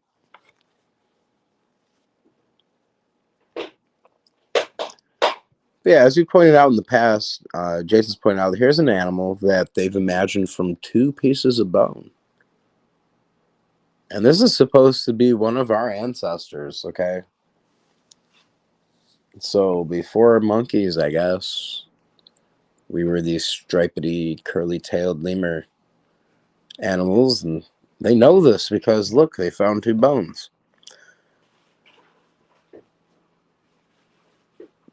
I mean, you can't even test these things for DNA, so what? I don't know. All right, this is a perfect chimpanzee skull. You know, a lot of times they ask, where the hell are the chimpanzee remains? I mean, we have these Australopithecine, but where are the chimp fossils? I'm like, well, they don't really have very many chimp fossils because they all get claimed to be Australopithecine. Here's another claim of Australopithecine. Well, tell me that skull and this skull, chimpanzee skull, aren't the same. Okay, it's got the same dip. I don't know. And you know what? It's the same skull capacity or brain case size. Yeah.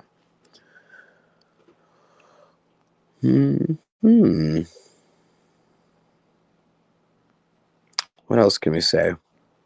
So they have the prognathism, or jutting out of the jaws, as compared to humans. But it's more than that. It's more than prognathism. It's the whole face is pushed out, just like a dog. So, yeah, humans and apes are definitely different. And when they dig up a bone in the desert, and they say, hey, look, this is anything but an ape, they're lying to us. Because that's an ape. I don't know how else to put this. And I guess it doesn't really matter because they'll go around thinking that there's plenty of evidence where there isn't any. And then their very best evidence that they can think of is things that fall so far from the topic at hand, doesn't even matter. I don't know. That's evolution for you. So, that is the map of Africa, and shows where Hadar is, so we can actually see on a map where we're talking about. I thought I had a closer view, but I have to see here. I have some other slides I can show you. Oh yeah, look at that. Fish and a fish. And oh, look at this. I really have it. All right, so the STW 573 shape of the mandibles are the same, but the cheek teeth are very small in comparison to cheek teeth of STS 6736. Wow. Whew. But at the younger member 4, from the younger member 4. And these members, you know, when they're talking about members, they're talking about the flowstone members that these individuals were caught in.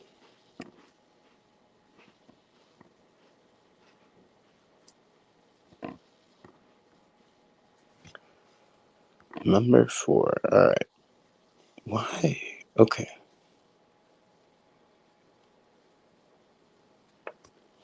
So why would I have that and not the stuff about the gorillas?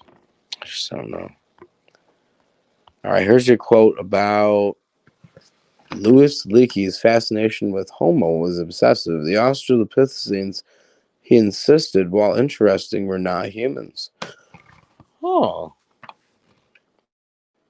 More, they were not ancestors to humans. Peking man and Neanderthal man were not ancestors either. He believed it was as if there stretched in Leakey's mind a straight line that went back from the Homo sapiens to an ever cruder but always recognizably sapient forebearer. And he was determined to find him. And you know, we have found some very interesting skulls. And they put their spin on them. We put our spin on them. because they need to explain them or just hide them away the best they can. One or the other.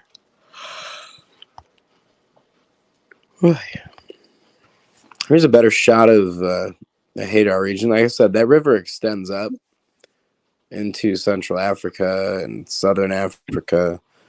And everything that dies along that river can potentially be moved downstream to the basin, to the Awash River, to the Hadar region where Lucy was found. And since Lucy's bones were not found connected, I can only assume that they were found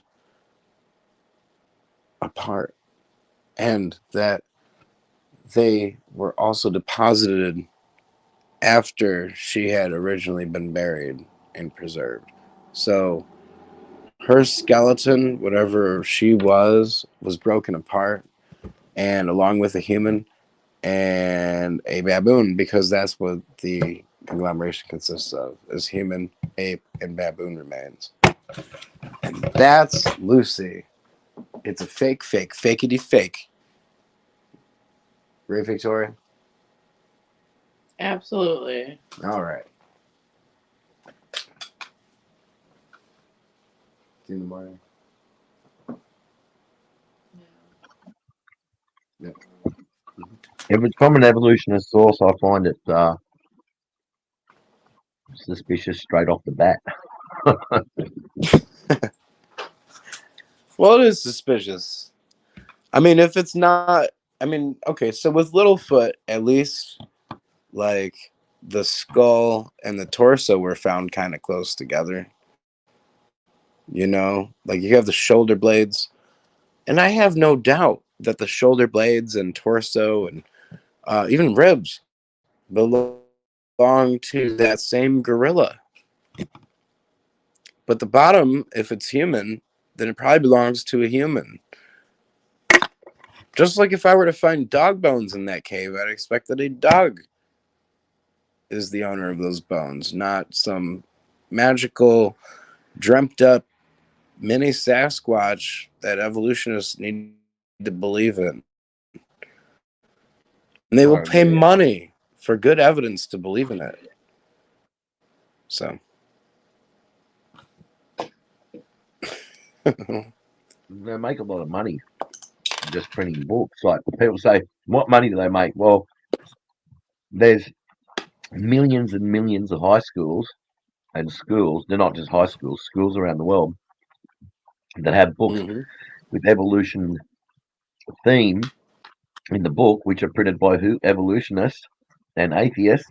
So, and there's billions and billions and billions and billions of books printed about evolution every year. Someone's making a lot of money.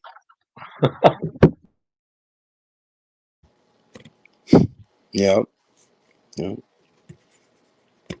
Yeah, it's just completely like this. I don't know what to do, man. Like, you can't convince these people.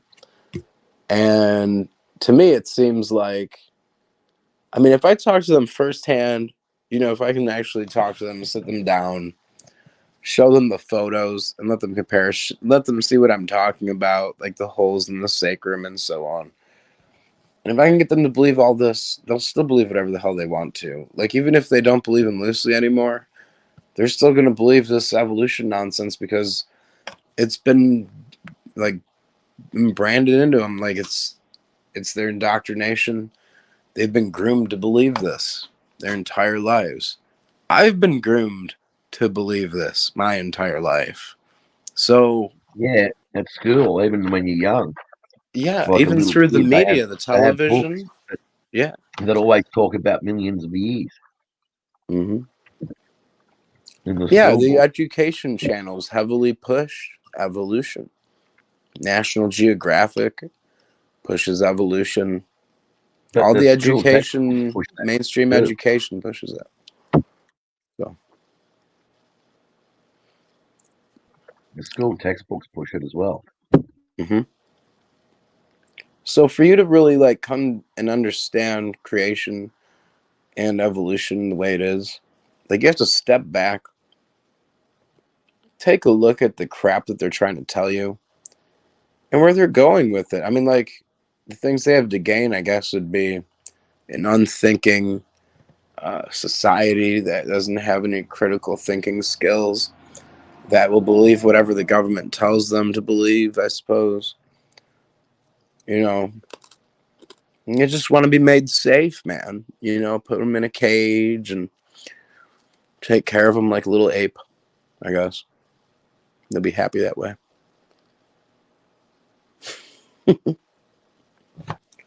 Me, I could never be a slave like that. Like a little Sasquatch surf. Yeah.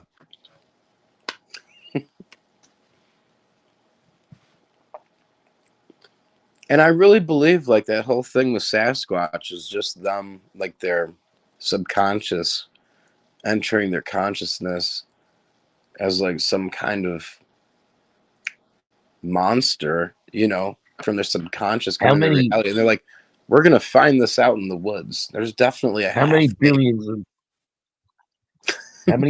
of people around the world thought the royal families over hundreds of years, right? All the different royal families around the world would have thought that they were perfect and the perfect examples and all that. And years later, we find out they were just so inbred and messed up badly, mate, in their genome.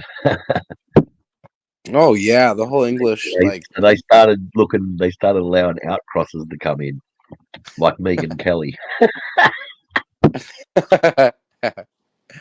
There you go, buddy. Well, yeah, they're bringing them in now, even, you know. It's just like, I don't know. Inbreeding wasn't like a big deal in England, I guess. Like, no one really looked down. They were all marrying their first cousins and crap. That's the English for you. Oh, yeah, keep money in the family, mate. Yeah, right. Friggin' English. I don't know. I won't rant on about that. Well, it is almost the 4th of July, and may I remind you that is when, you know, the United States, well, not the United States, but we the people keep the money in won the family our is marry within the family. freedom from England, the oppressive piece of crap, tyrannical government that just wants to push everyone around and run the whole fucking world. We beat them back. And, you know, it wasn't hard either because they were so tired from taking their trip over here. I heard that they couldn't even really fight. They were so sick and dying over it all, they couldn't even fight because they're weak. I'm just kidding. Just saying. Just to rub it in the English's faces, yes, we're still pissed about the Revolutionary War. Stay in England. We don't want you here. And quit flying your damn flag in the Americas. There you go. It pisses me off, man. I'll be driving down the road, and these assholes will fly a British flag like underneath the U.S. flag in the United States. It's like, get the hell out of my country, you fucking. I don't know. Remember all this before all this woke stuff? Wait a minute. Remember before all this woke stuff? Hollywood movies like American movies would always make the British look evil and stupid, and then the British movies would always make the Americans look evil and stupid. You remember those movies? Sure. Like you watch those older movies, and that Sure. Every American movie would always make the Brits look evil and stupid and retarded, and then vice versa. They're always having a go at each other. Well, I was just finding out, It like, used to be funny. it was kind of funny, but you know, they're the only people that have really invaded us. You know, so I mean, we had the 9/11 thing go on, but as far as like fighting on the U.S. soil, it's only been between ourselves. You know, and then those British guys that tried to push us around in the beginning. So every year we should definitely celebrate Independence Day and not call it the fucking 4th of July, but Independence Day, because that's what it is. We don't need Yeah. foreign patriarchs on our money. Unlike I bet Canada you they're and I Mexico. bet you they're dirty. They called. I bet you they're dirty. They called. Sorry, I'm chewing nuts here. They're cashews. I bet you they're dirty. They called it that movie Independence Day. Don't they? with Mr. Will Smith. Oh my god. I can't change the name now. Suckers. Yep. And it'll never change. Every time I think of Independence Day, I'm gonna think of Will Smith and what was the other guy's name in that? And Men in Black too. I'm thinking of Men in Black. The whole alien thing, they were pushing that so hard. And like Will Smith was in all of it. Will Smith's Maybe a Will real- Smith's an alien, man. Will Smith's a real tough guy, mate. He walks up on stage and slaps guys half his size. He's a big He does. hero, He man. does. He's a superhero. Where the hell is that photo at? I gotta show it. Okay, I won't. But yeah, I know what you mean. That's It's, all right. You got one of them. I heard slapping Chris him, Rock's but, brother was angry, and I don't know if you've seen Chris Rock's brother, but he looks like he could Oh, kick yeah. Will's ass. He could have done. He could have done permanent brain damage, mate. The way he slapped him could have literally made his brain move from side to side and could have done permanent brain damage. Sure. I'd be angry too, because that's what I'd be thinking, mate. You could have killed him. You could have. Yeah, and he didn't really expect it, Like he didn't really expect I it. know. Oh, and it was a king hit in Can we Australia. watch- There's a Can we law. watch that There's a video? law where he can do. I think he does do 15 or 20 years for I hitting just want to see someone the without slap calling them first. one more time. No, I don't know. Yeah. The slap heard around the world, they called it. Classic. But yeah. I guess, that's just the way it is. Funny, yeah. And what we were talking about earlier today at the lab was that whole concert where those people got crushed to death. And there's been a few of them where they've had that, like those accidents. But like, I guess like one of them, they locked the doors and like there was a ton of injuries. I don't know.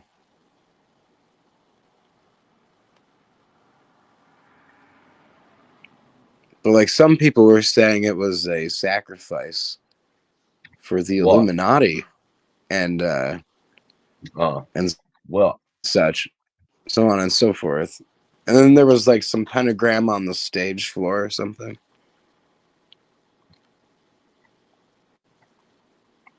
Did you hear about that? What? Oh, that concert where a bunch of people got hurt. I think some when people was that died. recently? What was it? Did that happen recently? Yeah, I mean, it was like rather recently, like it was in the last year or so, I think.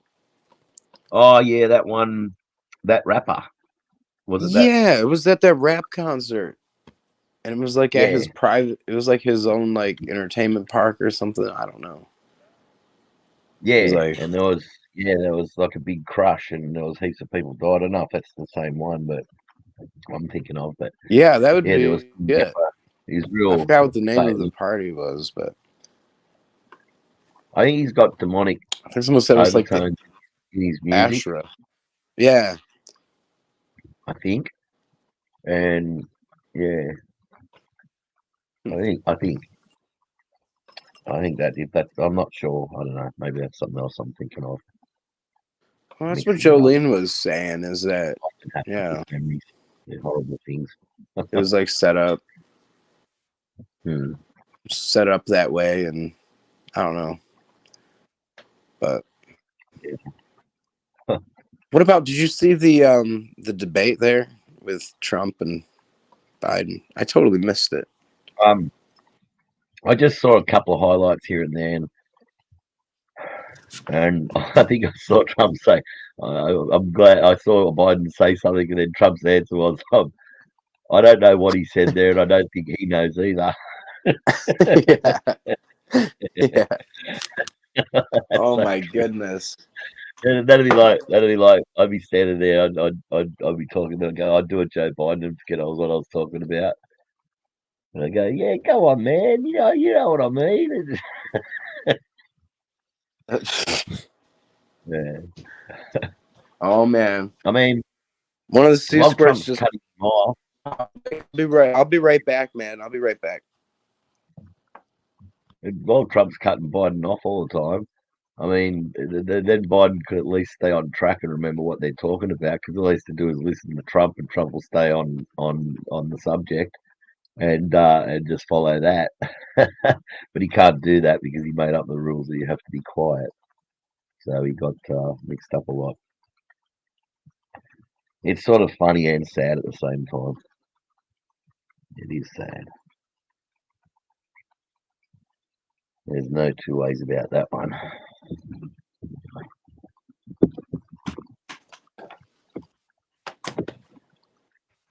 Yeah, I mean, I don't get very political often, so. But yeah, no, I do think that after that debate, they were saying that the Democratic Party in general wasn't very happy with Biden, and that they were going to try and replace him before the election. Yeah. Yeah, they want a smiling, like Barack Obama type sort of, sure, leftist, progressive, communist, gun-hating communist in there, like Gavin Newsom as the leader of the Democrats. That'd be their wet dream. Duwam Newsom. Yeah. I haven't even heard of that guy, honestly. I like live under a rock.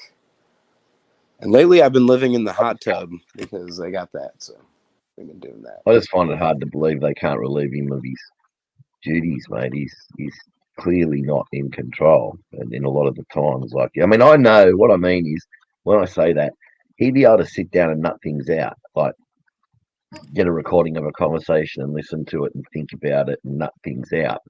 But because he can forget and refer back to a note and then think about it for take 20 minutes or something. But no, not on stage like that. I mean, there's one thing I noticed is, if Trump was cutting him off, it probably would have been more beneficial for Biden, because Trump would have stayed on subject, and it would have helped Biden to stay on subject. And whatnot, So maybe in the next debate they should go, oh no, it's all right. Trump can he's allowed to interject whatever he wants. That's fine. It might help me to stay on. Interrupt Biden as much as you want. Just don't let him talk. Or try to talk more. Oh my goodness. Either way, I mean, he's such a weak appearing leader. I don't know. I don't think he's right for the country right now, as far as anything, especially if we're going to be going to war here. I mean, we already are at war. So. Man. Yeah. It's like, it's a war that he's like, I don't think that Ukraine war would have started if Trump got in again. Well, it's possible. I mean, I've heard a lot of people blame Biden for the war. They've taken the extra 4 years that Trump was in just to build up his forces even more and become even stronger. And, something like that, maybe. Sure. It's I don't know. Silly thing to do. I mean, it's going to take a long time for them to. It will. I mean, I think things will eventually sort out, or God will come sort them out, But it's going to take a while. And we're going to go through a hell of a lot before that happens. So. Yeah, and the F-16s aren't necessarily an answer to everything either. They're not going to really make a massive difference, as big a difference as what people think. I'd just like to know what sort of troubles they're having. I reckon they're having a lot of trouble training people. Sure. Myself. Missing mod. Oh, here we go. Well, at least we got her to laugh, so that's good. Mission complete. All right. Well, people who are in Poland, Poland sent all their when they switched to the F-16. They went from the Soviet sort of MiGs and Soviet sort of era planes, the Sukhois and MiGs. They sent their best. Poland sent their best pilots, the top of the top, the cream of the crop. And because they were used to the Soviet platform, they could not. They failed, and then they sent their second best, and then they failed, and then they realised that there was almost zero chance of being able to transfer over these pilots that have trained all their lives on sort of Soviet era or Russian sort of platforms and switch over to the F-16. So they had to get their pilots all started from scratch with the F-16, and that takes about 2 years to start to become really proficient with it, like fully proficient. So it's a long process, and that's why I say that I reckon they're having trouble, because they'll be getting they'll probably having the same trouble as Poland, where they're going to realise that it's going to be, oh man, it's going to be dodgy getting these. Like when you jump in a different car or something, and say you jump from an automatic into a manual, or a manual or a manual from a manual into an automatic, and you keep going for the clutch, and the clutch is not there.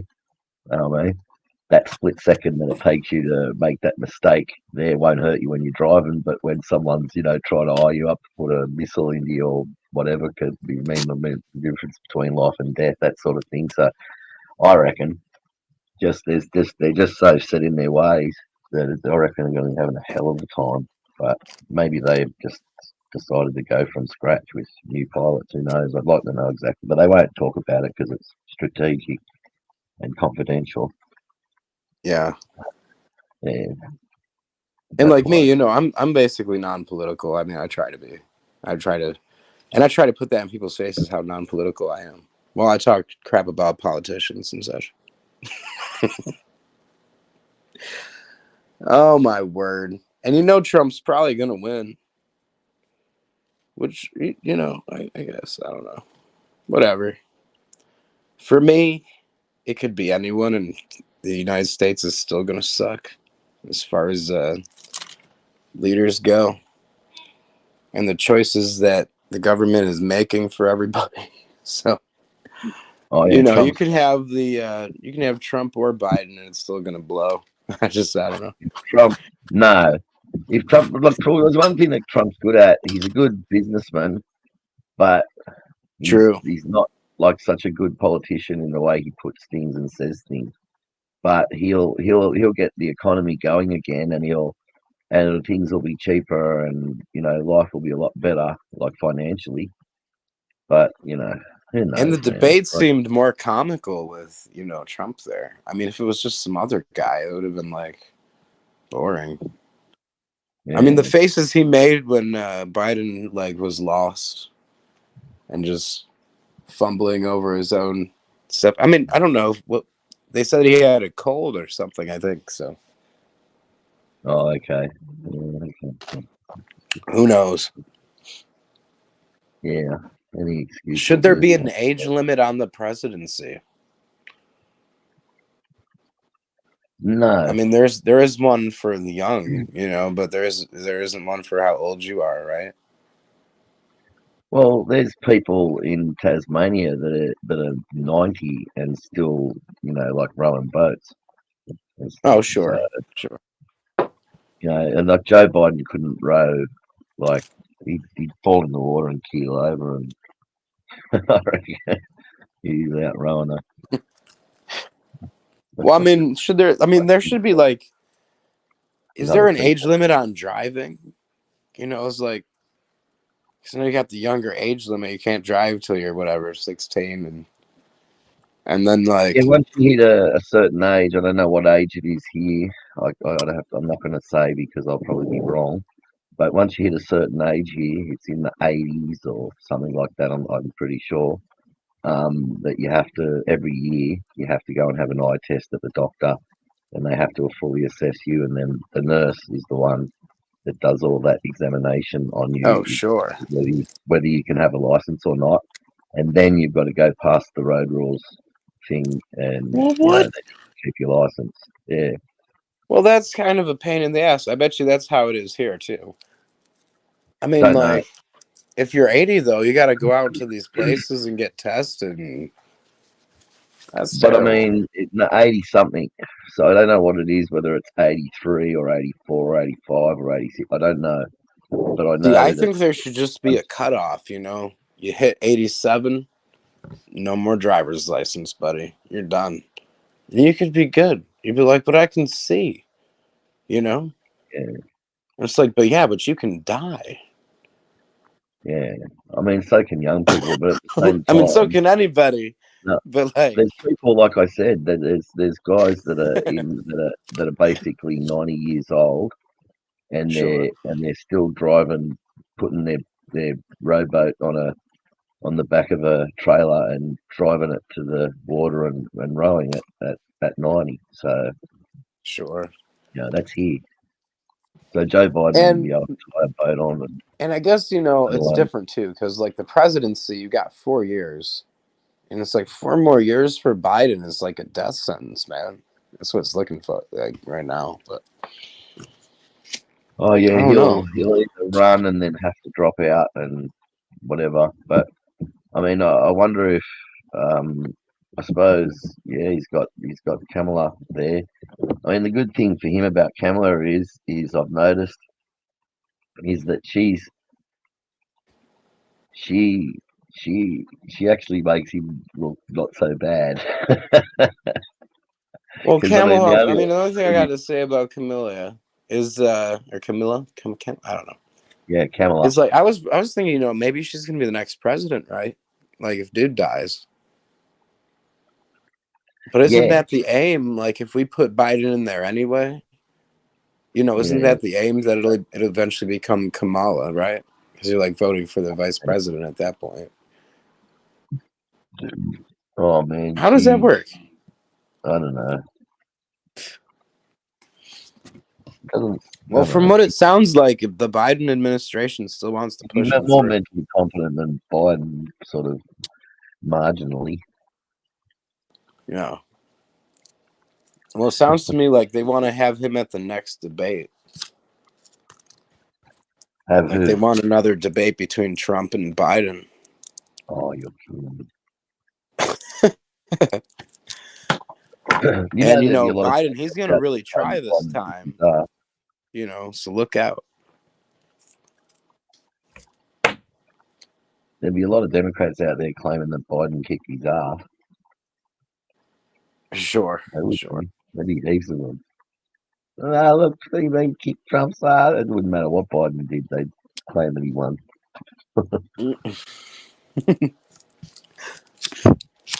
Yeah, if anything, like Obama's comment kicked Trump's ass, if anything, but then it wasn't even true, you know. So it's like, why do we have to hear from our ex-presidents anyway? Well, it's because Biden was like, wasn't he the vice president of Obama or whatever at some point? Like Obama's vice is Biden. I don't know. So like, really, you have Obama calling Biden all the time, like, "Hey, man, what do you like? What's next?" I don't know. Is he still like pulling the string somehow? Oh, who knows? Who knows? Who knows? Someone's in control of it. Anyway. It just seems weird. I got to hear from freaking Obama every time, you know, Biden says anything. Yeah. It's like not only does Biden say it, but it also has my seal of approval, Obama. Biden might not be quick on his feet and quick in his mind where he can have a conversation and all that sort of thing, but he might be enough where he can, when he sits down, he can nut things out. Maybe. Sure. Who knows? Maybe not. I hope so. I hope that he wins when he plays chess. You know what I mean?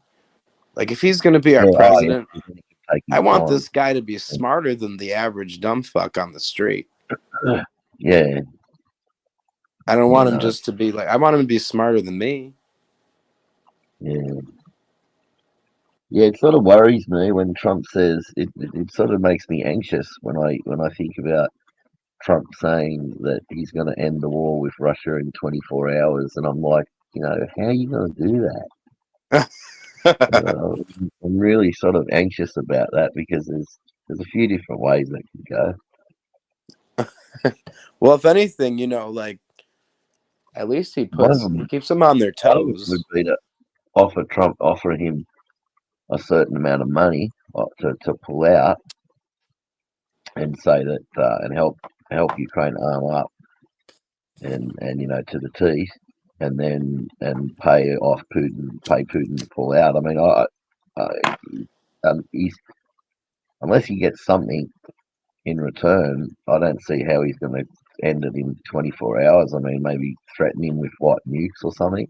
Russia will just laugh at him and go, "Piss off! You launch nukes at us, we'll just launch them back at you." Both be just super genius, you know what I mean? They'll sit back and go, "Ah ha ha ha," they will. You idiot. Exactly. Yeah. There's you don't have war with Russia. There's no, and that's why they're we don't worry about invasion or whatever. And it's that's all you have to worry about. I was talking to the Russians, and they're like, "Oh, yeah, no one's gonna attack Russia. We have the nuke." Nah, not with nukes. They won't. No way. United States would be insane. No president. No, you wouldn't get the approval anyway. It's not just the president that by himself that makes. Yeah, it has nothing. Yeah, exactly. There has to be some sort of approval process, and I don't think anybody's. Well, what I recall now, authorize off the top of my head, being non-political and everything, is Trump in his first few weeks of presidency, if I recall correctly, he actually fired missiles from submarines onto some base where Russians were at. Oh, that was in Syria. But he called ahead of time, hey, we're going to bomb the shit out of you, so you better leave. 2 Russian soldiers got killed. Sure. I think it was something like that. Or Syrian soldiers fighting for Russia, or Russian soldiers, I can't remember. But yeah, that was when he attacked the base, one of the Russian back. See, if that were Biden, it would take 3 months to freaking talk about it first before he even did anything. And it's just Trump was on top of that. So I think with Trump, at least you have a stronger appearing leader. Where the other countries during this time of war might respect us more, I think. Because then it's not just he's always passive and never going to do anything about anything. I mean, when Biden comes in his first couple of weeks, he pulls us out of Afghanistan. And leaves a bunch of Americans stranded in Afghanistan. Yeah. And a bunch of helpers that want to get the hell out of there and they can't leave and they're probably kidnapped or whatever. Or, I'm sorry, abducted. So, who knows what happened to those people. And I think that, Trump, he wouldn't have done that. You know what's happened? The Chinese have gone in there and put in all the state-of-the-art surveillance system, and we imagine, we don't have 100% evidence of this, but if the Chinese are putting in surveillance cameras all over Kabul, I think it is, then they'd have facial recognition on them as well. So they'd have all the faces of all what they consider to be traitors, and now if they're moving around without full face covers, they'd be able to, identify them now thanks to the Chinese. And the Chinese are helping them modernize their military as well. So thank God it's Chinese weapons. A relief. Anyway, at least it's not American weapons, so that would be hard. I mean, there was some American weapons there, but not enough to fight a war. Thank God. And Chinese weapons are, well, I don't know. Good luck to them and their Chinese weapons. That's what I say. Up there, man. I'll shut up. Or you got anything to say? Let's get on with this video, I suppose.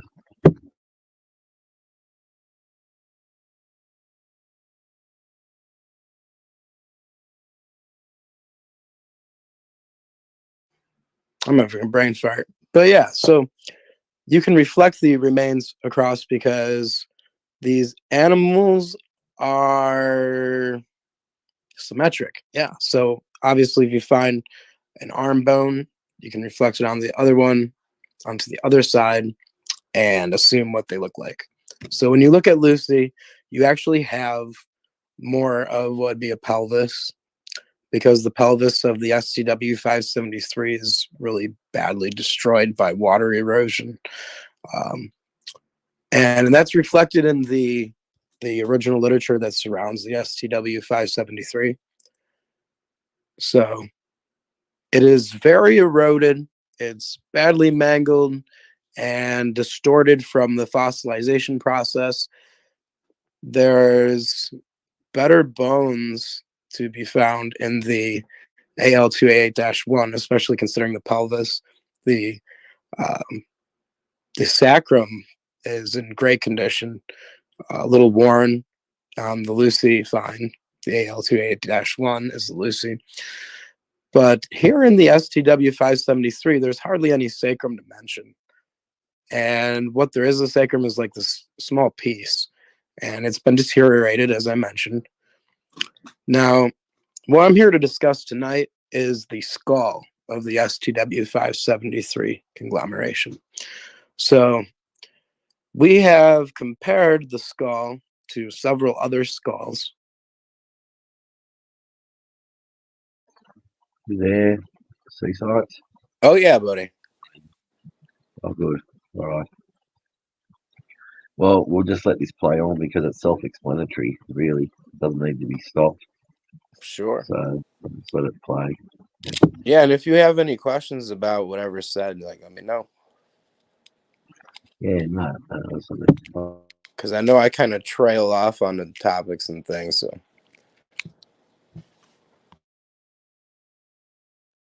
That's all right. Anyway, I'll play it now. And what we've decided is the best way to go about figuring out what kind of skull we're looking at is first the features of the skull, mainly the sutures of the skull, where the skull comes together and fuses together during development. So here's just a picture of what's supposed to be an Australopithecus or Australopithecine, and I don't believe in these animals. I still don't believe in these animals. That's funny, yeah.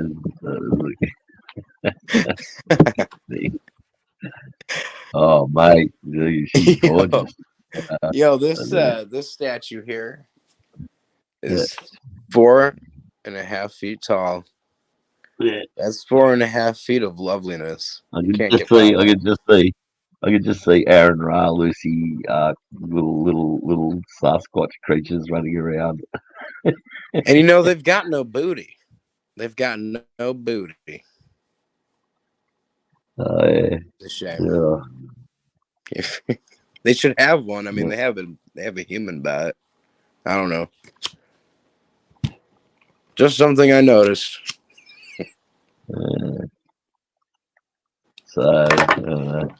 What you got there? It's a carrot. Okay. So they can take a photo at an angle for the little kids. Yeah. What's she got? Like a rutabaga? What is that in her hand? Did they have farming and shit? Because I know they didn't have fire, right? Supposedly. So these guys just sat around all night long staring at each other in the dark. Yeah. Picking their noses. I don't fucking know. Like, what did they do? They had nothing to do. Well, I'd imagine read. like all primates, they'd be hiding up the tops of trees at night. Picking the lice off of each other. Picking the ticks and eating them.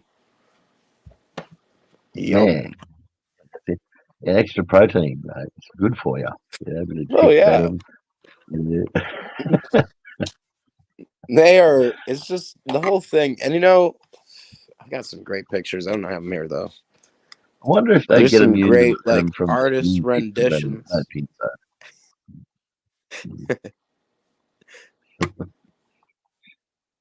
Only if they got it in there, like they had a broken gum or something, or a crack, or a graze on their gum, they'd get it in. eating ticks all the time. So yeah, you got to keep them off you too. They build up like that. They just keep building up and up and up and up and up. I've seen that many ticks on animals, and it's like, oh no. Yeah. Pulled Well, the hundreds of ticks are ticks off bad one this small year, man. In Western New York, we got so many freaking ticks. Oh yeah, yeah, How yeah. No, were the ticks right, bad this summer for you over there in Australia? Or? Huh?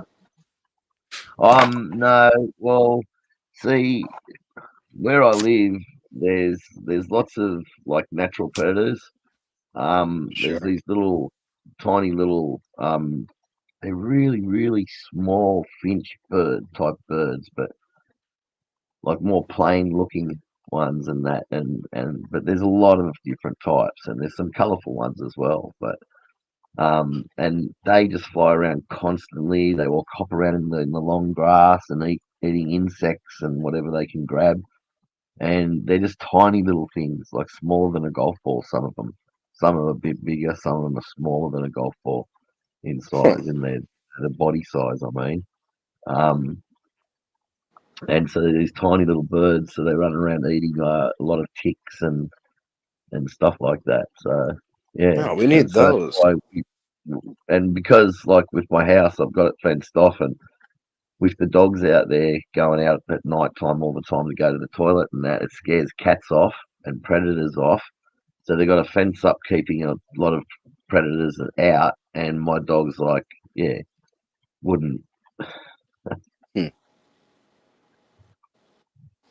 Yeah, so we need to get those birds up here in Western New They York. can breed in here basically in the bushes and the trees, whereas out there's just too many predators, like even feral introduced species of cat, which just decimate them out there. But in here, because we've got dogs, they're scared of the dogs, and the dogs don't climb trees and get little finch nests. Yeah. The dogs don't.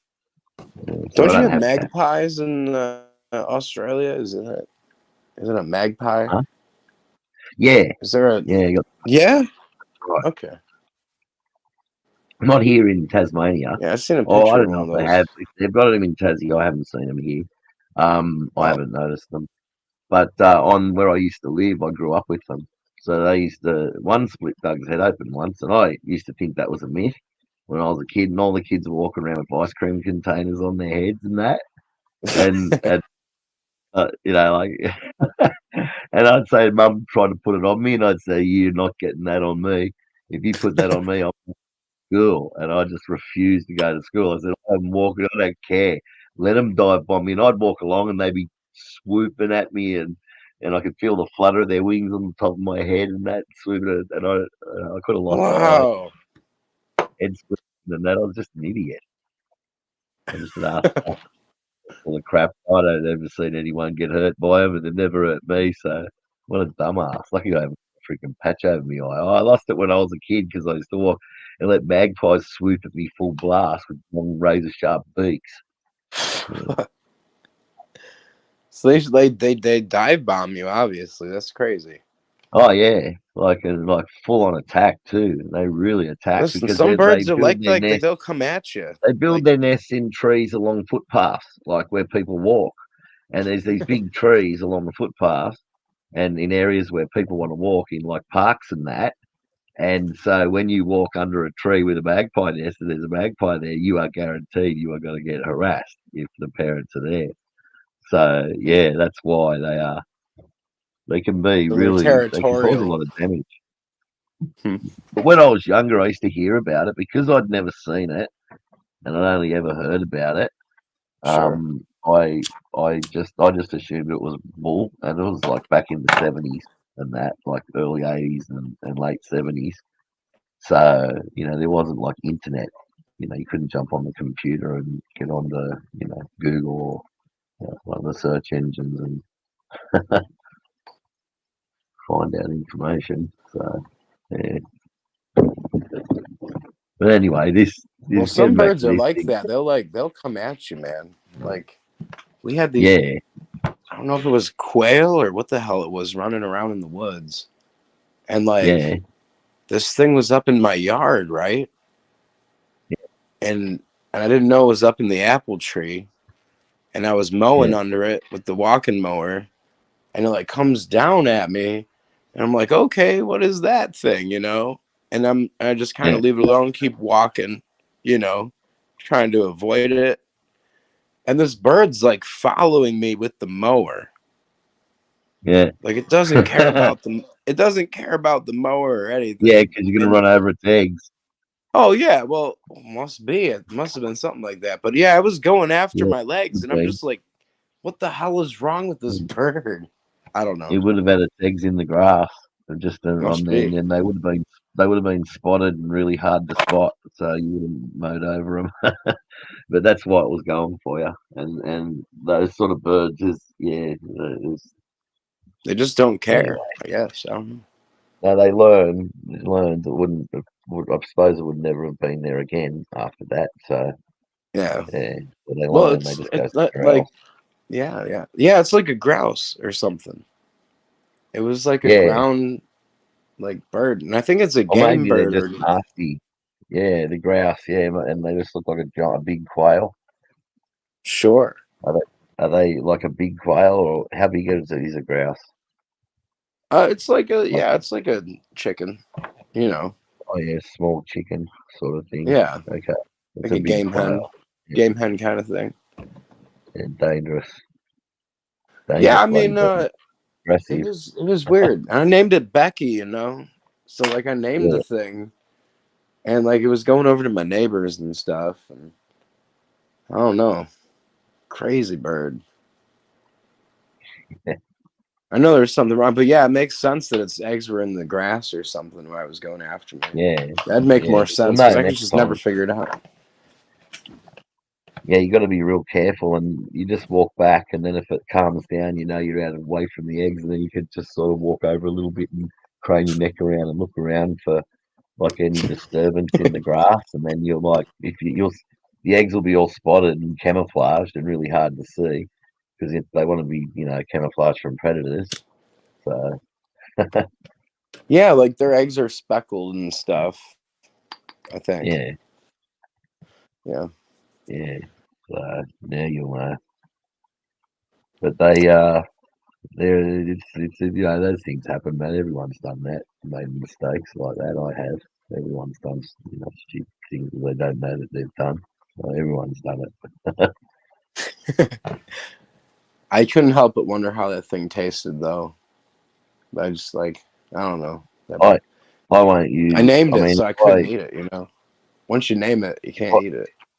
Yeah, if I had a oh no, my uncle Phil used to. I reckon he got a pig, and kids named it, and then when it came time to kill it, and my cousin Mark and I were fighting over the ears because the ears go puff up and go really crispy. Sure. Yeah, they're nice. So after it's been in the hungy in the ground, cooked in the ground. Yeah, I mean, you get Wow. attached to these things, and it's just like, and yeah, the pigs especially. I know a pig farmer that, he wouldn't name his stuff anymore because he named one and he just couldn't do it, or like, trying to, because he'd have like a pig roast, like they'd have a pig roast. That stuff was delicious. Yeah. Roast the whole pig at once. Oh my gosh. Yeah, if I was working living on a farm and I was around it all the time, I wouldn't probably wouldn't bother me after a while. I'd get used to it. Like I got used to it when I was working with sheep and cattle. Like Sure. if I had cattle, it'd just be going down there and doing the absolute bare minimum I had to do, like maybe do a bit of weeding with the herbicides and stuff, and like walking around, that is spot weeding, not just broad blanket, spraying, and yeah, and just doing the bare minimum I had to do. I wouldn't, like you say, I wouldn't get to know them or Yep. name them or get too friendly with them. But the problem is with that, you have to get them when they're a bit older to do that, because if you get them when they're too young, you have to keep them up here with you and you have to bottle feed them.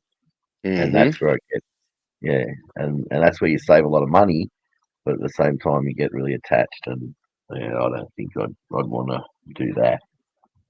Yeah, that's a tough business, man. I Yeah, mean, I wouldn't. you gotta do what you Man. gotta do, but That's what it's at my that last time you're basically like my count friend that number owns a one, farm count number down two. south of here. A friend that owns a farm down south. He does that. He gets the cattle as when they're too young from the dairy farms because they just kill them rather than look after them, or they don't want to waste the milk on the young males, only on the females. And so he Sure. gets the males and basically just milks them, feeds them milk himself, and then puts the rings around their nuts, and then their nuts drop off. You know what I mean? Oh and wow. and when they grow up to the right age, he sends them off to market and makes more money that way because he gets them for sometimes for nothing. Like he'll get it Sure. for nothing, and then the formulas he must get that in bulk, buy that in bulk and cheap. So yeah, so it Yeah. works out that he makes more money. Yeah, Yeah, it's got to be rough, though, like you said, because you would get yeah. attached to them, bottle feeding them. Those cattle that he brought up used to stay at my place because I never had to bottle feed them and that, so I never got really attached to them. You know what I mean? So it didn't really bother me as much as it bothered him. Yeah. Well, yeah, I guess you hire someone else. Have you ever seen damn, what was that Rover? The movie with that dog in it. It's Rodney Dangerfield. Rover Dangerfield. Have you ever seen Rover Dangerfield? It's a cartoon. No, Okay. no. Well, you should I think I sometime might if you have get it. at some point. It rings a bell, but not off the top of my head. Can't remember. Sounds funny though. Did you ever know who Rodney Dangerfield was then? Yeah. All Yeah. right. Yeah, it's Yeah. his movie, man. Like he put it together and Okay. everything. You know? So like he made a cartoon. It'll blow your mind. I don't know. Yeah. Just the things like even like the side stuff that's said in it is just so bad. Yeah. I don't know. You would enjoy that. There was this one British thing that just recently. I won't say what it was in it because it was disgusting. And believe me, you don't want me to say it on your channel. But the way that they said it was just so friggin' funny, mate. He was in a parallel universe. I won't say everything, right? He was in a parallel universe, and there was this other version of him in this parallel universe, and it's the one where they believe there's billions of different worlds crap, right? Sure. And so in this version of the universe, his self was doing anyway, it was not doing such nice things with the grandmother, right? And he's like, "Oh, you're kidding me! Oh no!" and then the funny part was at the end of it, he's with his mate, right? He's with his friend, not mate. He's with his friend, and his friend's there, and then he gets his other ulterior self in this other universe, not him, gets framed with murder, and then the police are chasing him, and his friend says, "Oh, we should go and help him," and he says, "No, let him go to prison. It'll save me stropping my grandmother." and I'm like, I'd feel exactly the same way. Stuff he'd let him go to prison. Anyway, it was just one joke after the other, and it was such the way they did it. The first one, I mean, it sort of went downhill a little bit at one stage, but wasn't that funny anymore. But the first one or two, especially the first one that they did in this particular series, was really, really funny. Can't remember the name of it. I'll look it up later, but it was funny as. I'll never forget. There are some good shows. There are some good shows. It wasn't all dirty either. It wasn't all dirty either. It was there was a lot of just witty stuff. The British are good at witty sort of stuff. Yeah. Sure, yeah. Witty jokes. Those English are clever. Like a snake. You in the grass. Happy 4th of July, Yeah, man. that's the slither and slime and the snake. Slimy. That's funny, yeah. No, I don't know. All right. Bloody Well, it's British. good talking at you, man. I guess it's like 3 now, so I probably ought to hit the Yeah. hay, but Pommy bastards. Bloody pommy bastards. No, we're only joking. we won our independence, Please don't right? have You a know, hissy fit. when did Australia win trouble their with hissy fit. independence? Huh? When did Oh, Australia win their? Was it? I can't remember. Federation. Did you guys was, just never get off man, I that used to know that this. wagon, man? It's been so long since I thought about it. I know that it was 1788 to 1988 was right. Anyway, 200 years. Stop a dog in Australia, the bicentenary. Nice. And Federation happened, but we got it. We became a country without a civil war. We didn't have to fight the Brits off. But at the same time, Australians and British have a very, we don't like, we've had a, Australians don't like, never traditionally didn't like Brits, and Brits traditionally didn't like Australians. Like, Well, yeah, they always look down on you guys, and it's like, yeah, and whenever Australians just 'cause went of to history Britain or in the old days before all this woke sort of rubbish and mass immigration stuff, which I think was not such a bad thing really, but they shouldn't be allowed to do what they want. It's their country. But when Australians would go there, they'd squeeze out their toothpaste and go through everything and root through all the clothes and mess everything up and just be real assholes, like they know they wouldn't have anything, but they just decided, if there's a spot check. Funny how they did an awful lot of spot checks on Aussies and not so many on other, yeah. That's And how it hardly is, any though. on- yeah.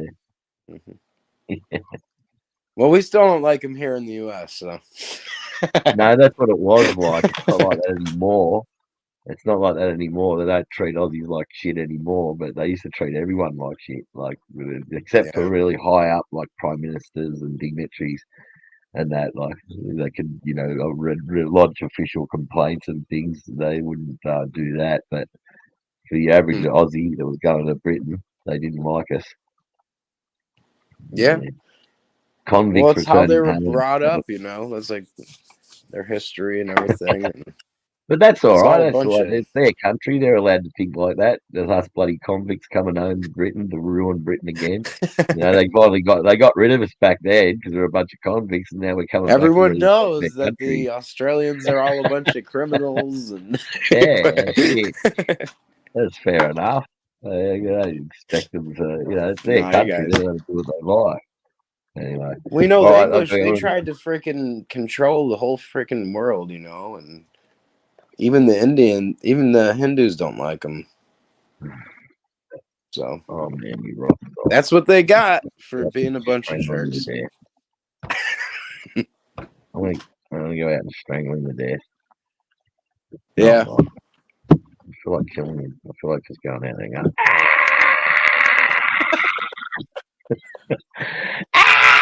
strangling him, but I just walk out there and go, come on, mate. And inside I'm imagining myself strangling him, And on the outside I'm like, come on, go to the toilet, you fucking little fucking cock. Inside my head, Oh my goodness. Bloody dog. Canadians. Get off. Let me Barking tell at you me, about dude. Canadians and their lies. No, Okay, I'm you kidding. talk about Canadians, and I'll go get shit for brains out. And after I get annoying shit for brains. All right, no, yell you're at. right. You know what? Why don't we then just call it a I'll- night, my friend? You go take care of your stuff. And All right, you're gonna. Okay, so you're gonna say something. Say it. yeah, it What was are you good. gonna It was say? good chatting with you, brother. What about Canadians? What about Canadians? Bloody Canadians. That That's they it. love. Yeah, we don't war with Canada. They Doug love their call it maple Canada, he trees. calls it I Canada. know, I know they love their That's maple a syrup. start-up term for everything, though. Yeah. I know the Canadian Cool. Army is looking better and better every day. He doesn't call it Canada, he calls it Canada. Canada. Hey. It's like some fictional universe now.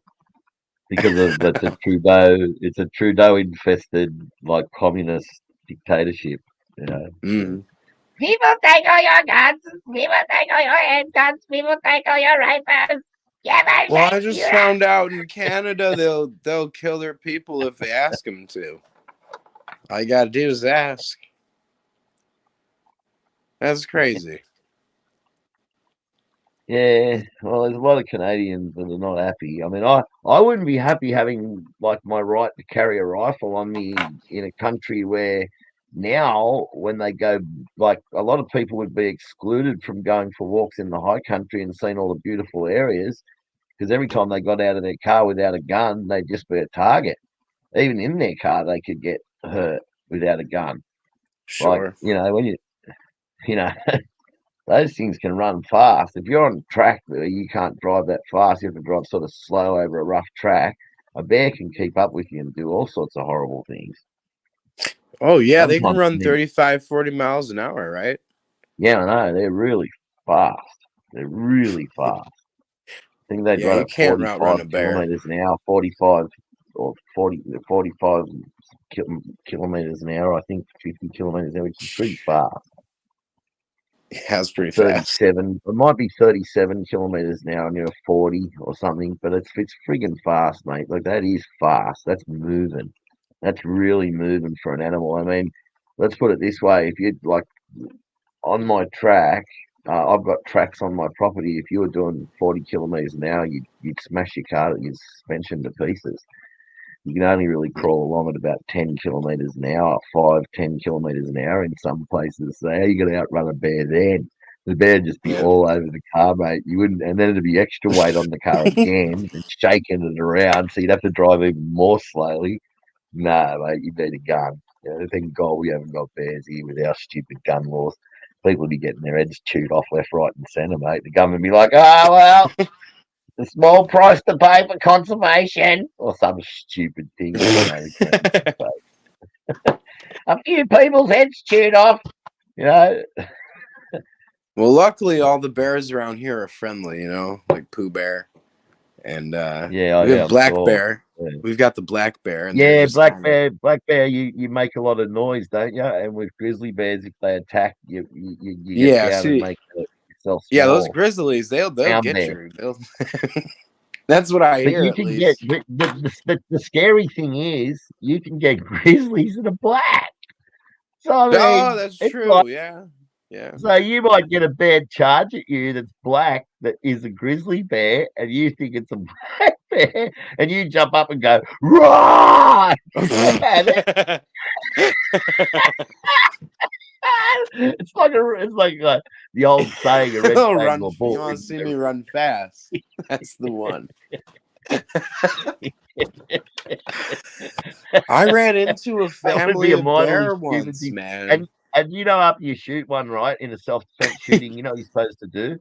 Like if you pop one real with a big rifle, you drop down for about 30 minutes and you just don't make a sound, and you just sit there and you hide in the bush and don't make a sound for about 30 minutes, and you let it bleed out and die because it might still be alive. Because there's one story of one guy was told to drop down for 30 minutes and not make a sound, and the idiot waited about freaking 10 minutes or something and thought, that'll be long enough, 10 minutes, and spoke, and the bear just went raw because it had something to direct its anger at, and stuff, and just went charging, in.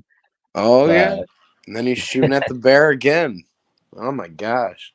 Yeah, and then that's not what you want. That is not the is not the way to be. So if a bear comes at you, and you have to say in a self-defense shooting with a bear, and the bear goes down, and you just drop down and hide in the bush and go dead quiet and don't say a word, and sit there for about half an hour, like literally 30 minutes, 30 full minutes, 30, 40 minutes even, just really quiet. and the thing will bleed out like over that time if it's got a bad wound. Sure. Right? If it's not moving around, it means it's got a bad enough wound where it's not moving around and just might take a long time to bleed out. It might have just died instantly, but you don't know. So you've got to risk getting up and making a noise and getting this raging bear just launch off, at you, and wounded and angry and wanting to direct its hatred at something. No thanks. You used to be able to hunt bear over here. Like you get the bear license, I think one of my great certain uncles times of the year. killed like a 300-pound bear or something, but like they're nice. Like these bears, they're nice up here. Like we're like the black bears are I laughed a minute ago because I was thinking about this time that I ran into this family of bear at this deer park. Yeah. And I don't know if they were scouting out the deer or whatever, like licking their chops or whatever. But they were right by the deer park, and I like come around the side of this thing, and there's 5 bear there. It's like a whole family of bear or whatever. There's like cubs and there's like cubs and a mom. Even if you had, it wouldn't matter what sort of gun you had. If they all charged at you, there's no way you could it's over. So I'm like, all over Red Road. It wouldn't matter. It wouldn't even matter what sort of gun you had in that particular instance, mate. It'd be all over. If the bears all charged you, mate, it'd just be you'd be gone. Man, I just backed away. I straight up backed away. I was like, okay. Even if you had a gun, you'd back away. Yeah. I walk out. You wouldn't want to take on. And I get around the corner of the fence or whatever, and I start going towards the cars. So then I'm there with this work crew I was with. I used to work with these people, and this lady, I'm talking to her. I'm like, there's a bunch of bear over there. She's like, there is not. I'm like, no, there really is. And she's like, I don't believe you. So I'm like, okay, I'll fucking show you. No, I'd say, okay, just go and walk around the fence over here. I'll stay right here near my car where I can jump in and take off. Oh, I walked her right back jump down on there. you, I am not. I might try to drive my car at them and scare them off, but there's no way I'm running at them. I'm just not. I walked right back down there with this lady because she didn't believe me. I'm like, I'll show you. Yeah. She sees him and freaks and starts running. I'm like, oh my God. Oh no. But luckily they didn't charge. No. Yeah, I'm like, okay, I'm gonna walk back, right? Like normal, like I just did. Yeah, they were fixated on a bit of venison. They wanted venison. They did. I would have jumped over that fence with the freaking deer before anything. My ass would have been climbing up over that fence. I don't know. Getting electrocuted all the way. Hell yeah. I'd have been and it'll make you climb even slower. It would have made me giggle. I wouldn't even have felt that electricity. You'd be trying to get over the fence and going slower and slower. And then the bear catch up to you because there's electricity in it. Oh, jeez. And then it gets like partially warmed up, like extra warm. Partially, yeah. Bit of crack. There was some video.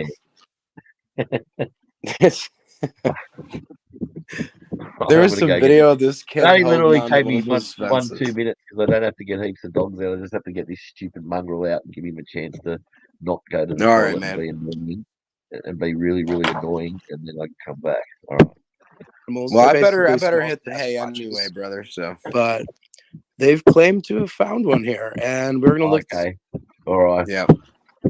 But if you want to run this out, and close it down when you get back, that's fine. But I'm gonna say goodbye and God bless. So yeah, good night, man. I'll end it now too. All right. All right. Stay strong and God bless, my friend. Yeah.